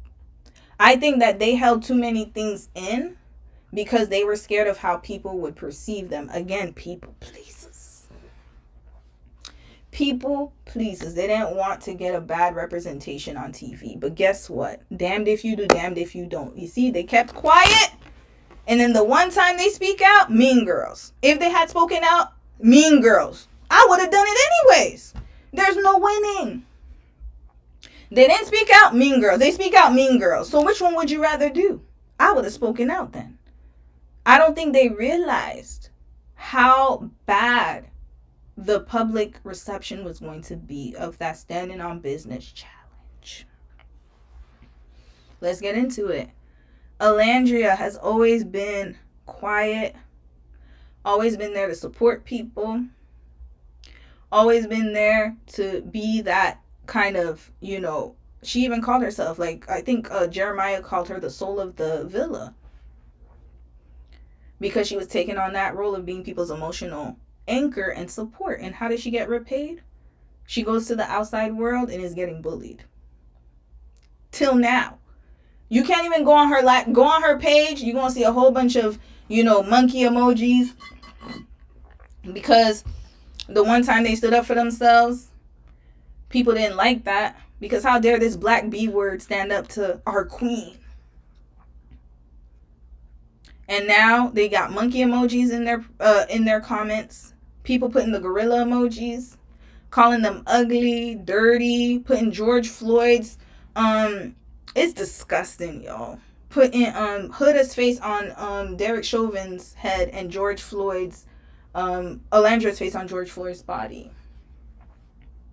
You got people calling them all types of N-words. All because they decided to stand up to somebody who, by the way, was being emotionally abusive from the beginning. This is the new world we live in, y'all. Right is wrong and wrong is right. It's flipped. So now you no longer can be quiet. And all of those podcasters were calling them mean girls. I remember one recently said that, what did she say? They didn't really show their true personalities. Hold on, let me see if I can find it. They said that. They didn't show their true personalities, and I don't believe Alandria and Shelly are like that in real life. Hold on. Let me see if I can find that one. I should have probably saved some screenshots. And Shelly, true personality. Let me see if I can find it in the search. No, this is the one. Who said it? It was one of them podcasters. I think it was Nick Vile or something. Let me check. Maybe I can find it on TikTok. Let's see. Okay, here. This is the one. Okay, we're gonna watch this girl's video. Okay. Nick Vile had a lot to say about Shelly, Alandria, and Huda on the most recent episode of his podcast. And a lot of it just isn't sitting right with me. Before I get into the details, my name is Riri. I report on celebrity and pop culture news, and you can follow me for more videos like this. Now let's get into it. I haven't even finished watching the most recent episode of The Vile Files, but I had to pause to make this video. So Nick had Dana and Katie from Vanderpump Rules on the show. They're talking about Love Island USA, and Nick mentions how even though Huda is so controversial, he really appreciates how authentic she is. Like, we saw how she acted in stressful situations, we saw her crash out, and she wasn't putting on a show. She was just being herself. Say what you want about Huda. Maybe we have notes. Maybe there's things that we would have said, oh, I would have done that differently. Maybe, I don't know. But I think we all very much believe that what we saw from Huda is who Huda is. And I agree. I think Huda was being herself and very authentic. She wasn't acting or putting on a show. But in the same breath, he says that he wishes other cast members were more authentically themselves. And they start talking about Shelly and Alandria in the episode. Shelly and Alandria were Alandria's just got that like beautiful face, the posture. She's just very put together, but you're just like, you saw her kind of crack one time. You're like, there she is. And I'm not saying that's the person that she is, but I'm just like, I wish people would just kind of just not be so concerned about. They mentioned Alandria showing her anger at one point in the episode, and they said, there she is. I just think it's weird that they are referring to her one angry moment as her there she is, like that's her entire personality. Like everything else that she's shown throughout the show, her emotional maturity, her poise is her putting on an act. Why are you so bothered that Shelly and Alandria are able to show emotional maturity throughout most of the season? Shelly played it more close to the vest. She was more reserved. I get it. But it's like, we don't really know. We love everything we see about Shelly. Right. But we don't really, with Huda, we've seen the good and the bad. Not everyone is going to have a major crash out and meltdown the second that things don't go their way. Also, the second that Shelly and Alandria showed the slightest bit of irritation in the show, they were dragged through the mud for it. The second that they showed the slightest bit of emotion, they started getting mean girl allegations. So which one is it? Are they mean girls, or are they being fake and not showing their true personalities? And it's funny because in the same episode of The Vile Files, they're calling Iris a chill, cool, laid-back girl. I never saw her crash out. She was also very preserved, but Nick had nothing to say about Iris not showing her true colors. All I'm gonna say is if Nick tries to get Shelly and Alandria on The Vile Files, I'm gonna be pissed. Stay away from them. Let me know your thoughts and follow me for more. Nick Vile had a lot to say about Shelly, Alandria, and Huda on the most... Thank you, Riris T. I thought she had a really good commentary on that. Y'all saw that, right? And then this is the funny thing, and that's why, okay, I gotta tell you guys this, and I'm gonna be completely honest. You don't care. You shouldn't care about what people think about you. I'm gonna say this right now. Especially if you're a woman of color, and especially if you're a black woman on top of that. I'm gonna tell you why. Listen to this. Listen to these people. Oh, they act like they're so put together, and that's not really who they are. They're really these angry black women, and they ready to pop off. Even though Huda was the one doing that from the beginning. Y'all see that, right? So black women, we just like every other race, we have different types of representation and characters within our race. So you have some women who are more reserved, more quiet, classy, whatever. You have other women who are loud, boisterous. You have other women who like the whole, I don't want to call it that, but it's the hood aesthetic, And then you have other women who are just laid back. You have other women who love makeup. You have women who don't. We come in so many different types of varieties, right? But look at how they're trying to group us into one category. And then when you look at Shelly and Alandria, the face cards, the beauty, au naturel, and I'm not trying to down any other woman, but they were the most natural ones in the villa. They are like that.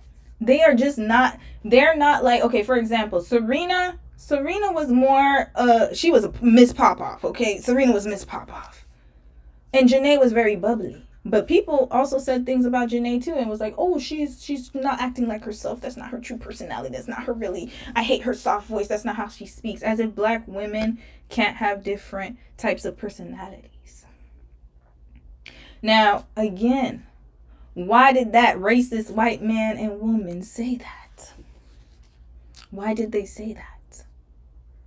Why did they have such a difference in reaction to Alandria and Shelly than Huda?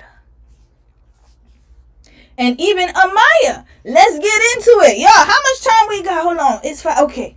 I'm going to be here for a little bit longer. I feel like this is important, y'all. Amaya. Same. Amaya popped off too, y'all. Amaya popped off too. Y'all forgot about this scene?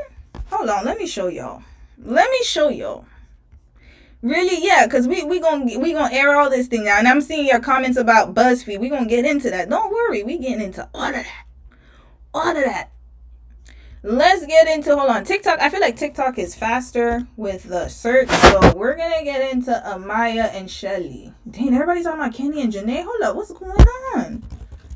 I'm gonna get to that after. Amaya versus Shelly. Let me see if I can find it.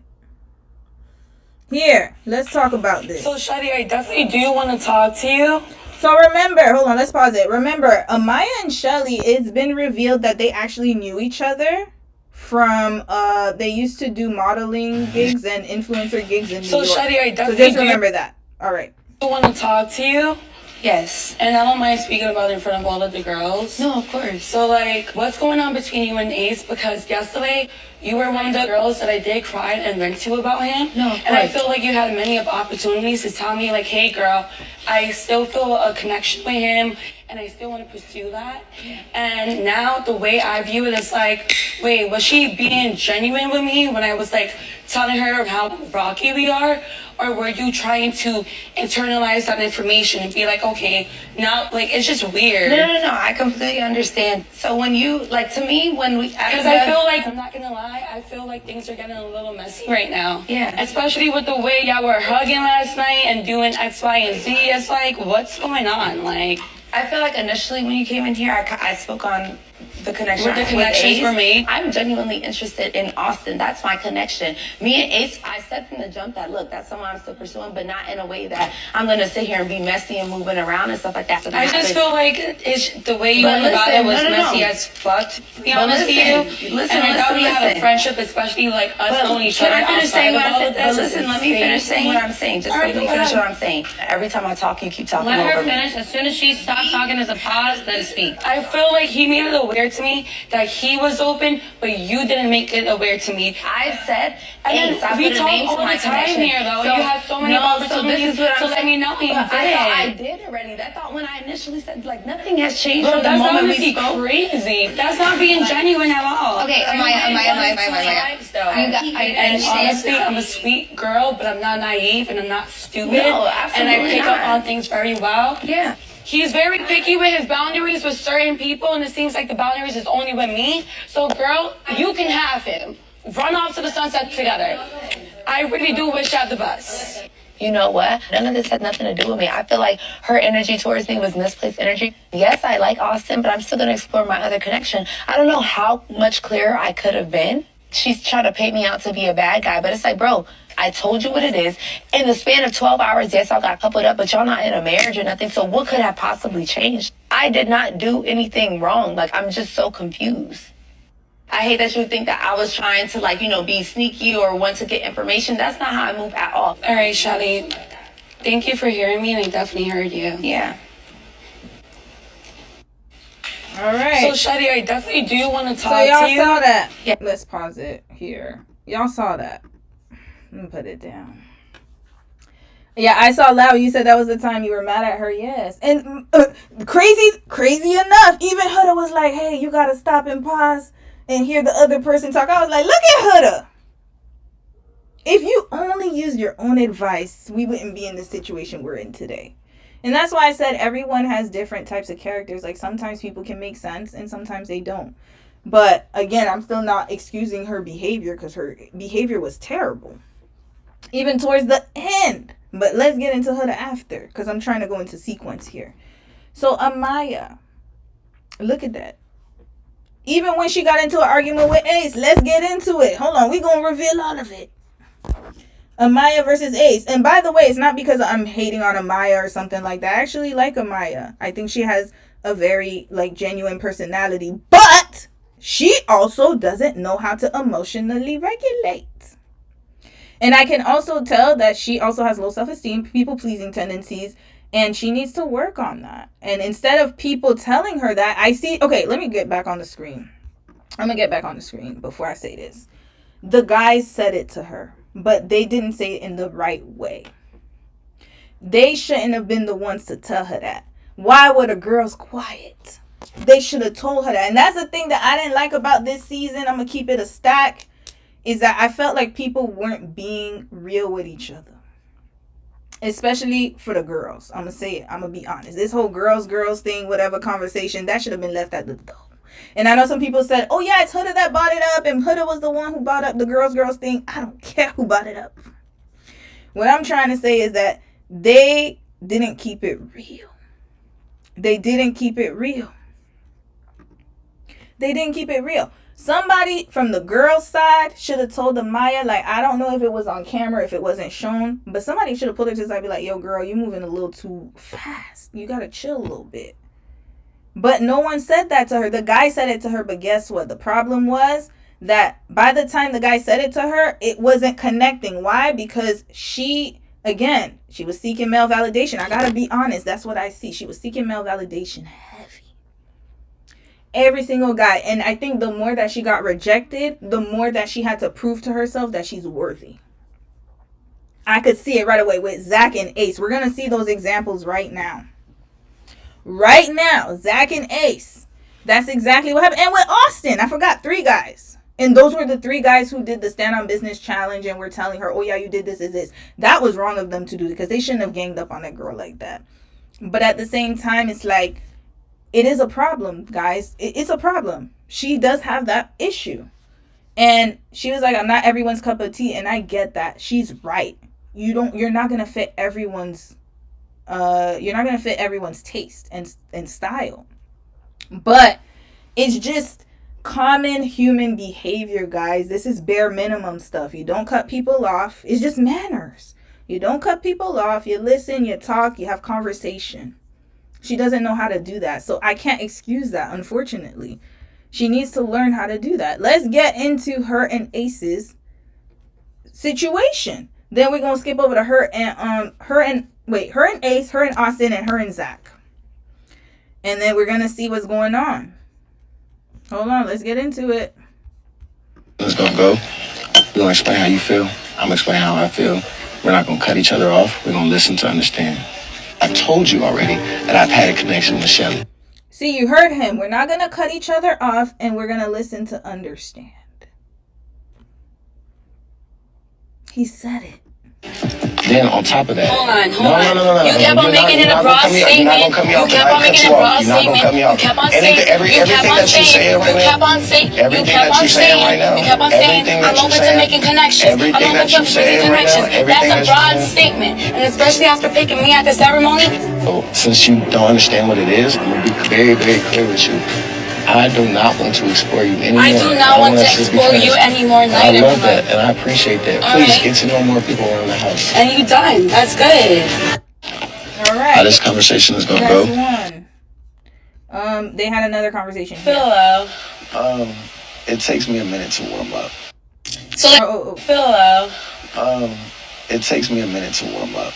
Okay. By the way, guys, whoever's watching this after, it says Ace is too damn short and Uggs to be acting this rotted. Amaya handled it too well. Look at this enabling behavior right here. But I'm just playing the clip because that's they have the footage. But I don't necessarily agree with this. Yeah. What you be calling your partner when you're in a relationship? My partner? Yeah. I usually make up a nickname for them, like my own personal nickname. Yeah. Or babe. Oh.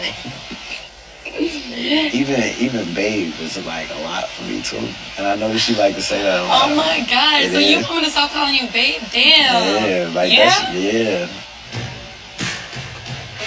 I'm about to walk away for real, cause you probably piss me off. You trying to make it seem like I'm like being selfish right now.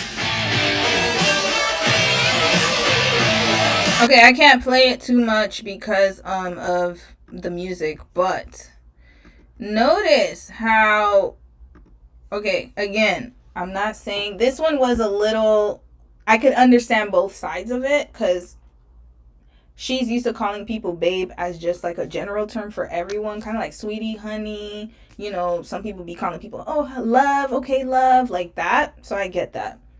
But if a person tells you that they don't like it, that's already a full stop. So I don't know why she said you're about to piss me off. You see what I'm saying? And I think it's because she got upset with Shelly afterwards. That was the real reason. The real reason, and Shelly was right, it was misdirected anger. The real reason is that she was feeling Ace. And she thought that he was feeling her because he chose her. And unfortunately, Ace was not being honest with himself. Because again, he was trying to portray as if, you know, he's really playing the game and I'm trying to choose other people. And so I'm going to choose you after the girl I really want after. I don't know if it was to make Shelly jealous because remember, they knew each other back in the day or they had met at some club and he was after her. I don't know what it was. Maybe he didn't want Shelly to get too big-headed. There could be multiple reasons. But at the end of the day, he chose Amaya. But from the time that he chose her, he knew he wasn't interested in her. So I don't know why he was coming up with these type of, oh, it's because you said babe, I don't like that. He should have just said it from, like, he could have picked her and said from the beginning, hey, you know what, to be honest with you, I'm not really feeling this connection, and we could end it. What I will say, though, is that he does have strong boundaries. However, I will say that he was playing a little bit too much. And he should have been honest with himself. But again, worried about what other people would think, worried about what America would think. This is what's going on. And so now, in today's time, he got the villain edit. Now everybody calling him the mastermind because he kicked Jeremiah off, allegedly. And got the Nick and Taylor to be his minions, allegedly. They said that he was the leader and the ringleader of the entire operation of the villain. That's what he got. Because he wasn't true to himself. And he wanted to just play the game like everybody else. But sometimes if you know you want something, you know you want it. Why you gotta play games? Yeah, Amaya peeped it. Yeah, she did. She did. Now, the thing is that, though, like, when she peeped it, the problem was she should have gone to him from the beginning. But she went to Shelly, got upset with Shelly. And you know what the thing is, too, though? Like, Shelly was caught in a crossfire, unfortunately, in that whole Amaya and Ace situation. Because Shelly was doing nothing but entertaining two men. That's what it was. She was entertaining Austin, and she had her little play card or whatever, her little roster. She had Austin and Ace, so she's like, look, I'm just playing, I'm talking to them, whatever. Amaya, though, she's very possessive. She only knew that man for 12 hours. Why are you locked in on him that much? You see, that's what I was talking about. Like, she, again, based on what I've seen in the TV show, she could be completely different in real life. I don't know, but I'm judging her off of the TV show. It seems like she gets emotionally attached too quickly. And she needs to fix that because she's going to keep having the same issues. Whether it's with Brian or whoever else after, we don't know. And already you can see her and Brian, they didn't really have anything really to talk about. He never really talks. She's leading the whole conversation. All right, let's watch a little bit more and then we're going to get into other couples. Taylor and Alandria, they're up next. Lord, I got to talk about them. Oh, Lord. Okay, Amaya and Austin. We're not even going to waste time with Austin because he didn't really tell her how he felt and he was telling other people behind her back, so whatever. Oh, wait, here we go. It's Amaya versus Austin. No, this is just a game. Okay, here. The side to her that I very much love. It was always more negative. No, this was the stand on business. Okay. Sorry, not Austin. I meant Zach. All right, let's look at Amaya and Zach here. Let's see how they kissed first, because this one was interesting. Okay, here. Well, a kiss would be nice tonight. Yeah. Yeah. You want to? I do, but I don't want a 50-50 one. I feel I should do that.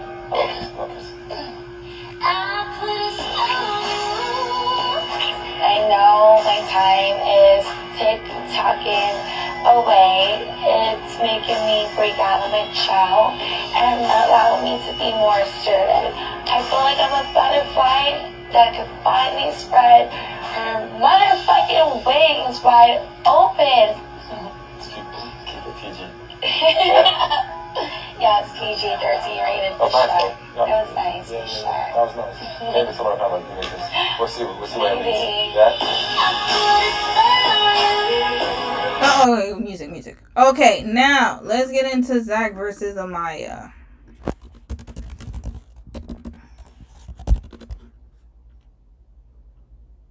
Time, I didn't want to kiss you, but I just did because I didn't want to. Obviously, I should say so. You know, Amaya, it's too soon, and then you would have understood my boundaries a little bit more.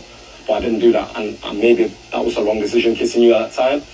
What? That's actually fucking insane. That's actually insane. What you're saying doesn't make any sense. That's extremely mean to say. Okay, that's fine. That's how you think. Can I land? That's what. No, that's the truth. Can I land? Yeah, go ahead. That's Loki getting all what are you doing? Oh man. So obviously, like after you kiss me. Where is your head at? Okay, that's what you think. And you're not an honest man. That game yesterday, talking about standing on business. Baby, I'm standing on business today. Last time I checked, I got 10 toes, not one toe missing. So I'm going to stand on business on my 10 toes. You're contradicting yourself. And actually, I don't want to hear your voice no more. So, goodbye. You're an extremely odd individual, and I do not want to fucking talk to you ever again. It's fine. Fuck off. Goodbye. See you later. Shut the fuck up. Yeah. Wait, who said Zach and his 32 veneers? I cannot. You know what's so funny? Zach is the type of person where you look at him and he's eye candy. You can look at him, but when he opens his mouth, you're like, oh no, he's not attractive to me. And his behavior is terrible. He has terrible attitude. I don't like his behavior. He didn't treat her. I felt like when the Standing on Business challenge, when Ace and Austin were talking to her, I really thought he was gonna be like, yo, y'all need to chill. But he ganged up too. He ended up doing it too. And I was just like, okay, I don't like it. I don't like men like that. I really hate that. Austin too, I ain't like that either. So again, Amaya has no type of emotional regulation, and she doesn't know how to read social cues. And I think that she needs to work on that, because even with Brian, she's always leading the conversations. And then she was like, oh, because I talk a lot and da da da. And I'm like, no, it's because this man, he coasted, y'all. He didn't, I don't think they've ever had an actual conversation where they both are really like engaged and talking to each other. It was always her just talking, yapping. He's like, yeah. He does that little giggle like, yeah. And then that's it. And then that's it. It was a wrap. So, do I think that their relationship is going to be successful outside of the villa? No, because they don't have a foundation. The only foundation they have, it might work, is that they are of the same culture. They come from the same background. But the problem is, I feel like Brian's not putting in effort, in my opinion. Maybe I'm not seeing it because they're out of the villa. But while he was in the villa, he didn't put enough effort for me. I don't think he put any effort, y'all. He didn't put no effort. He just talked to her, laughed a bit, curled his toes, and they were off to the sunset, and they won the show. That's what it was.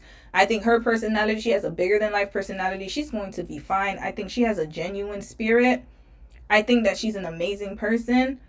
And I hope that she works on herself going forward, because she's going to continuously have this problem with men. I can see that already. Like, it's not something that's going to be fixed with fame. It's going to get worse, actually, because people are actually going to use her. All of those issues, same thing with Huda. All of those issues that you don't fix before you get on TV or before you get into relationships, is just going to go tenfold, especially if you're famous. People are going to use them. People are going to use them for their likeness. That's all I'm going to say. So it's going to be hard for them to get help for that. Hold on. I wanted to talk about Alandria and Nick next. Let's talk about Alandria and Nick. Shelly and Ace, I could talk about them a little bit, but Shelly, because of the BuzzFeed knuckle sandwich situation. And what else? She's had a lot of, oh man, people are just disgusting. The media, how they're treating Shelly and Alandria, I've never seen it like that before. It's kind of like they're being punished for just existing. And that lets me know that, again, as black women, I gotta keep it real. I'm a black woman. We never get the same opportunities as other people. And even if Alandria and Shelly, they seemed, okay, let's say that the Stand on Business challenge, let's say that they could have done things differently. I will say that. I didn't agree with Alandria saying that Huda kissed Chris in public. I didn't agree with that. I didn't agree with Shelly getting upset with Huda because she bought Chris back. I get it though, because Huda is a hypocrite. And whatever standards she has for other people, it doesn't apply to her. I understand that. But at the same time, I do feel like, yes, they had their moment where they weren't seen in the best light. However, they were not given the chance to move on from it. People are still holding it against them. Whereas Huda did all that stuff. All of that stuff. Amaya, I just showed y'all examples. Did all of that. Yeah, did all this. Did all this. New York. Yeah, New York. Did all that. And yet, people can move on from that, right? But with Shelly and Alandria, the only instance where people could hold against them, they used it. So that's why I said, damned if you do, damned if you don't. Because at the end of the day, people are looking for you to fail. Especially if you are put together. And that doesn't, okay, to be honest with you, yes, black women, we definitely take the brunt of it. But that's for anybody. I will say this, like, I'm using this as advice to anyone out there, especially if you're a black woman. But I will say this, is that when people are jealous of you, jealousy is very strong, y'all. When people are jealous of you, they will use anything to hold against you. Anything. They're looking for you to fail. Especially if they are threatened by you. And they know that, again, you're beautiful, smart. They can't say Shelly and Alandria are ugly because they're both gorgeous, beyond gorgeous. So they can't say they're ugly. Can't say they sloppy fat or whatever people want to use. Of course, I know fat is not a good word to use, but you know what I mean. They can't say they're out of shape like what they say about black women. Oh, you all big, out of shape, you're all fat, whatever. They can't say that. They're both, small women. They can't say that they're uneducated. Both of them are highly educated. They can't say that they're broke. They're both in careers. What can they say? They can't say nothing. So what are they going to do? They're going to use words like mean girl. They're doing too much. They were mean to Huda. As if Huda wasn't terrorizing the whole damn villa. This is craziness. And you see it in 4K. And it's in video, y'all. It's evidence. Like, literally, I could put up my Crave account right now and show y'all episodes 1 to 30 of Huda being a menace. Up until the last episode, when she was trying to get Chris to sleep with her. And he was trying to go to bed. And she said, I'm going to count to 3 if you don't turn around. And give me the cookie. This, the nookie, whatever. Till the end. Till the end. They even broke up in the final episode. Have you ever seen that before? But yet, Shelly and Alandra are the mean girls. Okay. One mistake. Or what they perceive to be a mistake. And they won't let them off of it. That's insanity, right? Let's get into it. Taylor and Alandria, Lord, 3 dreads. I'm not even going to show too much of that footage because I don't really care about him, to be honest with you. But I am going to show you what he's been doing outside of the villa. So, how much time we got? Okay, I'm only going to be here for maybe until 6:30 my time. Yeah, till 6:30 my time. I know it's like late for some of y'all, so I'm not going to talk too much about this, but let's talk about afterwards because what's been going on. I stand 10 toes down for them. Absolutely. 100%. I think the extent to the hate this season is reflective of absolutely. It is. It is. And the thing is that the racism, the vitriol, everything is all because people are miserable and they need somebody to take it out on. And instead of taking it out on the people they need to take it out on, the leaders, politicians, the people who are in power, they use reality TV. They use the social media. They use all of that. And, the worst of it is, Devonda Pittman, you said it, sis. The misinformation on TikTok and other social media platforms is insane. Everyone has a think piece. Everyone has an opinion. Everyone has something to say. And not saying that it's a bad thing, but I honestly believe that some people they don't need to be online. They don't need to be. And another thing is the term bully has been overused and not used appropriately, might I add, on top of that. They're not giving them grace. They're not giving them grace at all. And it really saddens me because when I look at Shelly and Alandria, I think of who I would want my daughter to be at their age. Hell, I wish I could have been like them at my age, at the age that I was when I was their age. I think that they have the correct way to move and navigate. When I tell y'all a lot, if you guys have watched my case studies, if you're new to this channel and you haven't watched my case study, I have always talked about my experiences, and the reason I do the case studies is because I never got that advice myself. I was running around being like Hannah and Sierra. That's literally what I was doing, not being myself. Hannah's herself, but she was she would sleep with people sometimes and hope that I was mostly like, I would say I was more like Sierra as far as personality goes, like when I say that I wasn't my true self because I wanted people to like me. So what I would do is I would mask who I was and I would act like I'm the cool girl. I was like a Sierra back then. I was like, oh, I'm the cool girl. Oh, I don't care if you do this. I don't care if you, and it bothered me. And then every time, like if whatever, you sleep with a man or whatever, you sleep with your man. And I would think that would put me in a higher position. Oh, because I slept with him, so that means that I'm da-da-da-da-da. And in actuality, I was a clown. Clown emoji. Letting men triangulate me. That's what it was. But that's what low self-esteem does. And at certain points in my 20s, I was in a Maya, seeking that validation, crying, wondering why guys didn't like me until I got my self-esteem out, until I worked on myself, is what I'm saying. So I could see myself in them, right? But at the same time, when you look at Shelly and Alandria, they move how I would have wanted to move at their age. The fact that they already move that way and they're so young, they're going to be set up for success. They're going to be set up for success. If I had a daughter, I would want her to be more like them. And the fact that they're being villainized is crazy to me. That's crazy to me. This is who I would want young girls to model. If ever in my case studies, I told y'all, hey, of course, Alandria made mistakes with Taylor. I'm going to get into that. But one thing I will say is that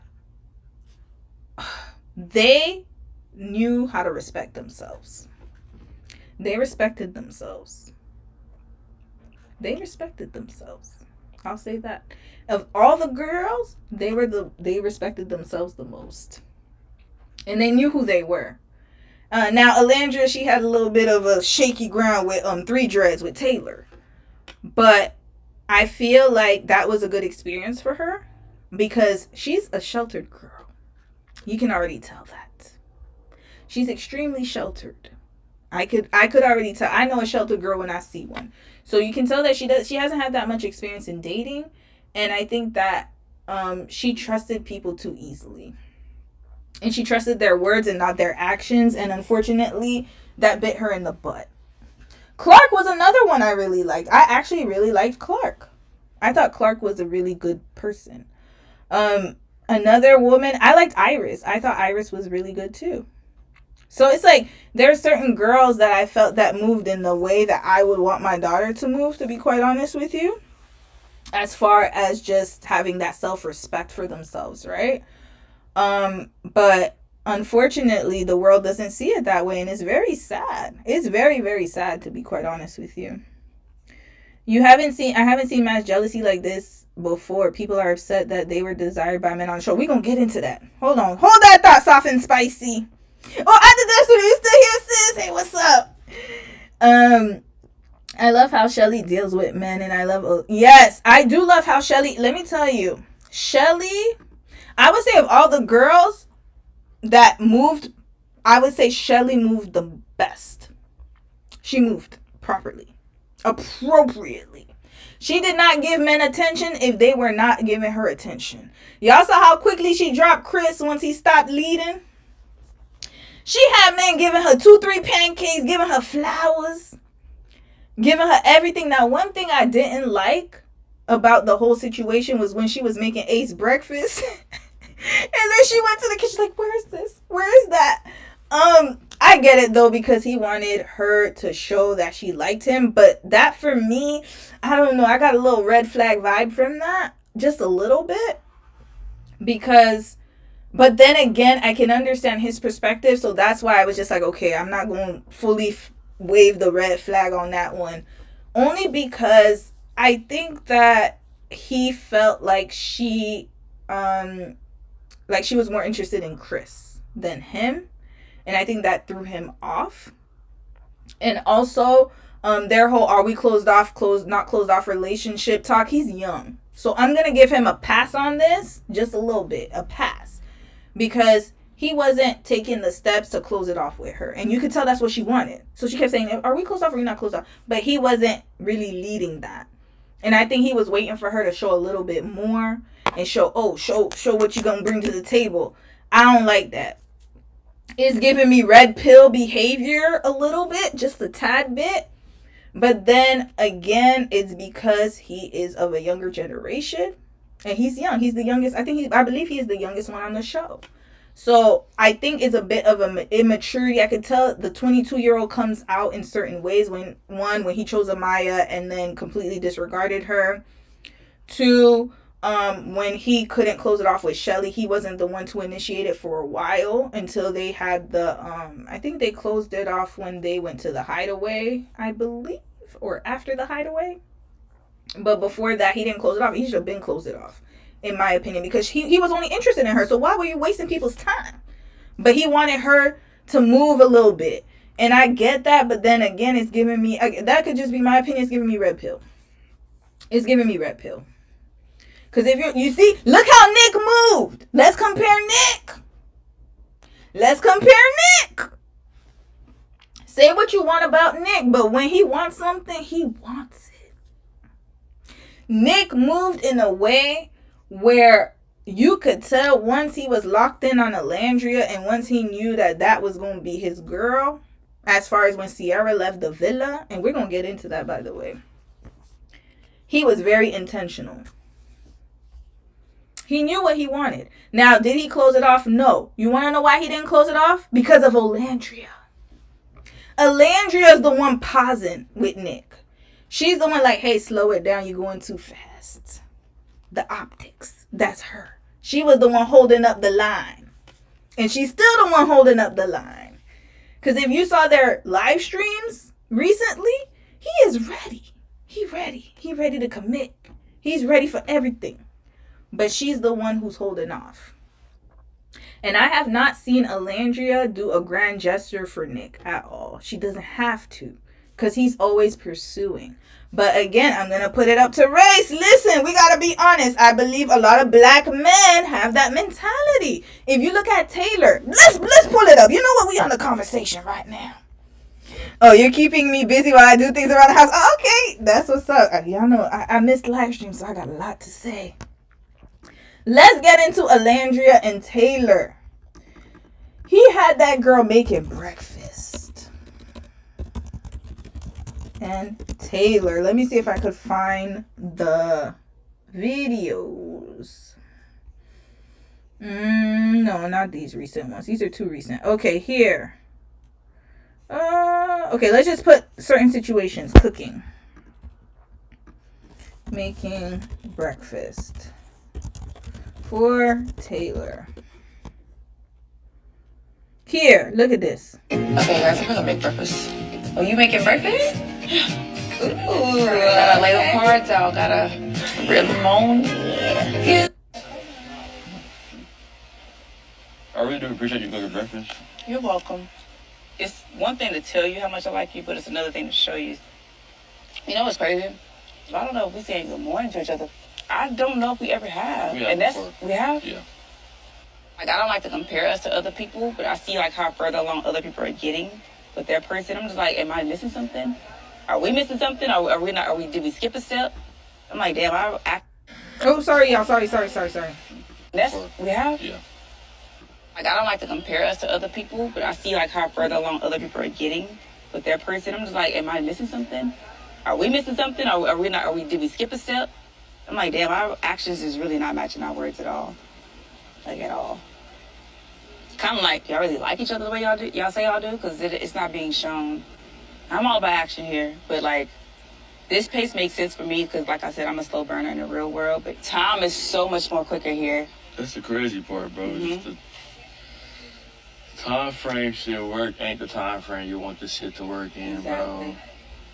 Although I am a slow burner in the real world, in here, I still carry those same values. I value my body, I value myself, and here just a little faster pace, which is why I kind of like brought that conversation to Taylor. Like, hey, in case you're waiting for a green light from me, this is that.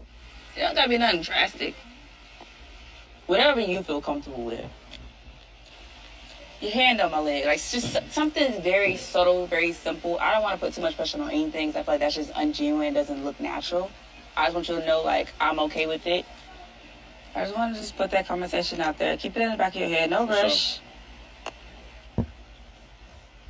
Sierra is... Okay. See, this is where Alandria was starting to piss me off a little bit, but I get it because she was... talking about this makes me angry. When I tell y'all, I wanted to grab Taylor from the screen and just chuck him somewhere. He makes me mad. I think of all the men on the show, he pissed me off the most, y'all. I was pissed when I saw her making breakfast for him. I said, girl, put that skillet down. Put them eggs down. Don't do that. But this is why I say in my case studies, if you want to know if a man's interested in you, don't do anything. Fall back. You need to fall back. Because, sis, every time I watch a scene, I'm like, you're too beautiful for this, sis. This man couldn't even look her in the face. Y'all saw when she was talking about other people in the villa, he was like this, all to the side, then talking about, yeah, bro. He was not interested in her. He was not attracted to her. And he even told Ace he wasn't physically attracted to her. So he kept her there because he was waiting for his next option, which he proved in the end when he went on the Standing on Business challenge and he said, oh, yeah, like, I moved for me. We're going to talk about, we're going to show that too. But he led her on. And unfortunately, Olandria has a type. She loves black men. She loves black love. It's been shown on her Twitter and her Instagram. She does. She has a certain type of loyalty, and she's race loyal. But I will let y'all know right now, don't look at the race of the man. The character is more important. Because look at how he treated her. Look at how he treated her. The optics. And this is why let me tell you who's mad at Nick and Olandria's relationship. And who's screaming that it's fake? Who's screaming? Who are the ones screaming that it's fake? I'm going to tell y'all. Black men. White women. Black men and white women. And not all white women. Of course, I know that some of them support Olandria and Nick. Don't get me wrong. But as we can see, who is talking the loudest? Black men and white women. So, again, sis was race loyal, and I commend her for it because, you know, she love a chocolate brother. I'm going to show y'all. Okay, y'all, listen, y'all think I'm lying? Let me show y'all. Hold up. Let me see if I could find it. Let me see if I could find it. Here, there was someone on Twitter. Sorry, not on Twitter. A guy that I think she reposted his post. And then he's like, oh, I missed my shot with Olandria. Okay, let me see. No, she said chocolate man. Let me see. I know I spelled chocolate wrong, y'all. Let me see if I could find the guy. Dang, I wish that I could find it. Hold on. Let me see if I could find it. Was it this guy? No, it wasn't this guy. There was a guy who, he was like, dang, she reposted me. Okay, let me see if I can find it on Google.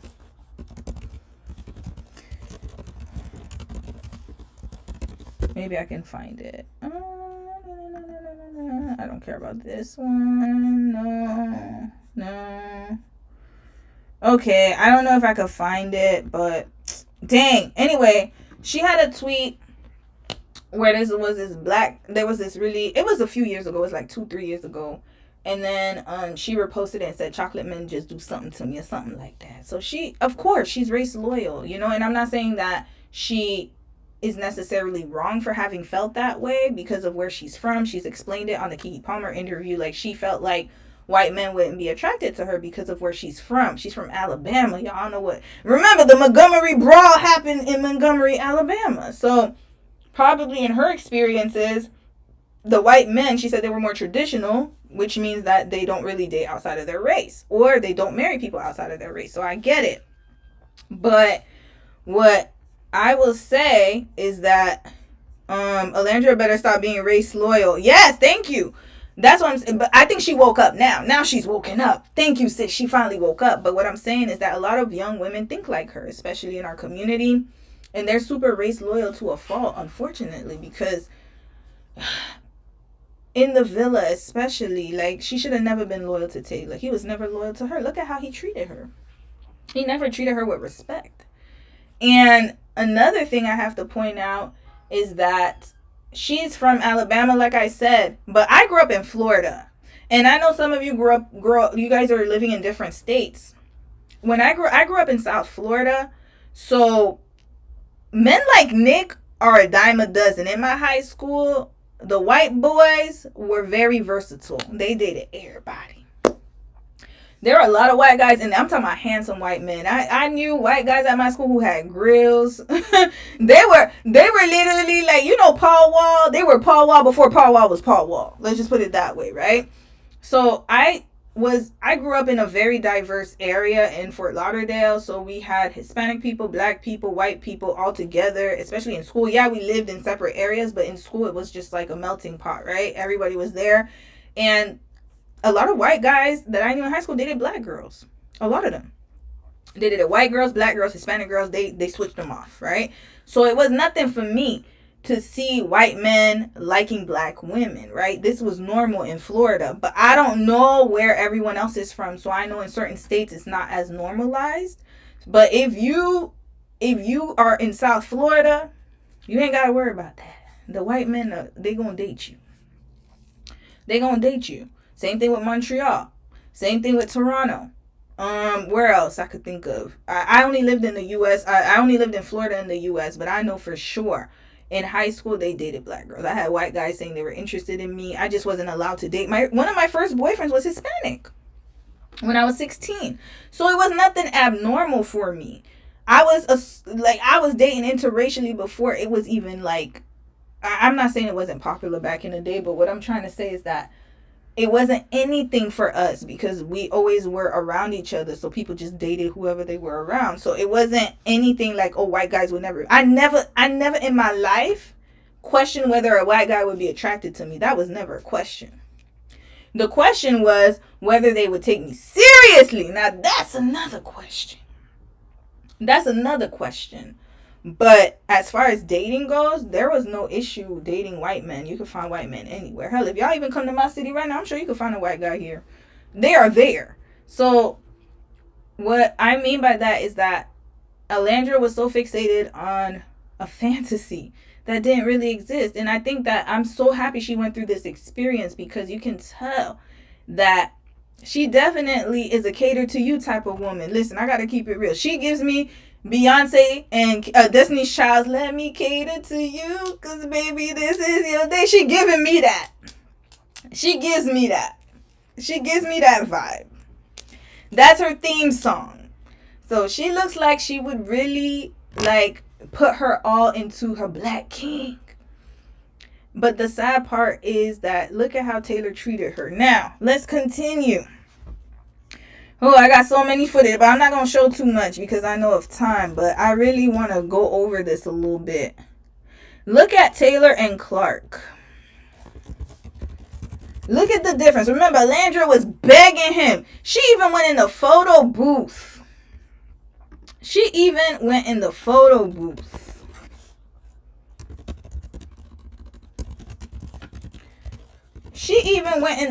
Took a picture and tried to get... It was just crazy. Hold on. Let me see if I could see him and Clark. One thing I really miss is my family and my horses. Them the two things that I miss. And I love animals too. When I was a little girl, I wanted to be a vet. That's why I kind of love what you're doing. Like, and then you're deep into it. Like, that's actually part of your life. I always wanted to be a groomer, but like, I never knew how that would... Like, I would apply for grooming positions. But I never, like, you need experience for that. Look at that. Just giggling. This jolly ass sitting back smiling and shit, yo. Like, who's got you smiling like that? I just want to be a groomer. I know. And groom dogs. I have a dog. She's like a Shih Tzu Poodle mix. Shih Tzu. So we order, like, I don't know, what's it, like grooming clippers? Yes. You do your own? Yes, and I literally... Fucked up. She's like the hottest mess for like 2 months. I'm like, oh my God. Note to self, not to send my dog to you to get groomed. I just need some practice. I really want the best for Taylor. I'd hate to see him in a bad position. So I think it's a great position for him. But hear me out. Him and Alandra left off on a really good spot. Who do you think is a better fit for him? My honest answer? I love Alandra, but Taylor is a super, like, chill, go with the flow, chill guy. Yeah. And Clark seems more, like, relaxed in that sense. Yeah. I saw a mosquito, but I lost it. Did you? I saw it. I finished mine. All right, here. Y'all see how Nick was sabotaging? Nick was a op. Nick was a op. Anyway, he was opping. He was opping with all the guys that were around Alandria. We'll talk about that after. Now, Taylor. Look how he was showing all his teeth and grinning and skinning and grinning when he was talking to Clark. But with Alandria, it's like she had to pull teeth to get him to have a conversation. Why? Because he wasn't invested. He wasn't invested. She wasn't used to a man like Nick affirming her, and she said Nick opened her water. Yeah, I remember that interview. Yeah. She doesn't even have to touch anything. Yeah. She's used to doing all the labor. Sounds like any... Let me tell y'all. We could get into that another day. She's used to doing all the labor in relationships. I could already tell. Because, again, she was fixated on a certain type of man. I think this is her first time exploring another type of man. And she's seeing what they're bringing. And she sees that it's not the same. So when men ask... women like us, because Clay, y'all remember Clay from Love is Blind? He was asking, why do black women, get mad at black men for dating interracially, but you guys accept when black women date interracially? This is the kind of reception you get. When you see other... That's why I always advocate for people to date different. Just widen your net. Don't just stick to one person or one race, because one, you'll be sorely disappointed. I'll say that. But two, you should widen and cast your net, because you're going to notice the difference in treatment off the bat. And somebody said Nick is from Jacksonville. Yes, he is from Jacksonville, Florida. Yes, so that's why this is not surprising. That's why when people were like, that's why I was saying Sierra miscalculated. She thought that he was a preppy white boy because she's used to the white boys in Arizona. She's used to Arizona. She's used to the white boys in Arizona. But she didn't realize that the white men come in different shades and cultures. The white men you see in Arizona and California and on the West Coast are not the same breed of white men you see in Georgia and in Florida. North Carolina, South Carolina, you can go up the New York, wherever you want to go. Especially Florida, because I have experience there. So those are different white men. You can't, they're not created equally. They're not. So that's where Sierra she got life messed up. Notice when he got with Alandria. First of all, his best friends in the villa were Nick and Ace. And also Pepe. That should tell you everything you need to know. And now he's really good friends with Brian and Chris. All of these men are men of color. Matter of fact, I think him and Charlie and Austin were the only... And TJ. They were the 4 white guys. Notice when he was with Sierra... I will say this. I won't show clips. But when he was with Sierra, he assumed the personality that she wanted. But that's not necessarily who he was. I think that he grew up in a different environment, because they said he traveled to 44 countries and his parents traveled with him a lot. So I can tell that he knows how to assimilate to different environments. But at the same time, you could tell his real personality. He had remember, this one was a spicy one. He got a little spiciness to him. Ain't that what Landria said? She's right. Let me tell y'all, when you see a guy, you can tell, okay, I'm going to give y'all an example. Look at Dom. Dom is Korean. Full Korean. From Korea, raised in Korea, born in Korea. But I could tell he had a little seasoning to him. Well, first of all, he messaged me, so I knew that he didn't really have a type. So that's number one. He was interested in talking to me. I'm black. If he wasn't interested, he wouldn't have messaged. Same thing with Nick. If he wasn't interested, he wouldn't have kissed her at the blindfold challenge. And she wouldn't have kissed him either. In the first. They were both interested in each other. Now, the thing is that when I started talking to Dom, you could tell he had seasoning in him. He got a lot of seasoning. And now the seasoning is in full effect. You can see it. You know when a man of a different race has seasoning. Nick has seasoning. But the problem was that Sierra miscalculated. If him and Sierra, let's say he never was with Alandria. Let's say him and Alandria were never together. And he ended up with Sierra. And let's say he actually was interested in Sierra and he pursued her. I don't think he would have ever been able to comfortably fit in her lifestyle and her aesthetic, because that's not him. He hangs out with diverse people, diverse crowds. He likes to be around diversity. She is not diverse. She is whites only. Whites only. That's it. That's her MO. Notice in the villa, I understand she was friends with Shelly and all the other girls, but I don't think that that's who she normally hangs out with outside of the villa. If you look at all her pictures and all of her TikToks and edits, she's always around people who look like her. And it's for a reason. So that's what I'm saying. Like, aesthetically, she is a cat. Like, she likes to be around people like Iris and TJ. Notice how they were doing these double dates in the house and stuff like that. Iris and TJ, Nick and Sierra. That's her type of environment. And when she wants to have fun and she wants to hang out, she hangs out with Shelly. Because her and Shelly were very close. But other than that, her and Elandria weren't friends. They were just friends by proxy because of Shelly. That's all that was. I don't think her and Elandria were actually friends like that, to be quite honest with you. They never were. Hold on. Somebody said Clay did. Yeah, he was sleeping with non-black. Clay is a mess, y'all. Clay is a mess. Yeah, let's get into Taylor and Clark now. Okay, let's get into Nick and Elandria, and then I gotta wrap it up for real, because I could go on and on about Love Island. There's just so much content to cover with them. But Shelly and Ace, they are together, so they're doing their thing. I'm happy for her, but I will say that their age gap is definitely going to cause an issue when it comes to when they get serious enough. Like, I think that right now is cute, it's okay, but their age gap is going to cause an issue, I believe.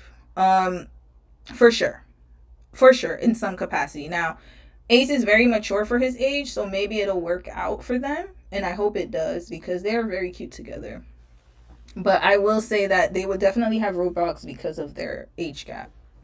So that's something that they have to be careful about. Now let's get to Nick and Elandria.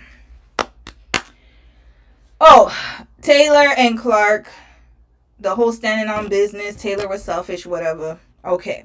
So now that the whole show is over, let's see how Taylor is treating Elandria. Y'all gonna see this. And how he's treating Clark.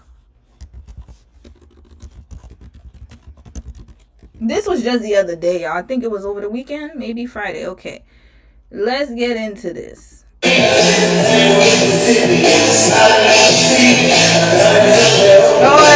there's music. We're going to have to watch it without the music. Okay. So look, Elandria jumped over the couch. Now they put 3 dreads. Okay. So, she's so cute. So now she's dancing. Okay, look, they doing TikToks together. They're on a brand trip together. Okay, cute. All right. Cute. Okay, look at this. Now that they're out of the villa, look at him, right? And then look at him being all up behind her. Look at this man. Look at him. Look at him being all up behind her. I think at one point he was fixing her leave out. Look at that. Hold on, let me see him fixing her leave out. Taylor fixing Elandria's leave out.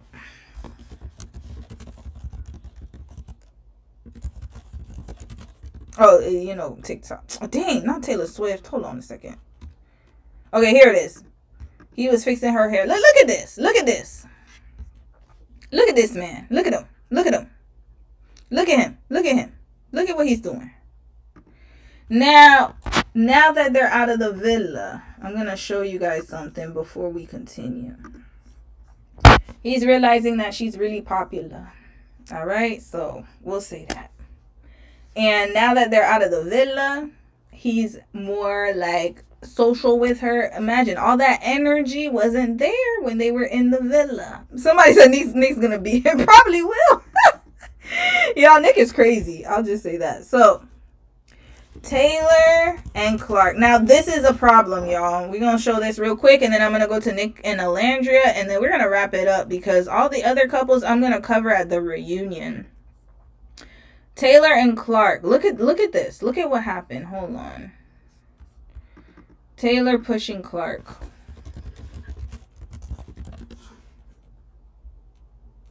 All right, where is that? Is it this one? Okay, we're gonna play this one. Wait, what? Why do they always be playing music? Hold on. Here, okay, we'll watch this girl's coverage because I don't want to hear music. Oh no, I don't want this lady. I need to block her.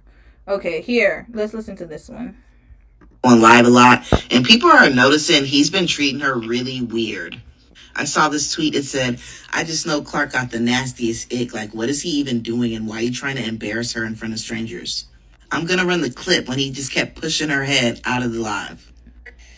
Clark, did y'all have to share clothes? If the girls, was the girl sharing clothes? Because I feel like I seen girls wearing the same things on different episodes. They did. They all shared each other's clothes. Thanks, Taylor. Now, I didn't see the live, but they're saying he mushed. Okay, so he did it. At first, people were laughing probably because they thought it was a joke, right? But let's play more. Hold on. I'm going to pause it because the music... Okay, this music is okay. All right, look. Look at him. Look at this. Look at this. Look at that. And that's not the only time, y'all. Look at this one here. I'm gonna have to take off the music, but let me fast forward a little bit to when he shoves her. Okay, look at this part. Hold on. So okay, here. This is where he does it. She's doing whatever she's doing. She's dancing, whatever, having a good time. And then look at his hand here. He pushes her. Look at that. And look at that guy behind. Look at that. Hold on, keep going. We're gonna rewind it a little bit. See? Look at that. And also, Taylor, when Nick got on live.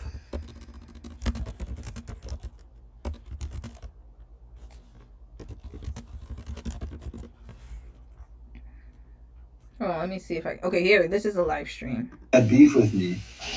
Oh, look at that. Look at here. This part. Was definitely you, Clark. Anybody gonna stand on business? Oh, yeah. You don't understand business. Her time is done. Clark. Oh, I don't think you guys can see it at the Clark, bottom. it's not, Oh, man. I understand that they had beef with me. Oh, was that me? That was definitely you, Clark. Okay, I'm gonna pause it here. Because you can't really see the bottom, but he pushed her out of the way because Nick got on the live. So, yeah, I'm still on.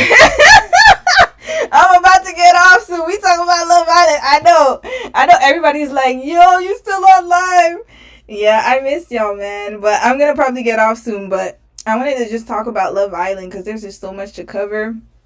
And also, this is my first live stream back, I think. Yeah, so give y'all a little, congratulations, or not congratulations, but a little thank you. I fall asleep. No, go to bed, girl. Go to bed, please. Don't stay. Taylor sure does love him some Nick. Yup. You know what? I don't want to assume anything, but I will say that yes, I agree. I think that he's one of those guys that loves to hang out with his homeboys, and he's gonna show love to his homeboys, and then he's not showing love to his girlfriend. Like, you can see how he treats his girlfriend in front of his guys is different than how he treats her in private. What a man does in public, that should let you know everything you need to know. The fact that he did this on live stream and where people can clip it and he just didn't care, that just lets me know that he does not care about that girl. I'm sorry. Clark is cute. She's beautiful. But he doesn't have that kind of personality. He doesn't. I don't think I think that now that the novelty is done, like it's worn off. So he's been with her outside of the villa. I think that now, when you first start dating someone, it's all exciting. Everything's great. And then after that, like, things get normal, and now the real behavior's coming out. The mask is off. This is his real self. And the fact that he did it on a live stream in front of everyone lets me know that he does not care about women. He doesn't treat, and Alandra said that he treated her right. You know, he would get her stuff. He would do things for her. And that was because Ace was prompting him to. Ace and Nick were behind him. But notice now that Ace and Nick are not behind him, telling him how to treat a woman, he doesn't know how to. I mean, he did spend money on her. He got her nails done, stuff like that. So he did do cute stuff for her. Don't get me wrong. He did. When she went to his house in Oklahoma, they did a whole welcoming to her, got her nails done, all that stuff. But the treatment doesn't lie. Why is he shoving the girl? Why is he mushing her? He's doing just like Bridget Macron did to President Macron when they were on the little airplane or whatever. He's mushing her. He's mushing her. You think, oh wait, Devonta Pittman, he's DL? Listen, again, I don't like to put labels on people, but let me tell y'all, DL Whisperer, if you guys know who he is, he's on TikTok. He never lies. He never lies. He said that. He did say DL Whisperer, he's a man on TikTok who talks about DL men and the signs of DL men. He said that the one sign that you can see with DL men is how they treat women. If they treat their friends better than they treat their woman, that's a red flag. Look at how he treats Nick. Look at how he treats Ace. And then look at how he treated Olandria and Clark. That should tell you everything. And also, let me tell you, there are two men who came out and said that they messed with him with a cat. Anyway, one guy's, it's out there. Y'all could go look it up on TikTok. There was a guy who said that he matched with Taylor on a dating app in Georgia while he was filming a show, because he was supposed to be part of another show. And he said he had matched with Taylor, and people thought he was lying. But now I'm thinking there's credibility to what he said. Because ain't no way two men came out and said the same story. So it's possible that he could be allegedly bi or DL. We don't know. But all I will say is the signs are there. As far as him, you know, wanting to be more around men, like treating women a certain way, but not treating men a certain way. And look at how Nick treats Olandria. Look at how Nick treats Olandria versus how Taylor treats Clark. And look at how Ace treats Shelly. Ace and Nick, look how they treat their girls, and look how Taylor treats his girl. So again, he doesn't know how to emotionally connect with a woman as far as relationships go, and that's a problem. That's a big problem. And unfortunately, Clark, I feel so sorry for her, because I don't think she's really realizing it now, and I don't think she gets it. And people are making excuses like, oh, he's just playing. No, even one time is not playing. He kept doing it multiple times because he knew he could. He couldn't do it with somebody like Shelly and Olandria. He would never be able to do that. So he knows who to do it with. He never mushed Olandria's head like that ever. I don't think he ever would. So men know who to play with. He knows who he's playing with. And he's just, right now, he's just trying to see what he can get away with. The fact that he did this again twice on live, and he's still doing it. He does not care. So that's just what's going to happen, y'all. Now let's get to the grand finale. Nick and Olandria. My favorite couple, other than, I really like, okay, I'm going to tell you the couples. I think I told you guys. I love Nick and Olandria, Ace and Shelly, Iris and Pepe. Even though Iris and Pepe, Lord, I actually didn't think they was going to make it, because remember, her and TJ had something pretty strong. The way she was crying and bubbling over TJ, I thought that she was gonna go right back to him after the finale, but they're still together. And I actually think that those three couples can make it long term. Do I think that any of them can last forever? Absolutely, I don't know, right? We don't know. But I will say though that of all the couples, Nick and Olandria are probably going to make it the most. I will tell you guys why, and then I will end the live stream real quickly. 10 minutes. I'm going to give you guys my opinion. The reason I believe that Nick and Alandra have the potential to make it long term is because I honestly, truly see them. How can I say this? The way he treats Alandria, you can tell that he's really genuine about it. Another thing I will say is that Alandria is already locked in. We already know that. I already knew that. She, like I told you, she's a cater to you type of woman. She looks like when she's really invested, she's going to be invested for a long time. She's very loyal. So as far as that goes, she's going to be with him. Their families have already approved. His mom actually, before I think it was after the first date or first time they kissed, I think during the blindfold challenge, probably around that time, like the blindfold challenge or the first challenge when she had to kiss and choose the guy. His mom had already said that she felt a spark between him and Alandria. And not only that, but she said that, listen to her words. She said, you got to listen to what you see, this is why moms be knowing. She said that Alandria seems well-rounded and she's got a good head on her shoulders. Mind you, this woman ain't say nothing about Sierra. And the only thing she said about Sierra was when they had the family day and she said, Nicholas, in public like that? That was the only time she spoke about Sierra. Only time. And this man was with Sierra majority of the whole time that they stayed in the villa. And his mom was still wanting, like, she was still rooting for Alandria. And then his sister had to even come on, because in that same conversation, she was like, well, of course, we know he's with Sierra, but we're just rooting for them to be, you know, Alandria and him, whether they're together or not, for them to be happy. Chia! The mama was like, look, I don't want you with that girl. I don't want you with Sierra. She already, I get bad vibes. I don't like it. His mama was like, no, I want Alandria for you. And she said, Alandria makes men be, like, she's like, she brings the man out of men, basically, out of them, out of the young men. She brings the manliness side out of them. His mama said that. And that was way before any type of Nick Alandria crumbs or whatever came out. His mama said that. Mama Dukes. So you got that approval. Then her mom gave her approval on Family Day. And then his dad and her sister.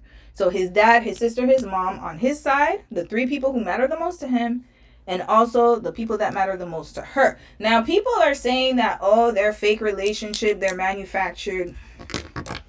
Y'all tell me if this looks manufactured to you. And then that's my final sermon. Nick and Alandria. Y'all gonna tell me if they look manufactured. Hold on. Let me see if I can. Why are there so many things here? Hold on. Let me put. There's so many things on Villa. Oh, wait. There's just a lot going on. Hold on. Let's find Nick and Alandria. Sierra. Okay. We'll look at the edits. Why are there so many? Okay, here we go. The differences. Let's look at this one first. I think when I told you that my ideal date would be a picnic, it was more like a dream that I never knew would happen. Oh, and here we are. Are you saying I'm your dream girl? Basically. Oops. Sorry. I think when I told you that my ideal, that full circle moment and how everything from meeting Sorry. I know y'all can't see, it's cut off a little bit. I don't know how to change the screen to make it wider. I feel like we can see a little bit. Each other's roadmap to like getting through this. It's just so cool that full circle moment and how everything from leaving the villa to the strong connections leaving has brought us to this place. Yeah. The last few days has been weird, and to say the least. Last night, I think I was having like the best night ever, and it came to that point where it was Elon's turn to, pull you. And I was so upset, like mad, honestly. Are you triggered because it's like an ego thing, or is it a me thing? Like, is it because that you have these feelings for me? I definitely think it was like this protective like feeling that I had. Coming into this experience, I had a lot of trust issues from my previous relationships, and the kiss with Alandria. I think like it makes me uncomfortable to think about it after marinating on it a couple of days. I'm almost like, do I feel like they needed to take it that far to figure that out, you know? And Really? yeah, like, how would you have felt if it was Taylor and I in the opposite position? That's kind of a good like comparison.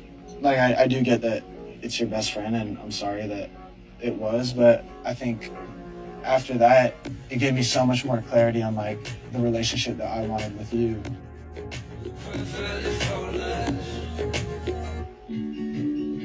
Have you been in love before? Oh, I feel bad you guys can't really see this. With the potential, not the pattern. You fall in love with the potential of a person, like the, you know what I'm saying, how they could be in the future. Yeah. And instead of like what's in front of you. Like what's happening. Exactly. And I feel like that's what I did here in the villa too. You know? For me, love is something that is a seed, and like you keep watering it, and it grows and grows. For sure. Do you ever think you've been in love? I feel like I was in love twice. Oh. And they say third time's a charm. They say, I think like your third one is supposed to be the one. So going into the real world now, just taking my love plant and trying to see what it does on the Continue outside. to water that plant outside of this place, you know? All right, we're gonna stop it here because I know you can't really see, it's kind of cut off, but y'all get the point. Listen, he said love plant, and you water it and seed and watch it grow. He said love.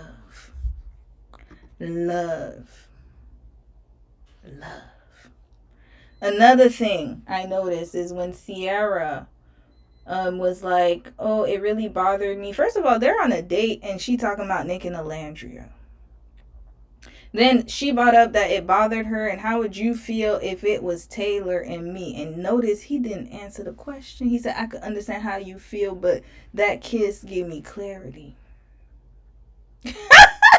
I don't want to laugh, but damn, if that's not in your face, I don't know what is. He didn't even say, oh, I would be upset, or normal people would be like, yeah, you're right, I would be upset. No, he didn't say that. He said, I understand how you felt. Another thing I noticed with them is that he's very sure he wants to be with her. Now, one thing I will say that would be a red flag for him, like I said, was that he, I think how he moved with Sierra showed the immature side of him, and that he thinks with his wee-wee. Let's put it out there. There's no excuse for that, to be quite honest with you. I personally think that I would say that he does have, like, people were saying he has a lust problem, and I agree. I do think that. I think that he still hasn't learned how to control that part of himself. And that's something that some men have trouble with, to be quite honest with you. Now, do I think that he will do the same thing to Alandria? No, he's not stupid. He knows what he wants. I think with him, he's the type of guy that with the right woman, he might be different. We can already see it already. However, what I will say is that I don't think that he actually planned to fall in love on this show. I think, to be honest with you, he thought that he was just going to smash women and get to the end and then go. That's it. He didn't have no plan in the world. You can tell. So I will say that that's something that I would say Alandria would have to be wary of. And I think that's what is making her be more hesitant to lock it in with him. I'll be honest with you. Because she saw him, you know, she heard them little 30-second pump sessions. And she saw the whole situation in the villa. And so she's probably taking her time, like, okay, let me make sure that he's really about what he's saying he is, especially if we're going to live long distance. And she is completely correct to do that. And I'm happy that she's doing it that way. And I think that, again, if you're going to follow anyone's path, or if you're looking at people or you're trying to see how you should operate when you date, if you're looking for examples, I think this would be a great example to look at. She's the one controlling the pace. Notice he's trying to fasten the pace. He's trying to, he talked about love. He already said he wants her to move to LA in an interview. He said he would like for her to move to LA, but she said no, she's taking her time. And I think that's the best way to do it. Take your time, pace yourself, get to know the person more, and then you can make a decision, because guess what? The right guy is going to follow your lead. And that is the final conclusion that I have for tonight of the sermon. I know I've been on live for a long time, but my final conclusion is that the right person will follow your pace. You don't got to worry about being too slow, too fast for the right person. Notice with Taylor, she was the one trying to speed it up. But with Nick, she's at her normal pace because he's reassuring her and he's showing her that he cares about her. And she's able to be herself and kind of fall back a little bit. And she ain't had to make him one breakfast. Y'all peep that? She didn't have to cook him now one breakfast. This man was whipping it in the kitchen.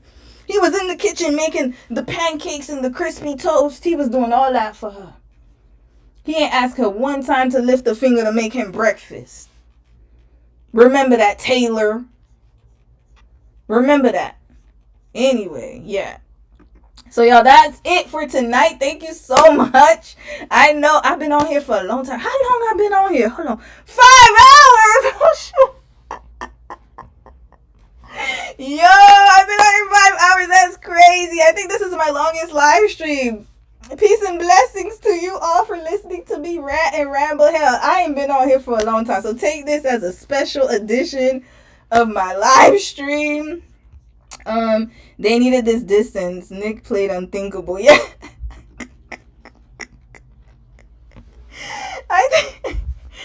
Yo, is that the Unthinkable by Alicia Keys? Lord. Yeah, and if y'all watch the video, it was her and a white man, Chad Michael Murray from One Tree Hill. They're a mess. But anyways, I'm gonna get I actually want to talk more about I want to wait till the reunion though. Let's wait till the reunion, and I'm gonna go over the interracial aspect of their relationship and why people don't believe in it. I didn't really get to touch on it because I wanted to go through each couple. But for the reunion, y'all remind me when we go over the reunion talk, because I'm going to do a special live stream for the reunion. Actually, I think I might live stream it on YouTube. Hopefully, I'm allowed to do that. I'll have to check. Actually, Twitch. I might do it on Twitch. I'll set up a Twitch account just for y'all. And I'll go through, we'll watch the reunion together. Because I have a Crave membership and I'm willing to watch it with y'all. So, let's do that. And I want to go more over, the racial aspect of Shelly and Alandria, because there's more to it, but I just didn't have time today. I talked about way too many things. Next time I'll stick to one topic and just talk about it extensively. LMAO, love this. Hey, Lau, thank you, Lau. Thank you, Drew. Oh, haha, thank you for your time. Definitely enjoyed. Thank you, y'all. At the Death Studio, thank you, sis. Yeah, we'll do the reunion. I'm gonna give you guys my Twitch handle. I'll do that in my next case study. I'll add my Twitch handle to my description and everything. And then that way we can Twitch. I think I'm going to stream it on Twitch, actually, if you guys have Twitch. But it'll come on YouTube anyways, so I'll just stream it. And that way we can all watch it together. And let's do that for Love Island. But as far as live stream, I'll be coming back next week to talk about a different topic. This time I'll stick to one topic because I notice I like to talk a lot. Anyways, all right, y'all. Love you. And we will talk later.